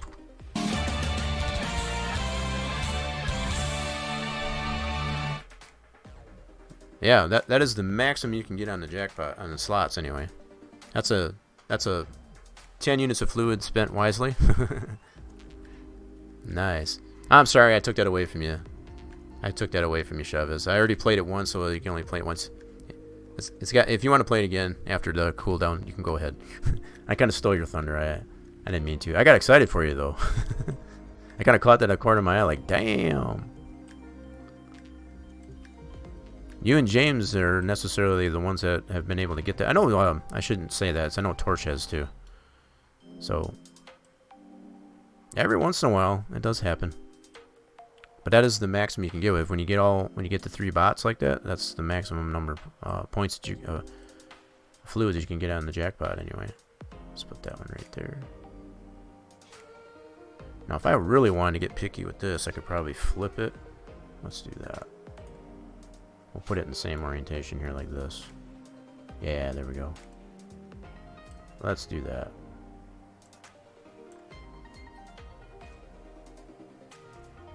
About damn time, right? I could probably even flip it this way too. Ah, no, it's okay. Let's try it this way now. Yeah. That's not too bad. We'll deal with that. Don't have to be perfect. Okay, so those sides are both textured. So there's that one and there's that side. Now the scaling of that might be a little bit crazy. I can probably always change that in the texture later on. But for now, I'm going to leave it just like it is. Now I need to get all these edges. Okay, so we'll get this edge.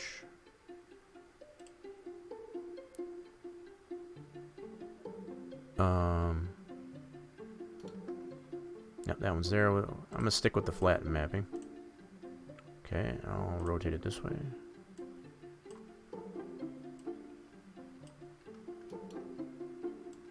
And we'll put that right over here. So we'll size this up. Same here. You dirty rat. There we go.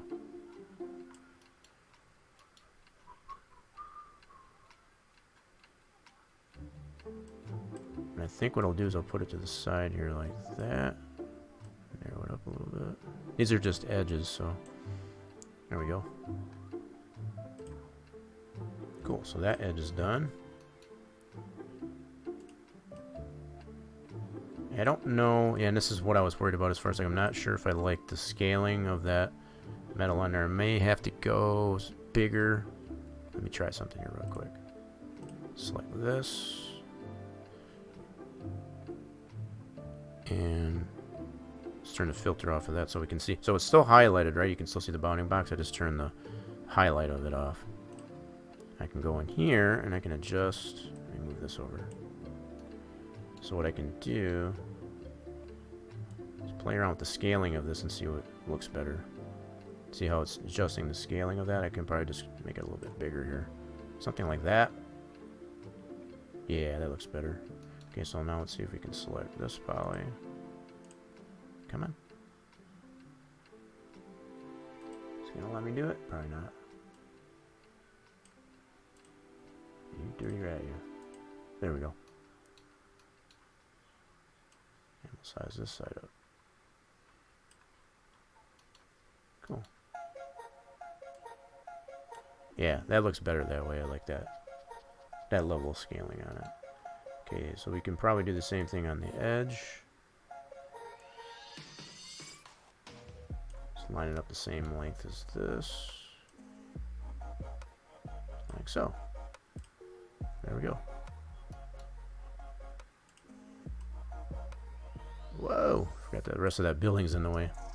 Yeah, this really looks good on the treads. You can see how that is. That's kind of the look I'm kind of go for, but obviously put it all the way across the tread. Oh, let me minimize this here real quick. Oh yeah, I like that a lot.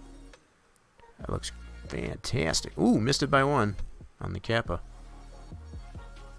Damn, that was close.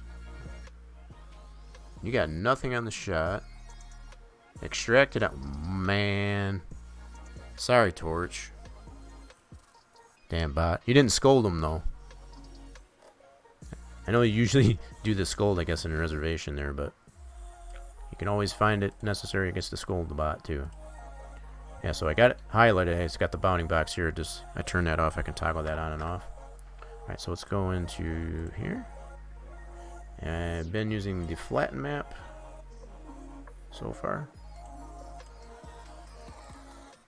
Okay, so I'm going to put it in this orientation. We definitely can scale that down.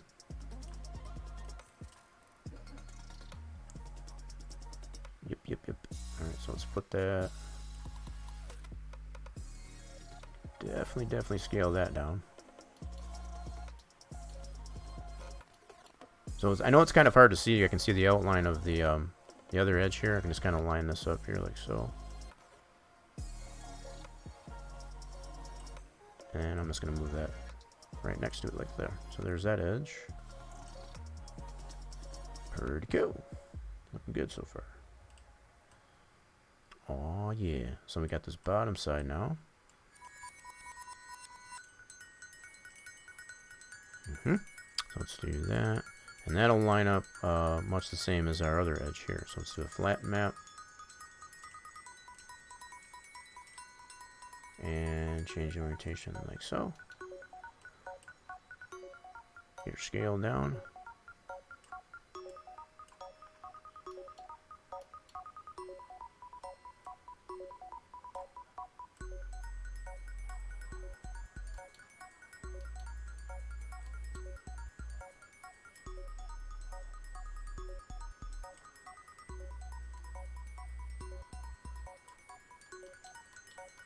I know that the green lines are probably, as far as the wire that exists, it's probably really hard to see on stream. But I can see them as far as I'm just lining up. Yeah, just lining that up with the previous edge there. Not worried about grid snapping or anything like that, so I just made that the same size as that one. Cool. So now that bottom edge is now mapped. Now, again, like I was saying, what I can do from this point, so I don't have to go through that whole mess again, I can just clone this piece and put it over on that side. Just to kind of save a little bit of time. And I think that is what I'm going to do. I'm going to go ahead and collapse this down. Actually, leave that on there for a second. Yeah, I'm going to leave that there. I can go ahead and clone this, just like that. What I want to get is the Y orientation here. So I'm going to copy the Y. Okay. Actually, I got ahead of myself. Let me clone it first. Clone. Copy. Okay. Then I'll pull that. You dirty rat, you.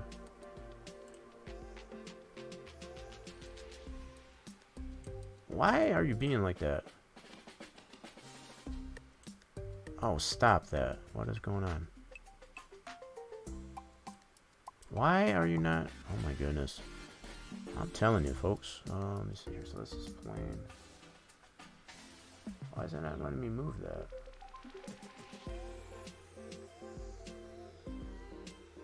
Oh, this is nuts. Why is it not letting me move that?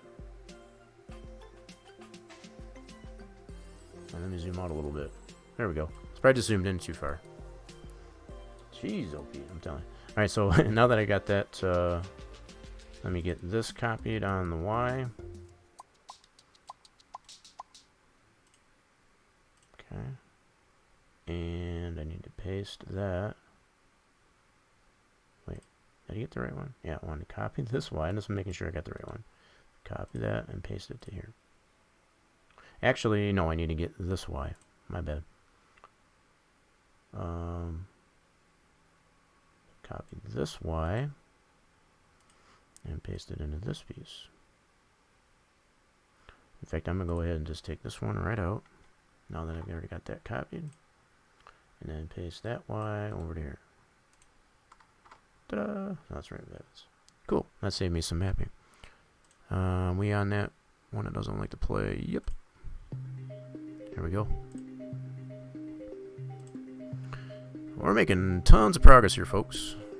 Tons and tons of progress. So I'm going to go ahead and do this. Probably try to do the same thing with these steps. I'll go ahead and map one of them, clone it, and then just put them in these respective positions. Probably be quicker that way. Alright, so let's go ahead and select this one. Texture's already applied. In fact, I can go ahead and collapse these down now. I guess I don't know why I didn't collapse that down in the first place. I'll go ahead and collapse this mapping down. We're good. Yep, so collapse that one down. Cool, so all that mapping's done. So I'll grab this one. We'll do UV unwrap. Open our editor. Apply the texture. Okay, let's expand this out a little bit. And we'll go to polygon, select this tread. Now it is selected. Like I said, I just got that toggle with the F2. You can tell that, I guess, by the yellow bounding box around it. What really helps you, I guess, as far as like being able to see how the texture looks on the model, be able to turn that off there with it still being selected. So the fact that it's highlighted, sometimes it makes it a little bit tougher to be able to see how the texture is being applied. Okay, so with that highlighted, okay. So for these treads, I'm gonna put it up a little bit closer to the top side, but I'll keep it on this side of this side here, the yellow metal. I'll just put it above where we map the rest of the stair, as far as the risers. Okay, so I want to at least apply a quick planar to that. And here, scale it down. Now again, we can't see it in here, but we know roughly where that stuff is in here, so I'm just going to put it closer to the top of this side of the yellow metal. Like that, and we've still got plenty of room here to be able to do the ledge. So I'll put it something like that, and we'll take a look at how that looks. Oh yeah. I like it. Alright, so let's get this edge. I like it a lot. Alright, let's yeah, so these edges here for the steps, I'll go ahead and just put that above that, in much the same orientation I did for the risers. So I'll go like this, I'll scale it down. Like so. And I'll just put that above our treads here.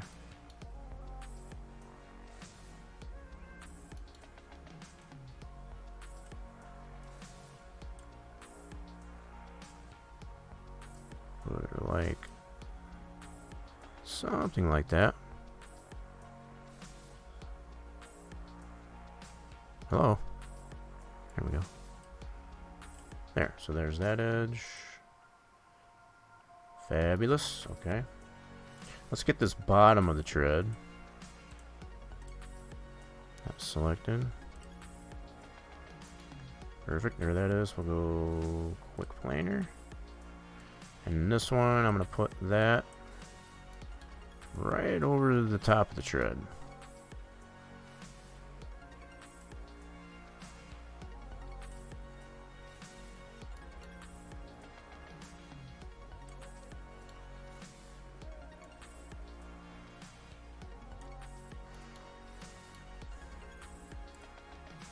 And again, if I wanted to get really super picky on it, I can make sure, I guess I would apply the grid snap to it just to kind of line it up perfectly.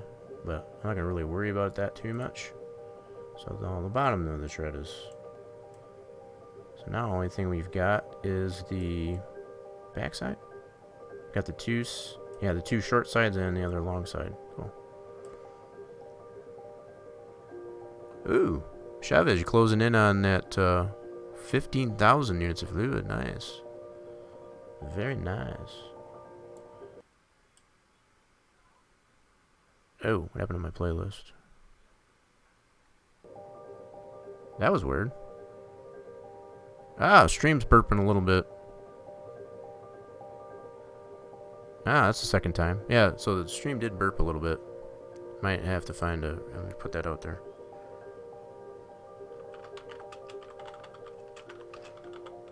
That's the second time I've done that. Just a little, short little burp there.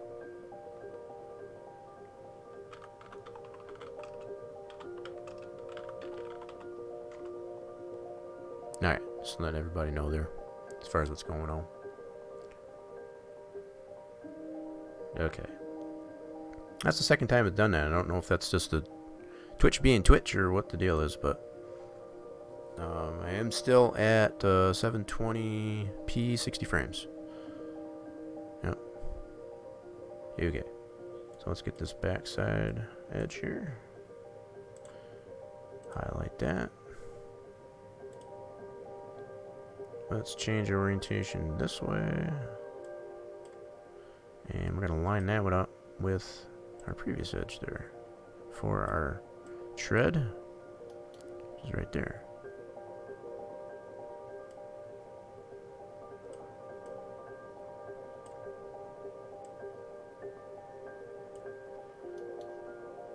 I don't know if I want to put this... Yeah, I'll put it right over top of it. Why not? Yeah, let's do it like that. That's fine. That'll work. So I'll put that there.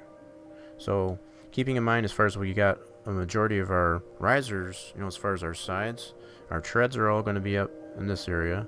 Our risers here, our ledge is most going to be on the second half of this yellow metal, which we're working our way up to. So now I just got the short edges here. So I got this one. Yep, that one's right there. That's fine. We need to do a quick planer on that. That puts it there. And we need to turn it this way. This is the short side, so I'll put these two next to our longer sides. Okay, so we'll do it like this. So I'll overlap this one here just to kind of get the scale. What I got these two at. And these are definitely the short sides. So I'll do it like that. Marvelous. So that one's done. Now we'll get the other edge. Short edge.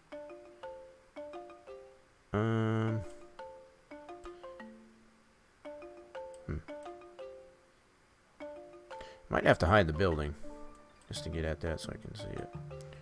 And by the building, I just need to hide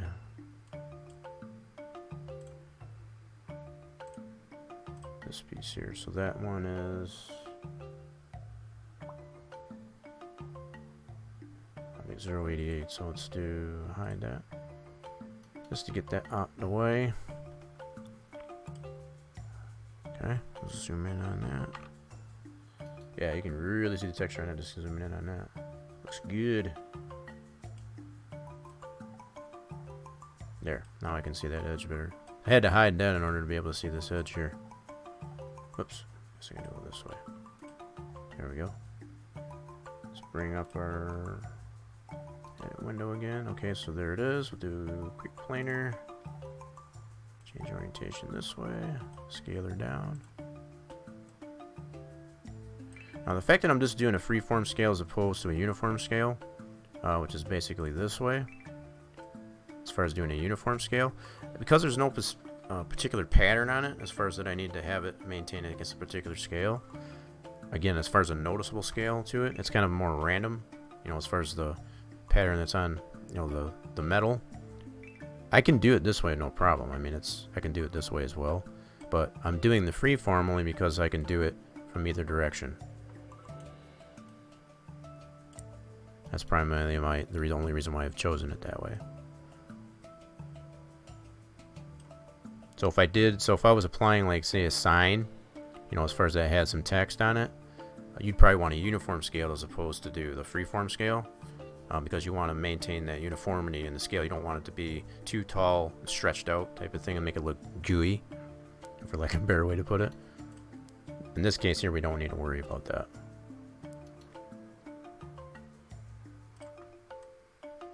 Okay, so that tread is done. Got the bottom, both short ends and the long ends. So now what I can do, I'm going to go ahead and collapse that down as far as that UV unwrap. Now I've got the, I'm going to need to recenter this so you can see where the pivot is. I'm going to go ahead and recenter this like so. So that way when I go to apply this in these other two spots, I'll have a better point of reference there.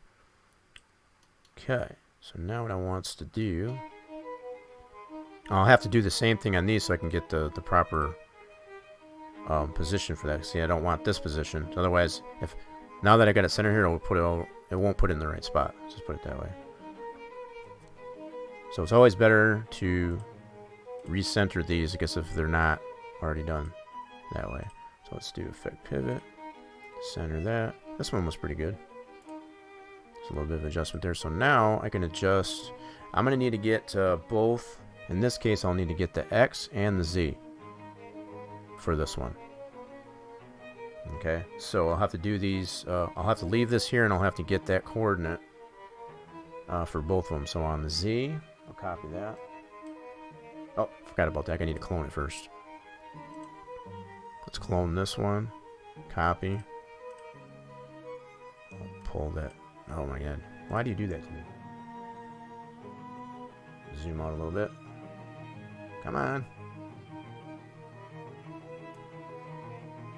Why are you like that? Stop that. Oh my goodness. Why are you being so difficult? I don't have the snaps on. Okay. I don't know why it's being so complicated here. Why are you wanting to pull it on the... Good grief. Alright, so I'll just do it this way. For whatever reason, the gizmo's wanting to be complicated there. So anyway, I just wanted to pull that up there. So now I can copy this Z.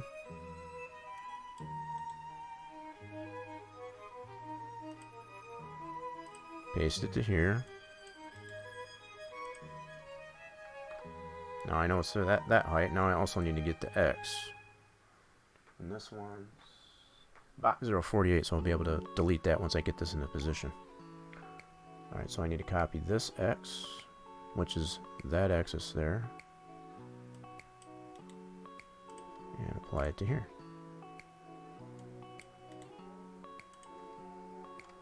And then box 048 I'll be able to delete, which is this one right here. Boom, gone. So now we got the new one in place. Okay, so now I'll clone this again.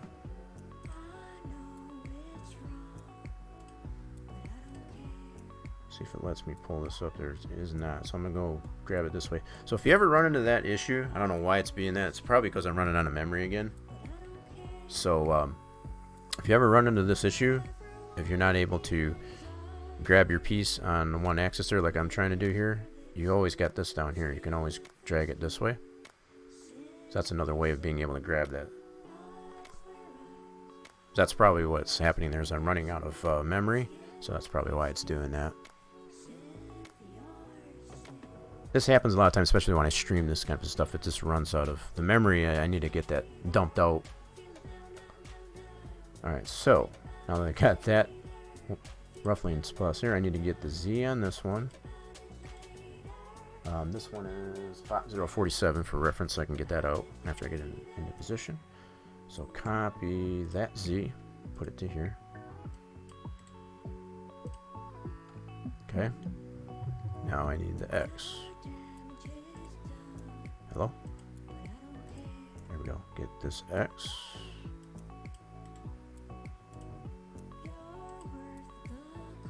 Alright. And paste that. Here. There. Now I can get rid of box 047. That one right there. Boom. So that stair is now done. So now what I can do is group this back up.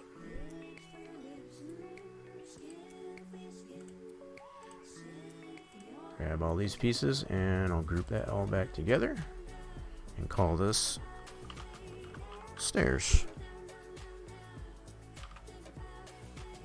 How did I label?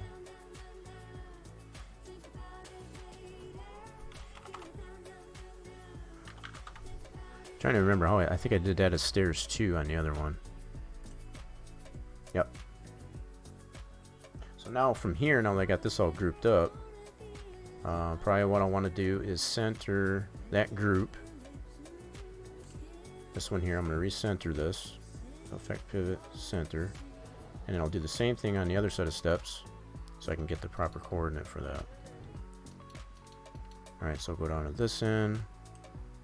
I'll center effect pivot and center that, which is already good. Fantastic. Okay, I thought the stream was burping again there. Okay, so we're good. And so now what I can do is grab. I need the. This is rotated too, so I can do a 90-degree snap. For starters, there. I already know that's going to be the case. So I'm gonna go ahead and clone this.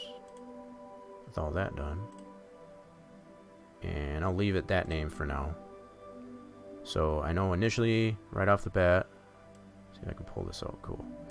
I'll be able to do an angle snap, 180 degrees on this, like so.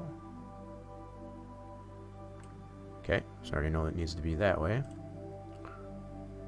Then, really, the only thing I need is the X coordinate.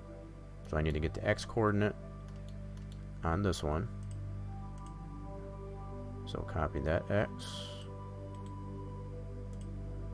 So that it slides this cloned one over to that position. And paste that here. Boom. So that puts that right in that spot. So now that stairs 2, I'll be able to get rid of. Okay, and then I can just rename this one. Yep, I'll rename this one to stairs 2.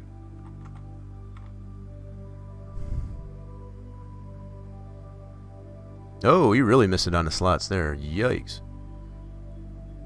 I just happened to look at that. Stairs 2. There we go. So now we've got our newly mapped stairs on both ends of the ledge. Now the ledge is pretty much the last thing to do. Okay. And by last thing, we're not nearly done, but I'm just saying as far as what I intend to at least go cover for this addition here, Spline Design Studios. I still need to do this canopy and these steps, so that'll be fun.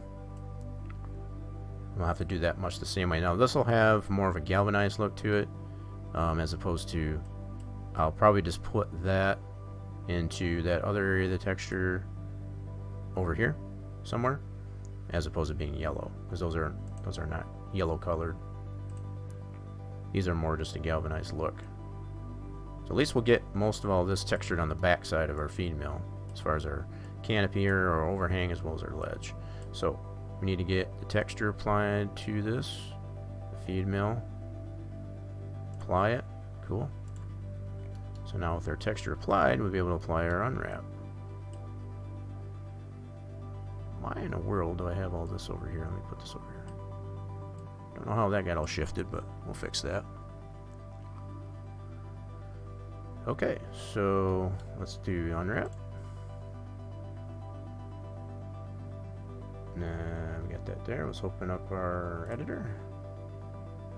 Stretch this out a little bit.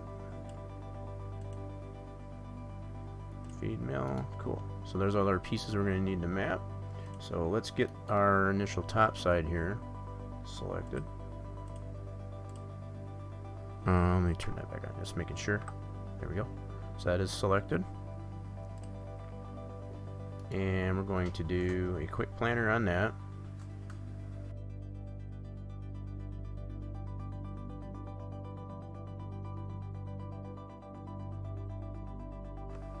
Okay, so yeah, we want to do quick planner on that. Cool. And I'm going to filter out some of this other pieces just for now. Now, I'm going to change this orientation this way.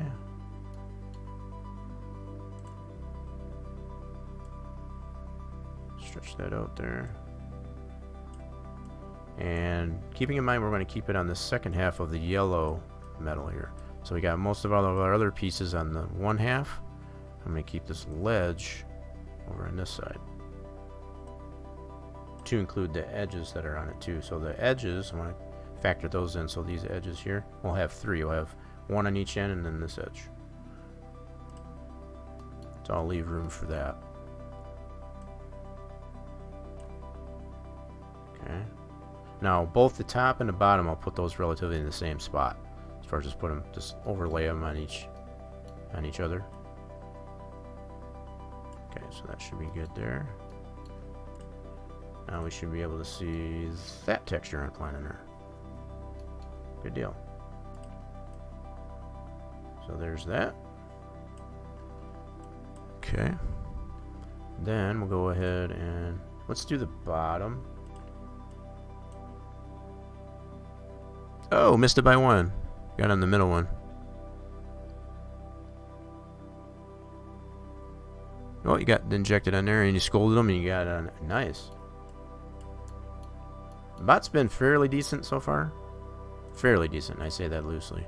So F2, there's the bottom. Yes. Let's do...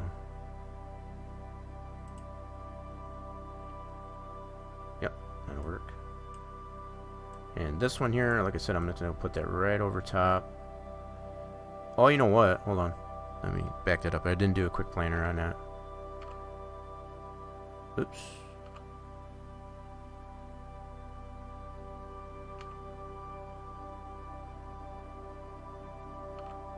Okay, yeah, I didn't do a quick planner on that one yet. So let's do that. I forgot to do quick planner. There we go. And the reason why I can tell that is it didn't put it in within the texture like this. It was still outside the texture. That's the way I can tell that. And anytime you apply any type of your fold, your flatten map or your quick planer or whatever like that, it's always gonna put it in the constraint of the actual texture as far as the grid. So want to make sure you do that. Otherwise, you're gonna have issues, I guess, as far as the texture being just out of wonk anyway. All right, so let's turn this way. And did that? Wait a minute, what happened? Oh, I got it filtered, my bad. I want to unfilter that. So that I can put this right on top of the other one.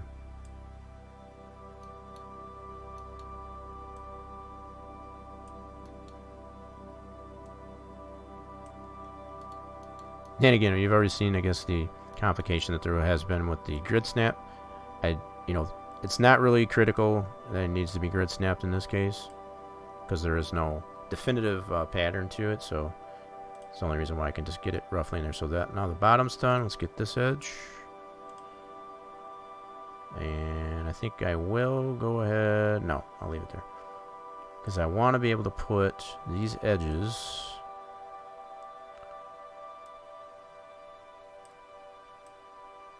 Yeah, so we'll put this one down here.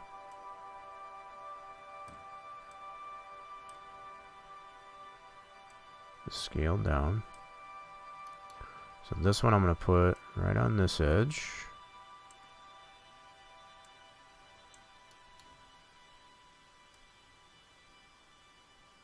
Like so. Okay, that's that edge. Beautiful. And now we'll get this edge, the long edge. Okay, again we do quick planar. Change it this way.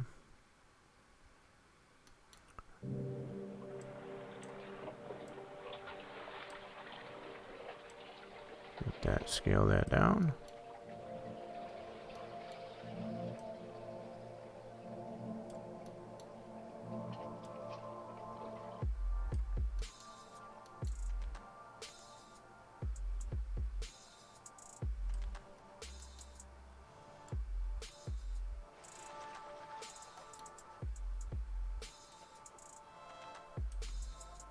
Okay, now we just got the other short end.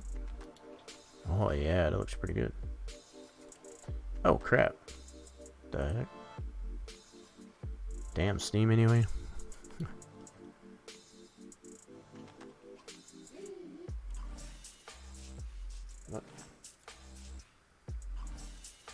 Alright, so now we just got this other short end to do.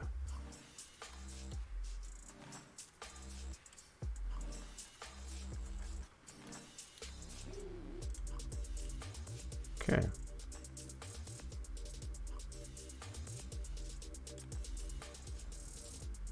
Quick planar. So we got one more side yet? Oh, I must have... Oh shoot, this must have the back side onto it. I'll probably have to take that out. So this one piece that's left here, that's probably the back side of that. I'll probably be able to move that poly. We don't need that because it's not going to be visible. I'm assuming that's what that is. So we should have only had 3 sides. 3 visible sides anyway. Okay, so let's get this lined up with this one. So what I'll do is once after I get this done, I'll go ahead and collapse it down, and I'll be able to remove that poly. That we're not very good going to be able to see.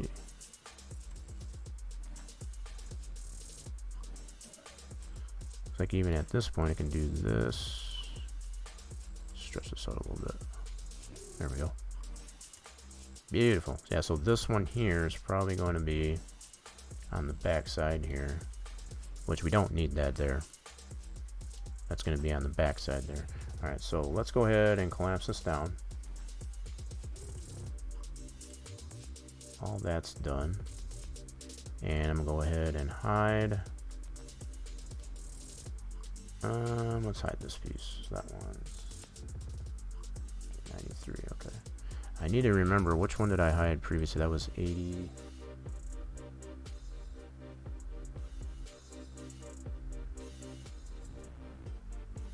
Yeah, object 88 here. So this is the other one I had to hide previously. So 88. Actually, I should be able to see that from there. I think of it. Yep, object 88. Okay, let's go ahead and hide that one again. I should be able to see it from there, I think. Let's see. Nope, maybe not. So 88, and what's this other one? 88 and 93. Okay, so hide that. I need to get to this so I can get that poly out of there. Yep, so this whole poly that's in the back here, we don't need it.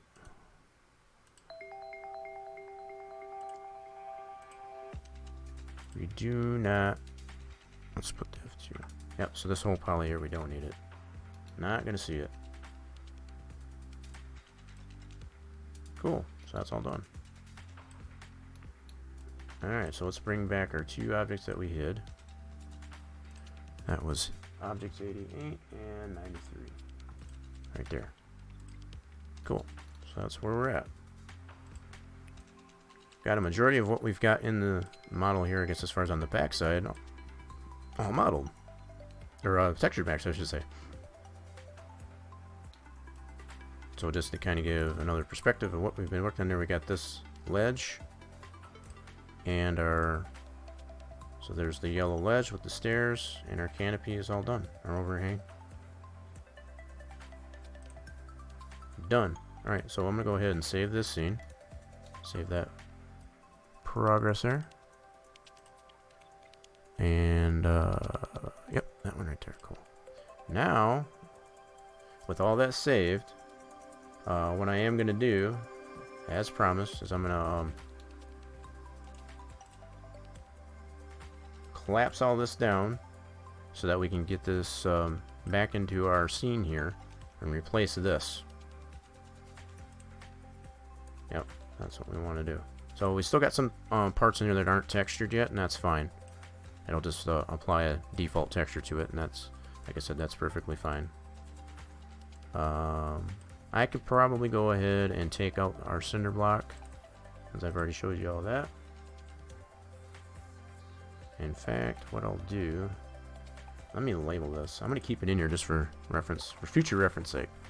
So we'll do cinder, whoops, spelling it wrong, cinder block.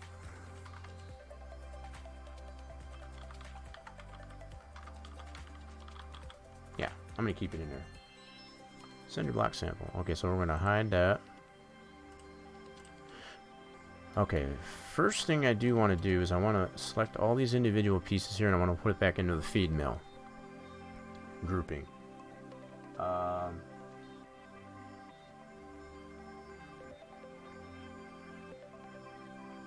Just looking to see if I got anything I don't. The gas station I don't want in the grouping. Okay, so that's the only one I don't want in the feed mill grouping. Okay. 46. What is that? So 46. What's 46? Oh, 46 is that back. Gotcha. Alright, so the only thing I should not need in the feed mill grouping is the gas station. So I can do a select all, deselect the gas station, like so. There, so I can see everything that's selected there. And then do a grouping on this one here. I'm going to call it feed mill. And then I'm going to save it again. In this orientation, I'll be able to ungroup that, ungroup all the other individual pieces. I'll be able to collapse it, and we should be good to go. At least in theory. Alright, let's save this again in this fashion.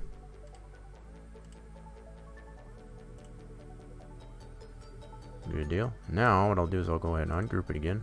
Now that I got it saved that way, I got all the individual pieces again. I'm gonna go ahead and hide the gas station at this point, just so I can deal with these. So what I'll have to do at this point is any groupings that I have in here, I want to ungroup it. So like this one here, I'll ungroup that so that I'll have those all individual pieces, and then I'll collapse them all individually. So probably the way I'll have to do this is the way it's all going to be in how I collapse this. So that in order to collapse this and not have it step on the textures, because we've seen this happen before. Depending in the order of which you collapse your items, if you've got more robust pieces selected within your initial grouping there, it's going to step on. So what I'll probably have to do is maybe in 3 different steps, just to kind of put it in a nutshell. So instead of collapsing this all together as one piece with all these individual pieces after I ungroup it, I'll do a little bit at a time. I'll collapse it, select that, select the other pieces, collapse it again, and I'll have to monitor how it's stepping on the polys.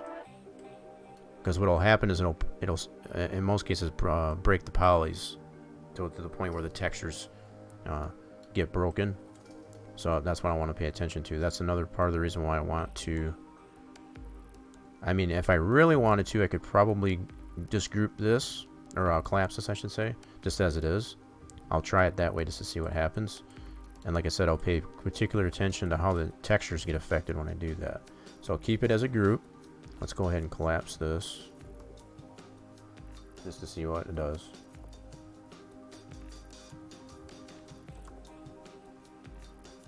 So if anything, this is going to give some insight as far as like how you necessarily want to collapse your items. You really want to pay attention to the texture. So you don't necessarily want to take. I got a slew of different number of parts in here to include the sub objects that are in the grouped sections. If you necessarily select those all together and try to collapse that, it's going to step on the overall integrity of the model to include the texturing. So you want to be careful with that.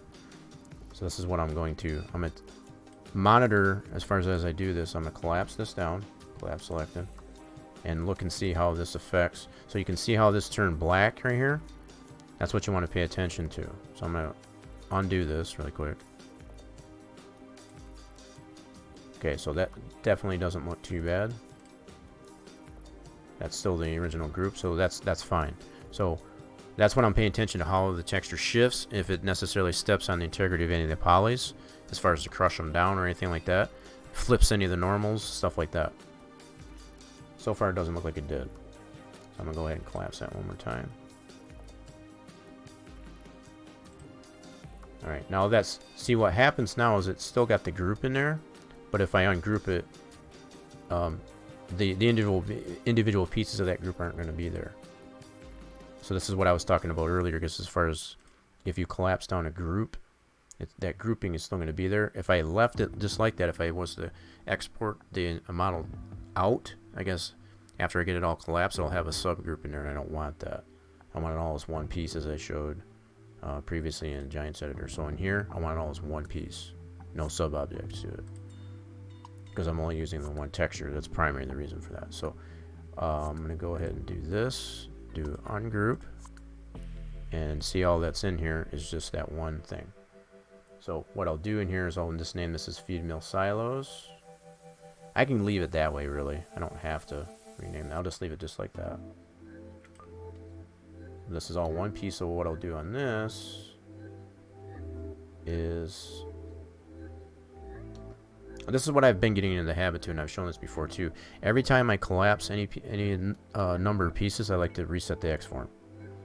So I'm going to do that right away. So I'll do reset X form, reset selected, check that over here. This is exactly what I want to see. As far as I don't want it to see out of shape or out of wonk. I want to see it nice straight lines, as far as a nice bounding box around it. So if this was anything other than what we see here, we want to definitely make sure that's applied. In this case, I'll go ahead and collapse this down. That's the way we want it. Okay, and then that's all you need to do. So this is what I'm going to need. I think I'm going to take the approach of keeping any parts that are in there, they're grouped, and just leave them grouped, just like I did this one here. That seems to turn out fine. Most of these pieces in here I think are going to be, this one's grouped, that's grouped. Alright, so let's go ahead. I'm going to take all these individual pieces like this, for example. Select these all together to include this inside. Yep. So far I got 7 objects there. And I can check in my items list here too to see how much I'm selecting. Okay, I think that's good. Yep, I'm going to collapse this all together and see what happens. Now, if I see anything happen to the effect as far as like anything turn black, as far as like the texture mapping, you know, I get some backface culling or flip normals on it, that's not going to be a good thing. So that's what I want to pay attention to when I collapse this down. So go to my hammer, collapse, selected. Okay, so far I'm not seeing anything turn black. I don't see any flip normal, so I think we're good so far. So now all this should be one piece. So once again, people, I gotta run. You got your grandchildren over for the night? Oh, okay, no problem, Torch. I appreciate you sticking around. Hopefully you were able to get enough useful information there. You can always feel free to check out the VOD too, as I know you usually do. But yeah, enjoy your night, I guess, with the grandchildren. Appreciate you sticking around. Yeah, you definitely have a good one yourself. Alright, so what I want to do at this point is I want to reset just as I showed you with the silos. Every time that I do a collapse, I want to do a reset X form. Oh, I know you do. Alright, so let's go to reset X form here, and then I want to, with that selected, reset selected, and then go into main modifier, and this is exactly what we want to see. Just like that, we want to see a nice to the extremes of the model. As far as like that, you don't want to see anything out of wonk. And by out of wonk, if it's out of skew, then that's, you definitely want to make sure that's applied. I'm going to apply it anyway, just to ensure, I guess, that it is where it needs to be. But this is exactly what you want to see as far as your X form. All right, so I'll go ahead and collapse that down. So far we're doing okay as far as, so we got those individual pieces.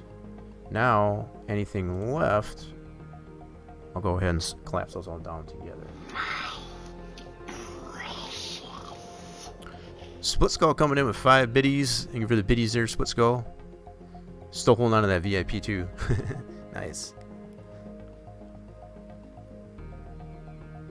Yep, we had a couple other people that redeemed that, I guess, that VIP as well. Okay. Yeah, so I think the rest of these grouped pieces that I've got here, let me see what I got in my scene here. So far this is all one piece. Let me see what I got here. I could have probably really put this one into this. I think I'll do that next. I'll take this one. I may even just keep this one by itself. And by itself I can collapse that all together once I got this all done. So I think I'll then take this group. I'm going to do all my groupings. So that's a group. Oh, I never did group that back up. My bad. Ah, nuts. So I grouped the stairs but not the ledge. Okay, no problem. No problem. So what I'll do is I'll group this. Collapse that. Let's collapse that down. So I'm doing this in stages, is all I'm saying, as far as like that's what you necessarily want to do. You don't want to try and take and crunch the bulk, I guess, of everything that you've got, what you want to collapse down into all at one time. You want to do it in pieces if you can help it. So far, I've collapsed this down, all this down. I'm going to collapse this down next. This was originally a group. I got this individual, and then these stairs are a group, so I'm going to collapse this down. It's just doing it in pieces. I guess that's the main takeaway from this. So I'll go to my hammer. We'll do a collapse selected. Okay. And then right away I'm going to go ahead and reset the X form. Reset selected. Check that out. And that's exactly what I want to see. Good deal. So I'll go collapse that down. Cool. So that's collapsed. Now I can collapse, let's see. Let's get some of these other groupings here. And again, I'm being very selective on what I collapse down here. So these don't have any textures on it yet. So all these pieces that don't have texture onto it yet, I'll go ahead and collapse those down. So I'll get these here and all these here that don't have any. Whoops, I don't want that. Take them. So I'll get this, that, and this bin. So we'll collapse all those down. These don't have texture on them. All these pieces, these 3 pieces here, they don't have texture on them yet. So between this canopy, the stairs, that stairs, and this little bin here, that doesn't have any texture on it yet. Okay. So I'll go ahead and collapse this down. Go to my collapse selected. Alright, so that should all be one piece. Now, when I do this X form, this is what's going to be a little bit weird on this one here. It's going to go to the extremes here. It's not going to be tight around any one particular piece. So it's going to be... So what I can do here, just to kind of ensure this, I'll hide this one, which is Object 88, 088. I'll hide this. I'll go into here. When I reset this X form, it's still going to have that group in there too. Right? So I think this one's still got a group in it too. No, it didn't. So with the fact that I chose this one here, there's no grouping in here. So the fact that this has got a group in here, I want to ungroup that. I want to make sure I get rid of those too. That's just whenever you select pieces that have group in it, like this one didn't do it because I selected a piece. All these were groupings, right? Just like this one is. So you want to pay attention when it's got the bold lettering in there, that's got a group in there. You want to make sure that's ungrouped after you collapse. Otherwise you'll have a sub a subgrouping in there when you export it out, which is usually, in my case, like I said, previously I don't want that. Alright, so I'll go ahead and reset the Xform on this one. Hopefully I'm making sense on that. Reset. See, what will happen is this is still what I want to see though, as far as the way that Xform is. You got a nice box there, as far as encompassing everything to the extreme, to include the height of that. Nothing's out of wonk, as far as like out of skew. This is exactly what I want to see after you collapse, is a nice tight bounding box like that. So even, just to kind of show the differences as far as whatever you collapse down there, they don't have to be within the same vicinity of each other. They can be like this, as long as you don't have an out of shape or miscued Xform, then you should be good to go. So that's just to kind of show how that Xform, resetting the Xform works. So let's go ahead and collapse this down. Now we've confirmed that. And the other thing is too, I can take the liberty of resetting this pivot. That probably won't matter too much once I get it all. What will really be critical is where that pivot is after I get all the pieces collapsed as one. So the fact that I'm still in the process of, now if I look at my items list, you can see how reduced I've got this now. Alright, so I'm at the point now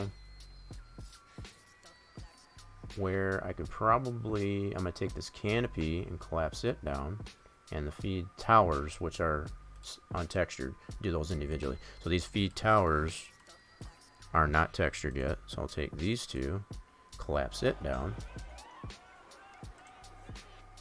Yep, go back to collapse selected.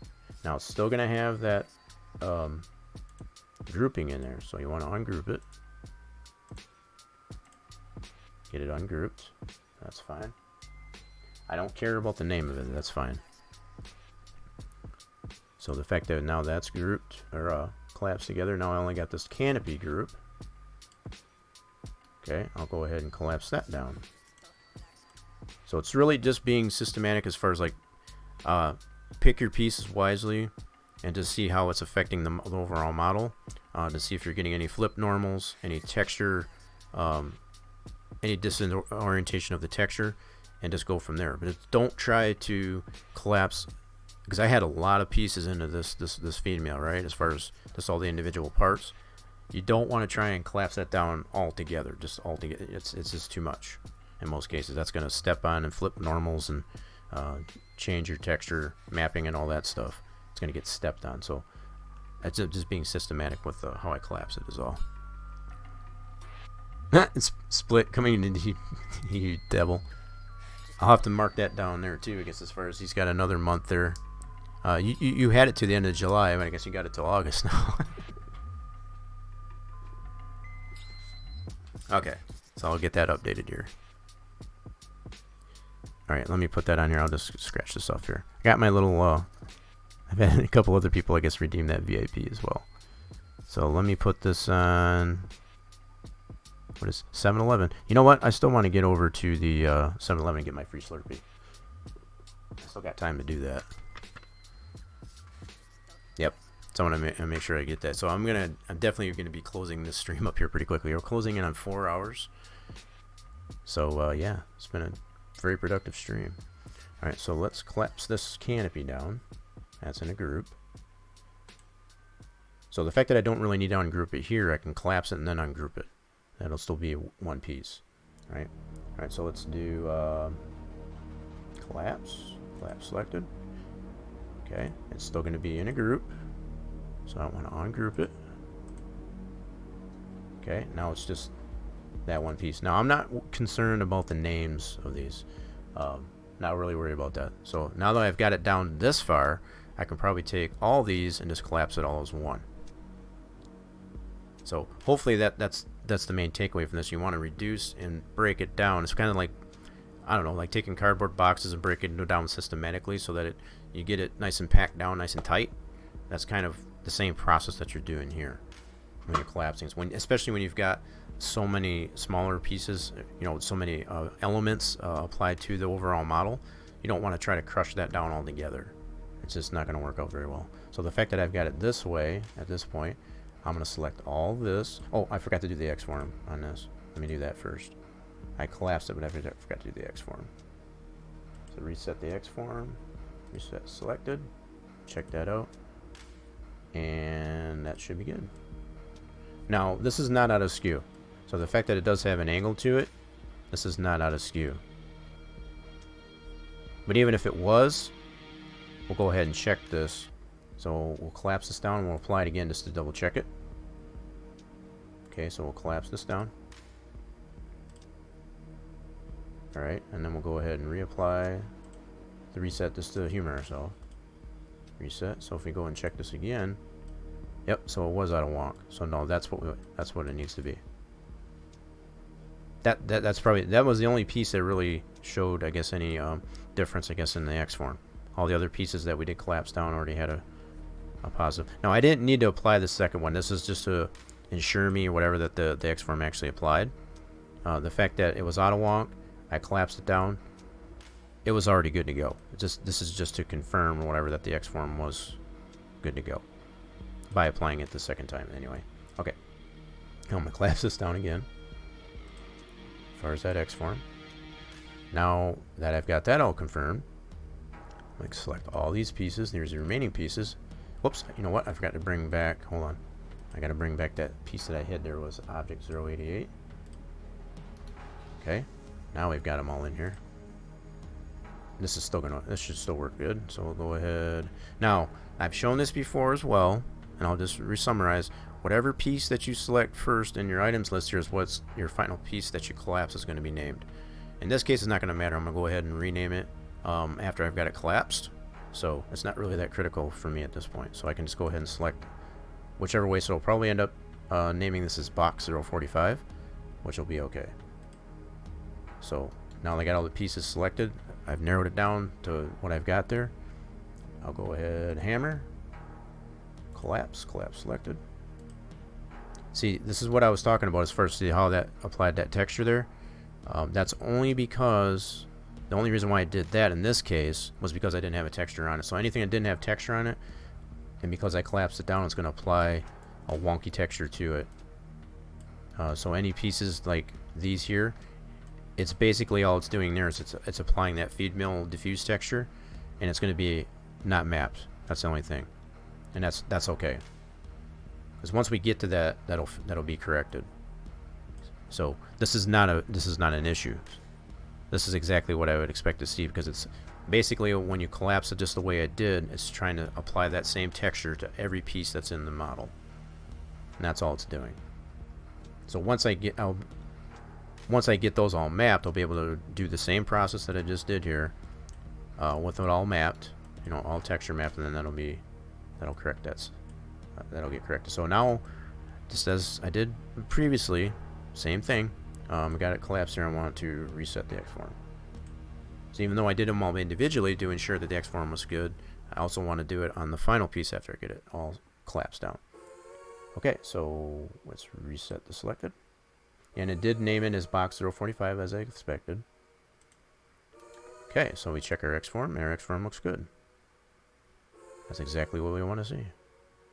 Cool. So I'll collapse this down. I'm going to reset the pivot on it too. I'll collapse all.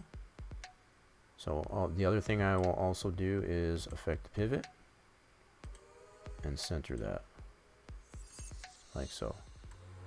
And I probably really should have done that. I'm going to go ahead and do the X form just to humor myself, just to make sure. So I'll reset. I'm just going to apply just again just to confirm. Okay. And it should be fine, but I just want to confirm. So there we go. Good to go. So collapse that. So now our pivot's good and our X form is good. And as far as what we've got texture mapped on it, you know, all the things that are non-textured or whatever, that's what we would expect to see. So these are probably only ones that are going to be wonky. Those pieces that weren't textured is going to show up wonky once we get it into our. So with it being at this point, I'm going to go ahead and rename this to feed mill, and that's the same thing that I've got it named in my scene here. So that's all I'm redoing here. So we'll do feed mill. Now at this point, anything else that's in the scene that I don't want to export, I need to unhide and get rid of it. So unhide by name. I'm going to select everything in here. Okay. And then go into my items list and select all. And now I only want to focus on the feed mill, which is this one right here. So everything else can go bye-bye. This is the only thing I want. Okay. So now I can export this out as an i3D. So let's do export and bring this over here. So I'm going to go to my desktop. I'm going to put this right on my desktop. And I want this as an i3D, which is the format that Giant Software uses for their models. So I just want to, it doesn't matter what I name it here. It matters what I name the actual shape, the final shape here. But I'm going to go ahead and name that as such. Export. I'll take it a second to compile it.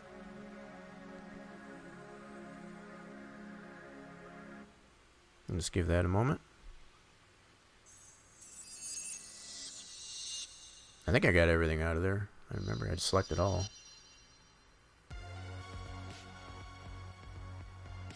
There's quite a bit of detail in this thing there, so it might necessarily do take a while.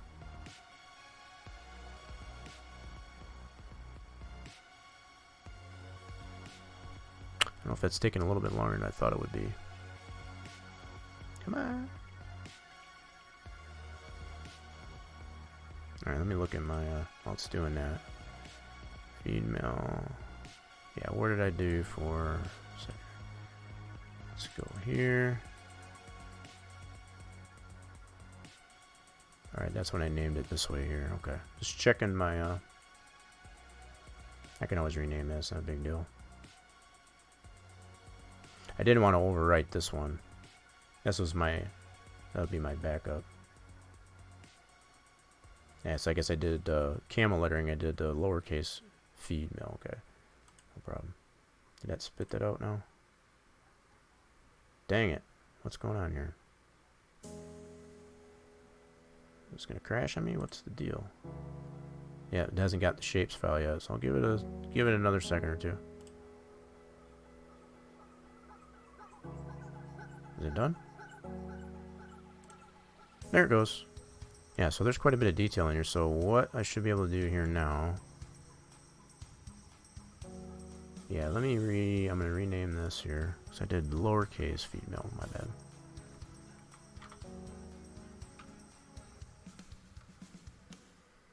Let's do that. And then I need to go into here and edit where these textures are located.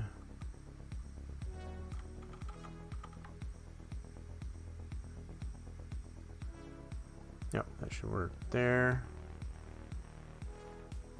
Feed mill matte, that's good. And I also want to rename this one here. Just want to change this to lowercase feed mill. Cool. So we'll save that. Close it. And then we also want to make sure we relabel the shapes file. The shapes file is really what holds all the integrity of the actual model itself. The i3D is more or less just an XML that reads the shapes file. This is the shapes file is what has all the information for the model itself. Okay, so with that done, I'm gonna go ahead and back up what I've got in here. Oh, wait a minute. Okay, I can do it this way, no problem. Co-op. Oh, I see what I did. Never mind. I need to back up this one here. So I'm going to back this one up. I need to do a little bit more editing onto my model there. So let's do backup. And name this one to backup. Okay, so I have that one to fall back on. So now what I can do, I'm going to bring this one over here. Put that into here. Okay. I'm gonna have to do a little bit more editing in here because I got to change this texture directory path. So because the texture is actually in the same directory as what I'm putting the i3D, I need to have it like this. Save that. Darn it. Good deal. So now I should be able to import that model, and it should put it right where it needs to go. It should put it right in this spot. So if I bring it in here like this, do an import, bring this over here, and then point to, so I got my backup in here, which I don't want that one, I want the new one. Like so. And there it is in the same spot. Now I need to put this in the proper position. But that's putting it right. You can see the outline of that. It's putting it right in position where it needs to be. So we're going to move this up to the spot. So this is the old one. We're going to take that one out. There's our new one. Cool. Let me put a little bit of light in here. Let's do create light, and I'll kind of show you what we got going on here. Yikes. Let's do this. Let's change our orientation of our light like so. Now we can see the same thing as we see in our 3D Max. So we got all these in here. This is going to be a little wonky on the texture. That's only because we haven't mapped it yet. Let me focus on this. Okay. Yep, let's just stay focused on there. So there we go. It is now in here. So the only thing we have not done yet is to create a new, in this case I would just put it in as a placeable. But yeah, you can definitely see our new model is in here. And it has our textures as to everything that we textured. These aren't textured. These aren't textured here. So just to kind of give you some idea. And it looks like my playlist is over again, so I'm going to start that over again. Cool. And I think I'm pretty much right where we need to be, I guess, as far as I'm going to go ahead and save this scene, or this, yeah, as far as our map here. So we got our new model in here, and I want to save this over. I'm going to take this light out, number one. I don't need that in there. Now that we've been able to confirm that it's in there. So all I need to do is overwrite, go up one level here.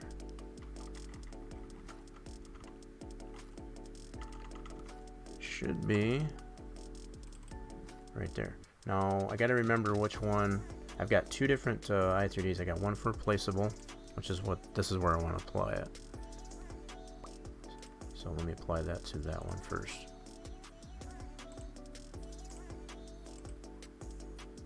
Yeah, here's my placeable. So what I should be able to do is once I save that, I'll be able to put that in here. Okay, I just wanted to make sure. Yep. In fact, this one does have additional information in there too. Yeah, I forgot it does have some triggers and stuff in there. Okay, so yeah, this is why I had to separate it out, because there's a means of being able to apply it to a map directly, which is this one, and then the placeable itself, which is a totally separate entity, which is basically being able to open the map and being able to apply it after the map is loaded. Let's put it that way. Okay, so I am going to go ahead and save over. I'm going to back this one up, actually. I'm going to pull this one out. And if I pull it, I'll just make a copy and put that on my desktop, just in case something goes not so good. Always a good idea to do that. Alright, so let's save as. Now I can save over that. Now I got a backup of it. Definitely always want a backup.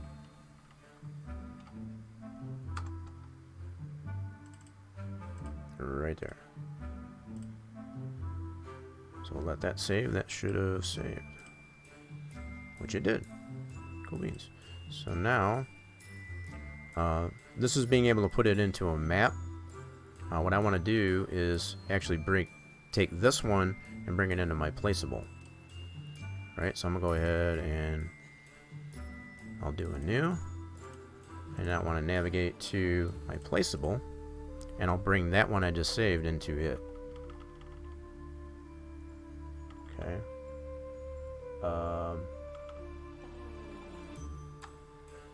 So my placeable co-op elevator, I'm gonna load this one up.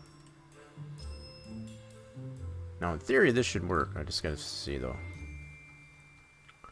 So this is basically the one that has the previous feed mail into it, which is the old one. So what I want to do, this one has some additional items in it, like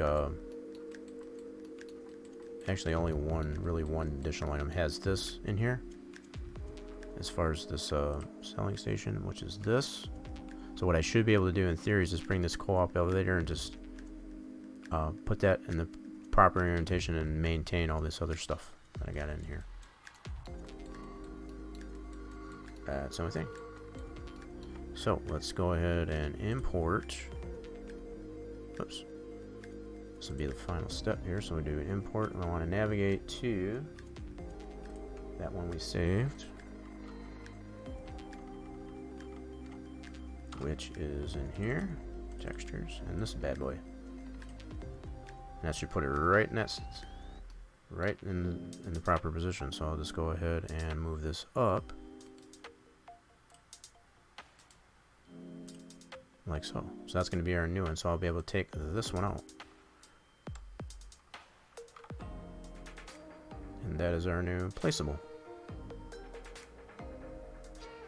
At least I think, right? Oh nuts! I did screw that up. Hold on. That did not work like I thought it would. Alright, so what I'm going to need to do... Okay, I see what it did. I do have... Wait a minute. Shoot, what did I screw up there? Ah, what the hell happened? This is the one... Okay, I got it. So I guess I do have that in the main transform of that. No problem. So what I'll be able to do, the only thing I need to add is this selling station generic. No problem. Copy this and paste this into our new group here. Edit, paste. And that one's going to be right after area definitions. Cool. This one here did not work. I tried this out, but I'm going to go ahead and put it in there anyway. Whether or not I'll be able to get that to work in some cases, I was trying to get two different types of parameters, being a buying station and a selling station, all in the same thing. So far from what I've seen, it doesn't work. But I'm going to go ahead and put this in here anyway. I can always take it out later. So now I can take this old instance of the co-op elevator out. Cool. And I have all those. So now this is my new placeable. This is what I need to save. Yep, so just to confirm that that is our proper model in here. Cool. Of the feed mill. Cool beans. So I'll be able to save this as our placeable i3D. Save as. Simple as that. Yep, going to placeable there, and we'll save over this one. Yeah, that's fine. I got a backup of that other i3D. I'm pretty confident this is going to be just fine at this point. Alright, so we're going to close out of this. And then basically, all that's left, I'm going to get out of this. Close this all out. We're all done doing that. We've confirmed that everything's honky-dory, so reset. Do not want to save that. We've already got it saved, I guess, prior to doing all those steps with getting it collapsed down. So I'm going to get it completely out of this. Okay. Now I can take that placeable here and crunch this down into a new zip file. Select all. I use the 7-zip. And add archive. Boom. Now I still have one zip file in here already as a backup. The fact that it's going to create this zip in this directory, right?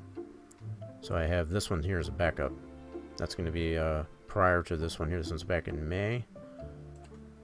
So I'll be able to take this one, cut this out. I'm going to put this into our game directory. Let's go ahead into that.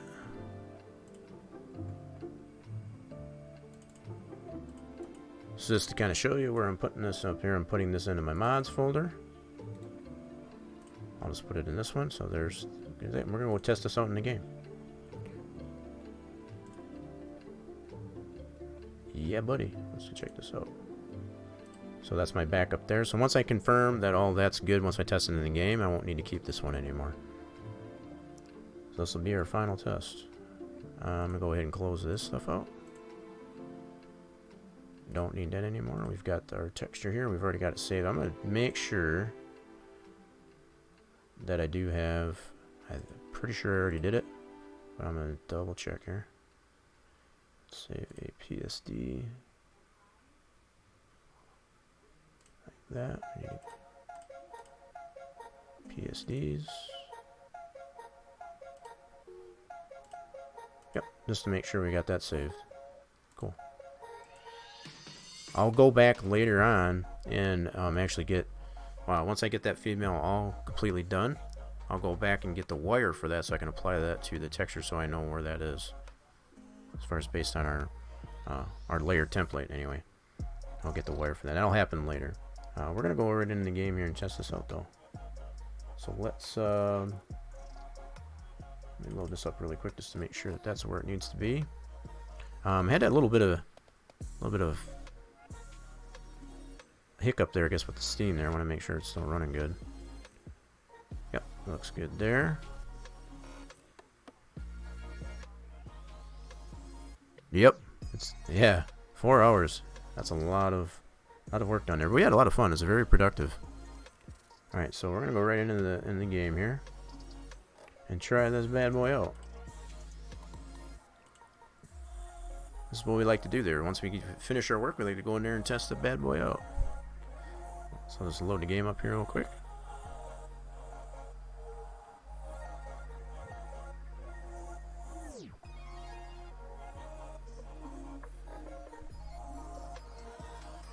Oh, no shot. Womp womp.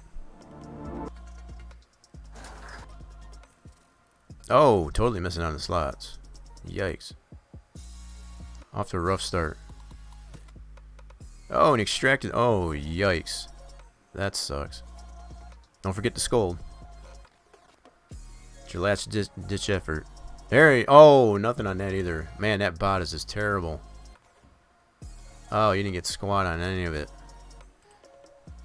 Can we get one of these? Yikes. That's what happens sometimes, though. Alright, so what I'm going to do, let's get into the game here. Load this up here, and I'll probably go ahead and just load up my Dairyland map. Actually, I'm going to do a new save on this. We'll load it up new. We'll load up a new save. That's usually like the way I like to test these things as opposed to a... Not that I couldn't put it into my already established save game, but I'm going to go ahead and deselect. And we want to make sure we got our co-op elevator, which is right here. I do want to make sure I've got global company. The map is already selected. Cool. We should be good to go. So we got the map, our global company, and our co-op elevator that we're trying to test out here. Let's give this a second to load up. You can check our log here to make sure we don't have any errors in our... as there shouldn't be, but you never know.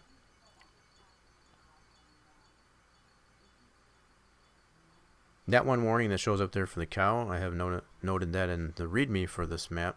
That's the only warning that's in there, but it does not seem to affect as far as the cows, as far as being able to feed that. I'm not really sure why it brings up that warning, but I've tested it frontwards, backwards, upside down, and so on, and it doesn't seem to affect, I guess, as far as how you feed the cows.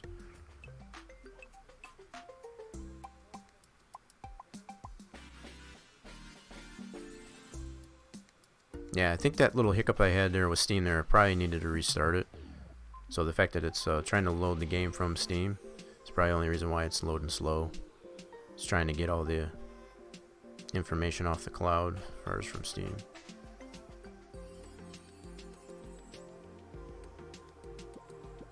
So far I'm not seeing any errors for that. I might have to scroll up and check up towards the top of it because I didn't turn the console on there right away. Yeah, let's go ahead and scroll up on this to see if there was anything related to the co-op elevator that we're trying to load.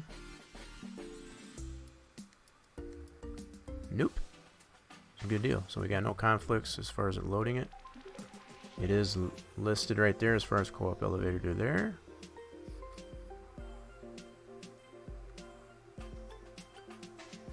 Yep, I think we're good to go.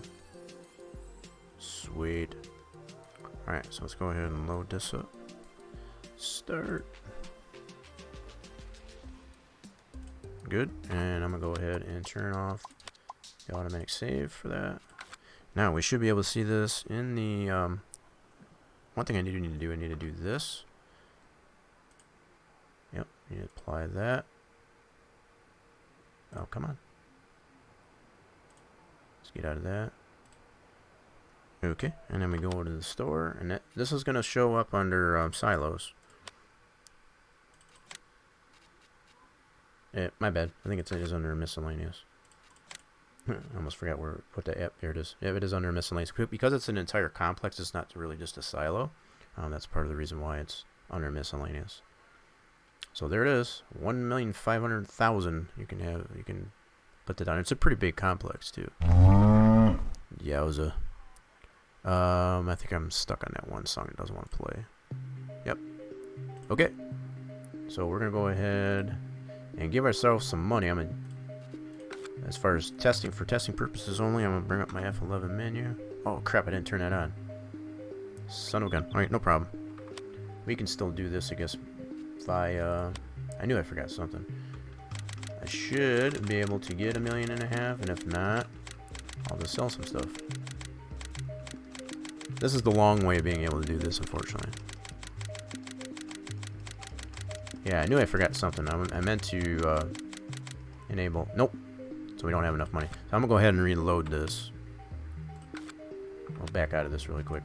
And I'm going to get the easy development controls on. I knew I forgot something. Okay, so let me go back into here, do a new save game, and I want to make sure I put on the easy development controls so I can give myself some money.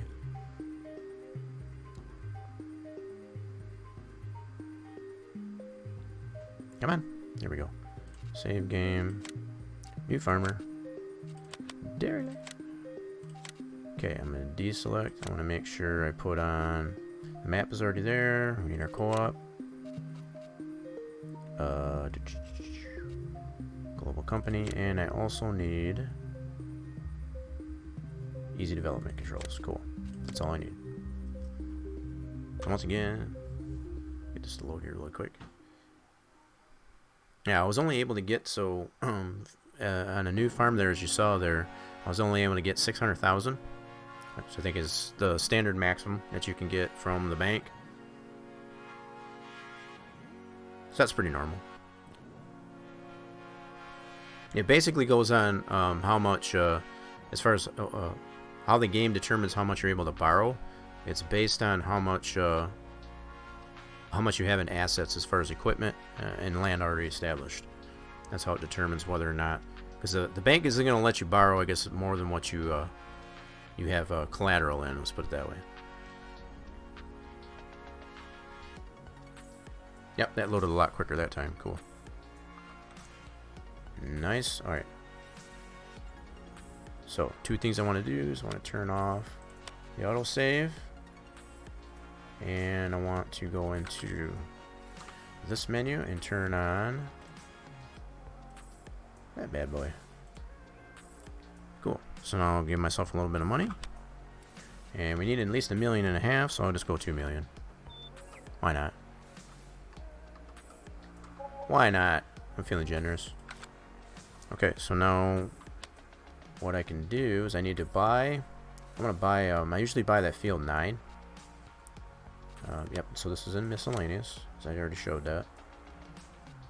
But before I do that, I'm gonna go ahead and buy field 9 on this one. That's a pretty big field. So let's go here. Go to field 9. We're gonna buy this bad boy. This is a pretty big complex. It takes up practically the whole width of this field, and you'll find out here in just a second. Oops, I meant to buy that. Yes, please. Okay, so now I bought that. Now go into the store. Miscellaneous. Co-op. And there she be. And this thing is huge. This thing is jahongus. That's as far as I can zoom out, unfortunately.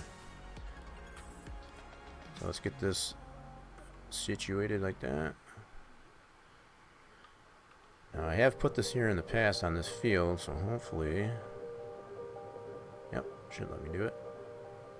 So you get a sense of how large and in charge this thing actually is. So make sure we get it green. Boom. There we go. Oh no, I know what it did. I know what I did wrong. Okay, at least this will give you the... I already know what I did wrong. I gotta adjust the texture paths. I saw everything turn white. This is part of the testing though. Alright, so what I should be able to do is go right here. It should have a cooperative elevator tag. And everything's going to be white because I forgot to change the texture assignments in the i3D. Dang it. Yeah, but see, there's our feed mill. You can see what's mistextured and all that stuff. Yeah. So the fact that it's white, it's like that is something I forgot to do. But that is all a part of this testing though. I know exactly what I did wrong. Excuse me. Good grief. Alright, so I'm going to go ahead and correct that really quick. So from my placeable here, I'll probably have to do the same thing with the, yeah, the other one. Excuse me, my voice is going. It's been a long stream.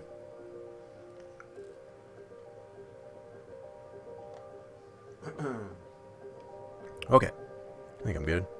Alright, so what I need to do, after I save that, I need to readjust all these texture maps here.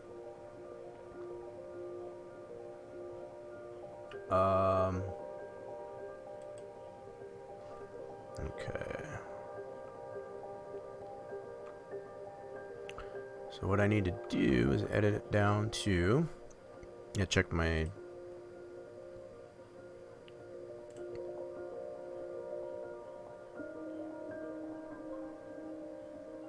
Oh, I see what it did. Okay, so I need... I need to bring it right down to textures.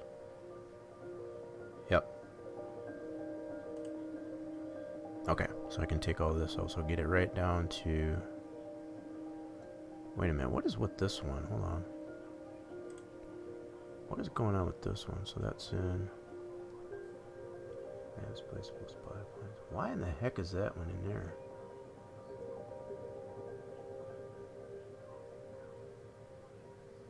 Okay, that's that one for the buy points. I gotcha. I'm not going to worry about that one. That's that buy point that I had in there. Yeah. I'm not going to worry about that one. But I'll adjust all the rest of these, though. I forgot about that. I should probably just left that out. Honestly, yeah. Okay, so we need to get it down to just textures like this.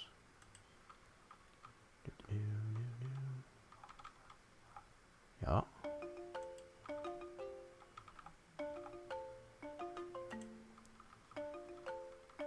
And basically, whoops, I gotta get the dot out of there too. Oh, you bugger. Gotta watch it.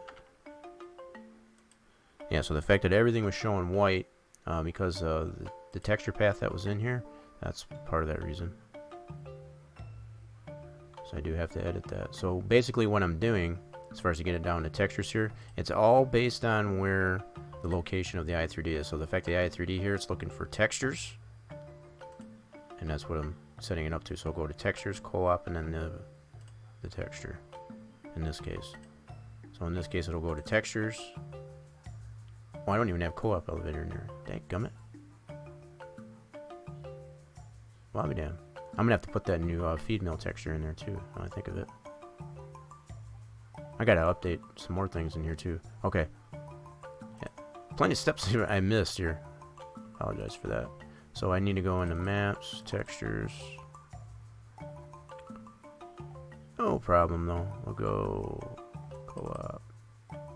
We need to get our new feed mill texture. And I also redid the gas station, so I'm going to copy these two. Yep. I did the gas station previously. Off stream. So we need to go into our replaceable texture and put those in here. Otherwise we won't see our new texture. Alright, so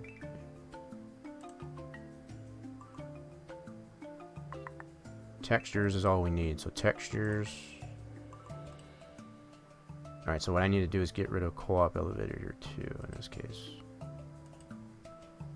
Yep, so I need to take this out. A little bit of editing, not a big deal though. Oops. Get too carried away. We don't have very many lines in here, otherwise I would do this as like a find and replace type of thing. Yeah, I'll just do it this way. So there is a should be one in here.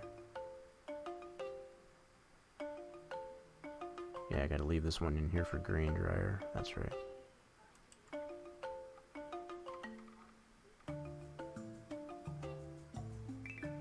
Yep.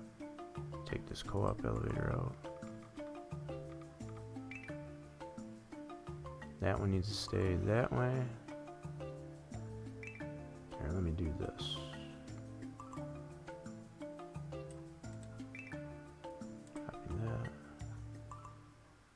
I got a few in here that are using the grain dryer directory.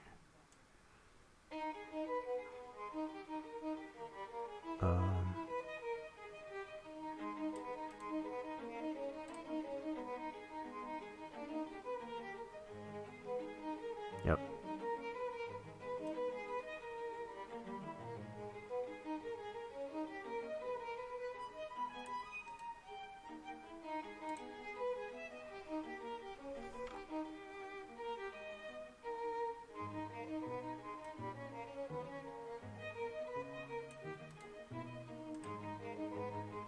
Yeah, so the fact that this is in a placeable, though, that other directory would have worked fine if I was using it as a direct install to a map.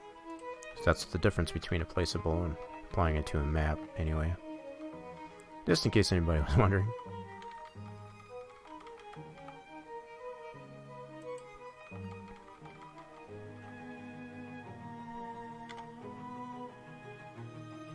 So it's just a matter of getting this lined up on what we've got. We need it here for our placeable.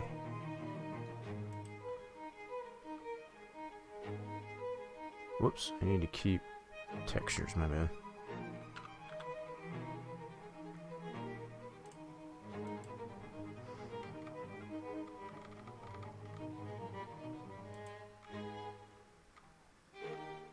Dang it, did it again.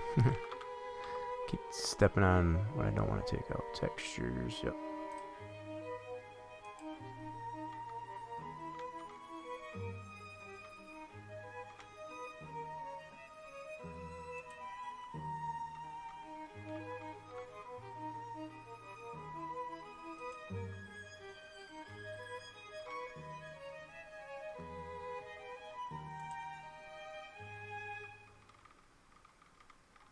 Oops. Dang it. Left a dot in there. Gotta make sure I get these right. Yes, I got a dot in this one here. Dot in this one. This one I'm not gonna worry about. Like I said, that's basically for that buy points. I don't really need that. Yeah, that's gonna be fine. We'll probably get an error for that, but that's okay.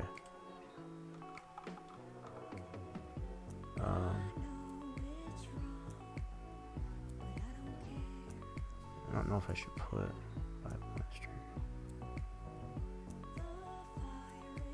Yeah, I don't want to. I can't take that line out completely, unfortunately. If I take that out, I'll definitely get an error.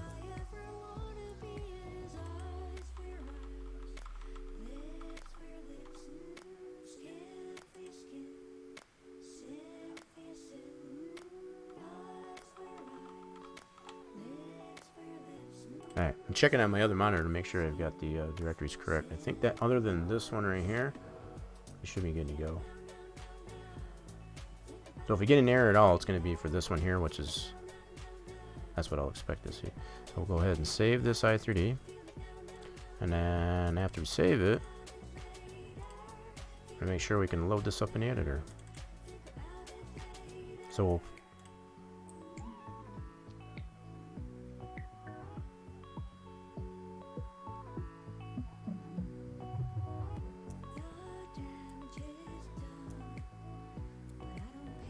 yeah, it was totally, yeah, the fact that it does take a little bit more, I guess, as far as to get it as a, so make sure we're interplaceable, yep.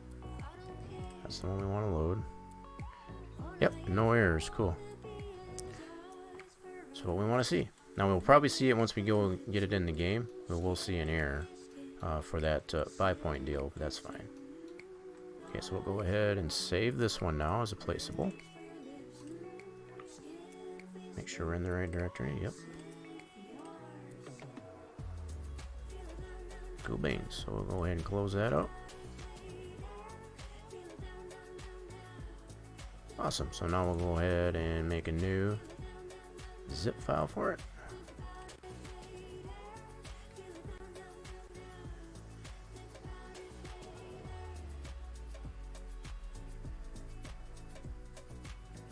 Go. So there's our new zip. So we're going to put that back in our mods folder. Cool. Now we'll go test that out. Should be good to go. The only error, if we get anything at all, is going to be related to that that buy point deal. Which, like I said, that was something I was trying to test out to see if I could get more than one function, being a selling station as well as a buying station, built into the yeah, built into, which I don't think is possible. FarmSim's not designed that way.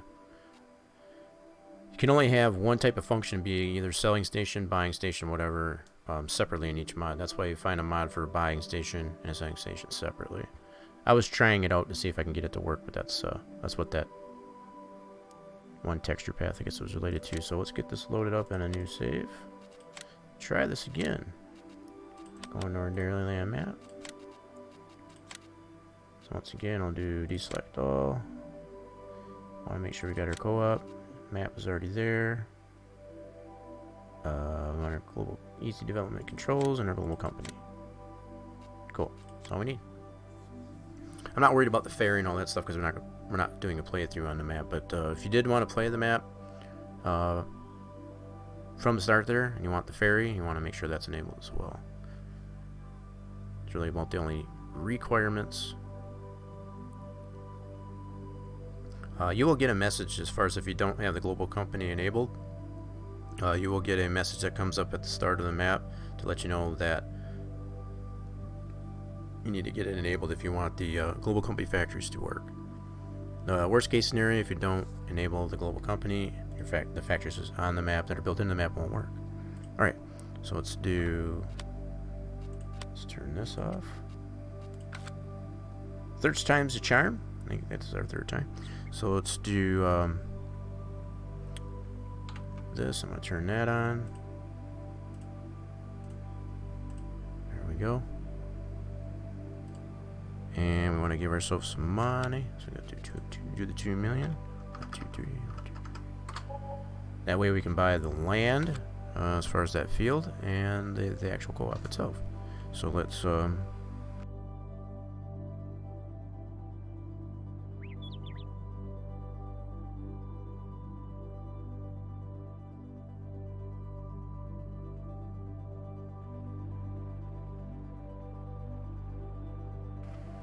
alright, so we need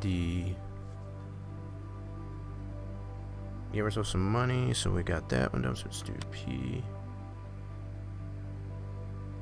Wait.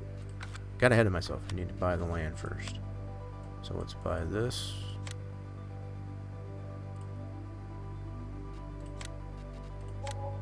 Let's do that.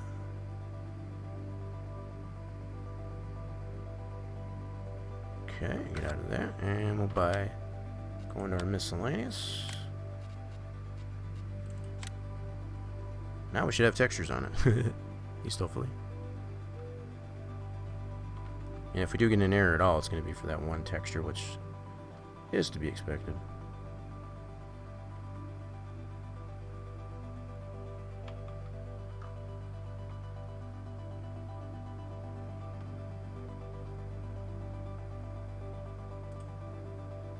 Cool. We got textures. Cool. That's all I'm worried about. So if we got any errors and all, let's check our dev here. Yeah, we do have exactly what I was expecting to see. We got the one error for that one thing, and that's fine. That is okay. So now we should be able to go over to this like so, and there we go. We now have textures. And there's our new feed meal with our newly textured stuff on here. Fantastic. Let's check the other end here. So the only thing that should be a little bit goofy. Now, is this out of wonk? I'll have to check that out to see if that... I thought I had that squared up on the outside edge there, but I'll check that out to make sure that that's good to go for the most part, so we can walk through here. Might need to adjust the... yeah, looks like that's what it's looking like. I'm going to have to adjust the terraforming locations, I guess, of that. Yep, so this is not mapped. So that's got the wonky textures to it. That's to be expected. Oh, I did include the... okay, never mind. Yep, this is not textured. Yeah, so all the parts that aren't textured, they're definitely showing as such. But everything that we did texture... I'm going to have to check on this to see... I don't remember if I had that... I thought I had the staircase to the outside edge, but I could be wrong. Could be wrong. Well, I'll check that out, but for the most part, it looks pretty good. There it is, folks. New feed mill, as far as the new textures are in there. I'm going to check out that,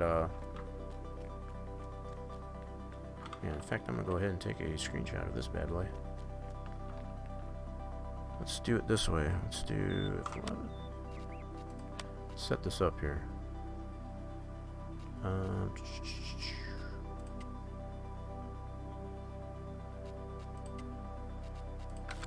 That'll work. Let's take a picture of that. Ta-da. So other than just needing to adjust the yeah, the terraforming as far as the area definitions, that obviously needs to be done because it's not on this one side here, it's not doing it properly. So other than that, that's the only adjustment I'll have to make, I guess, to the placeable at least anyway. But yeah, there she is in all its glory. Freaking huge. Yeah, it looks pretty good. I might end up putting some normal maps as well onto this here, as I noticed it looks kind of flat as far as that goes. So as far as some normal maps possibly on this plywood part here, looking pretty good on the cinder block. I could put a normal map on that to just kind of give it a little bit more definition. But yeah, pretty good. Yeah, even the towers on there, we need to map those yet. So it's got that miscue of the textures on there, but that's to be expected. Everything else is loading in fantastically. Even the cinder blocks on this one here. Cool.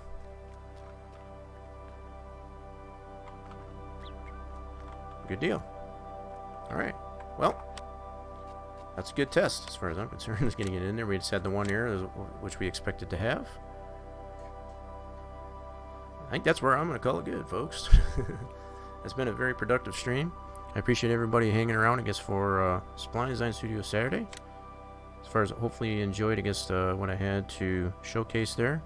As far as the creation, continuing the development and the creation of the co-op elevator.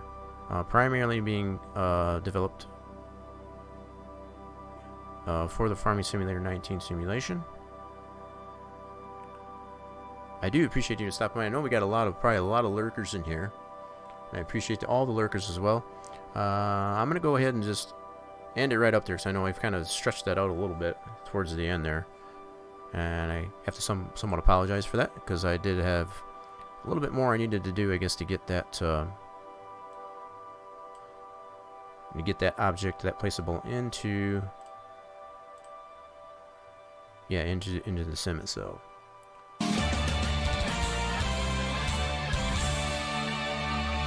appreciate you hanging around here, Chavez. I guess for that, I know a lot of that is can get very monotonous, but yeah, just to kind of give you some insight too, I guess as far as what is involved, as far as getting an object like that in there as a placeable, as opposed to directly installing it into a map. I have both elements as I've shown here applied. I can do it as a placeable as well as directly installed to a map. So the fact that I've got it in the two constructs there, at least anyway, that's why I had the issues here. So the way I save this here, that's this construct here, as far as the textures and all that stuff, that's designed to be installed into a map directly. So I had to edit a little bit of it to get it into a placeable, so I can basically keep it as its own entity. So hopefully that a little bit so I can probably delete that. I don't need this anymore. I've already confirmed all of that works just fine. Whoops, I forgot I brought my set. I'm just deleting things on my desktop, so I forgot I brought that over there. So what I'm gonna go ahead and do is just go ahead and I'll be able to watch the video later. I was audio only while the stream. Oh, nuts. Well, that stinks. You wouldn't have been able to see most of that. So yeah, I'll go ahead and end this as quickly as I can there, so you can feel free, I guess, to check the VOD once that gets up on there. So that will be on the channel.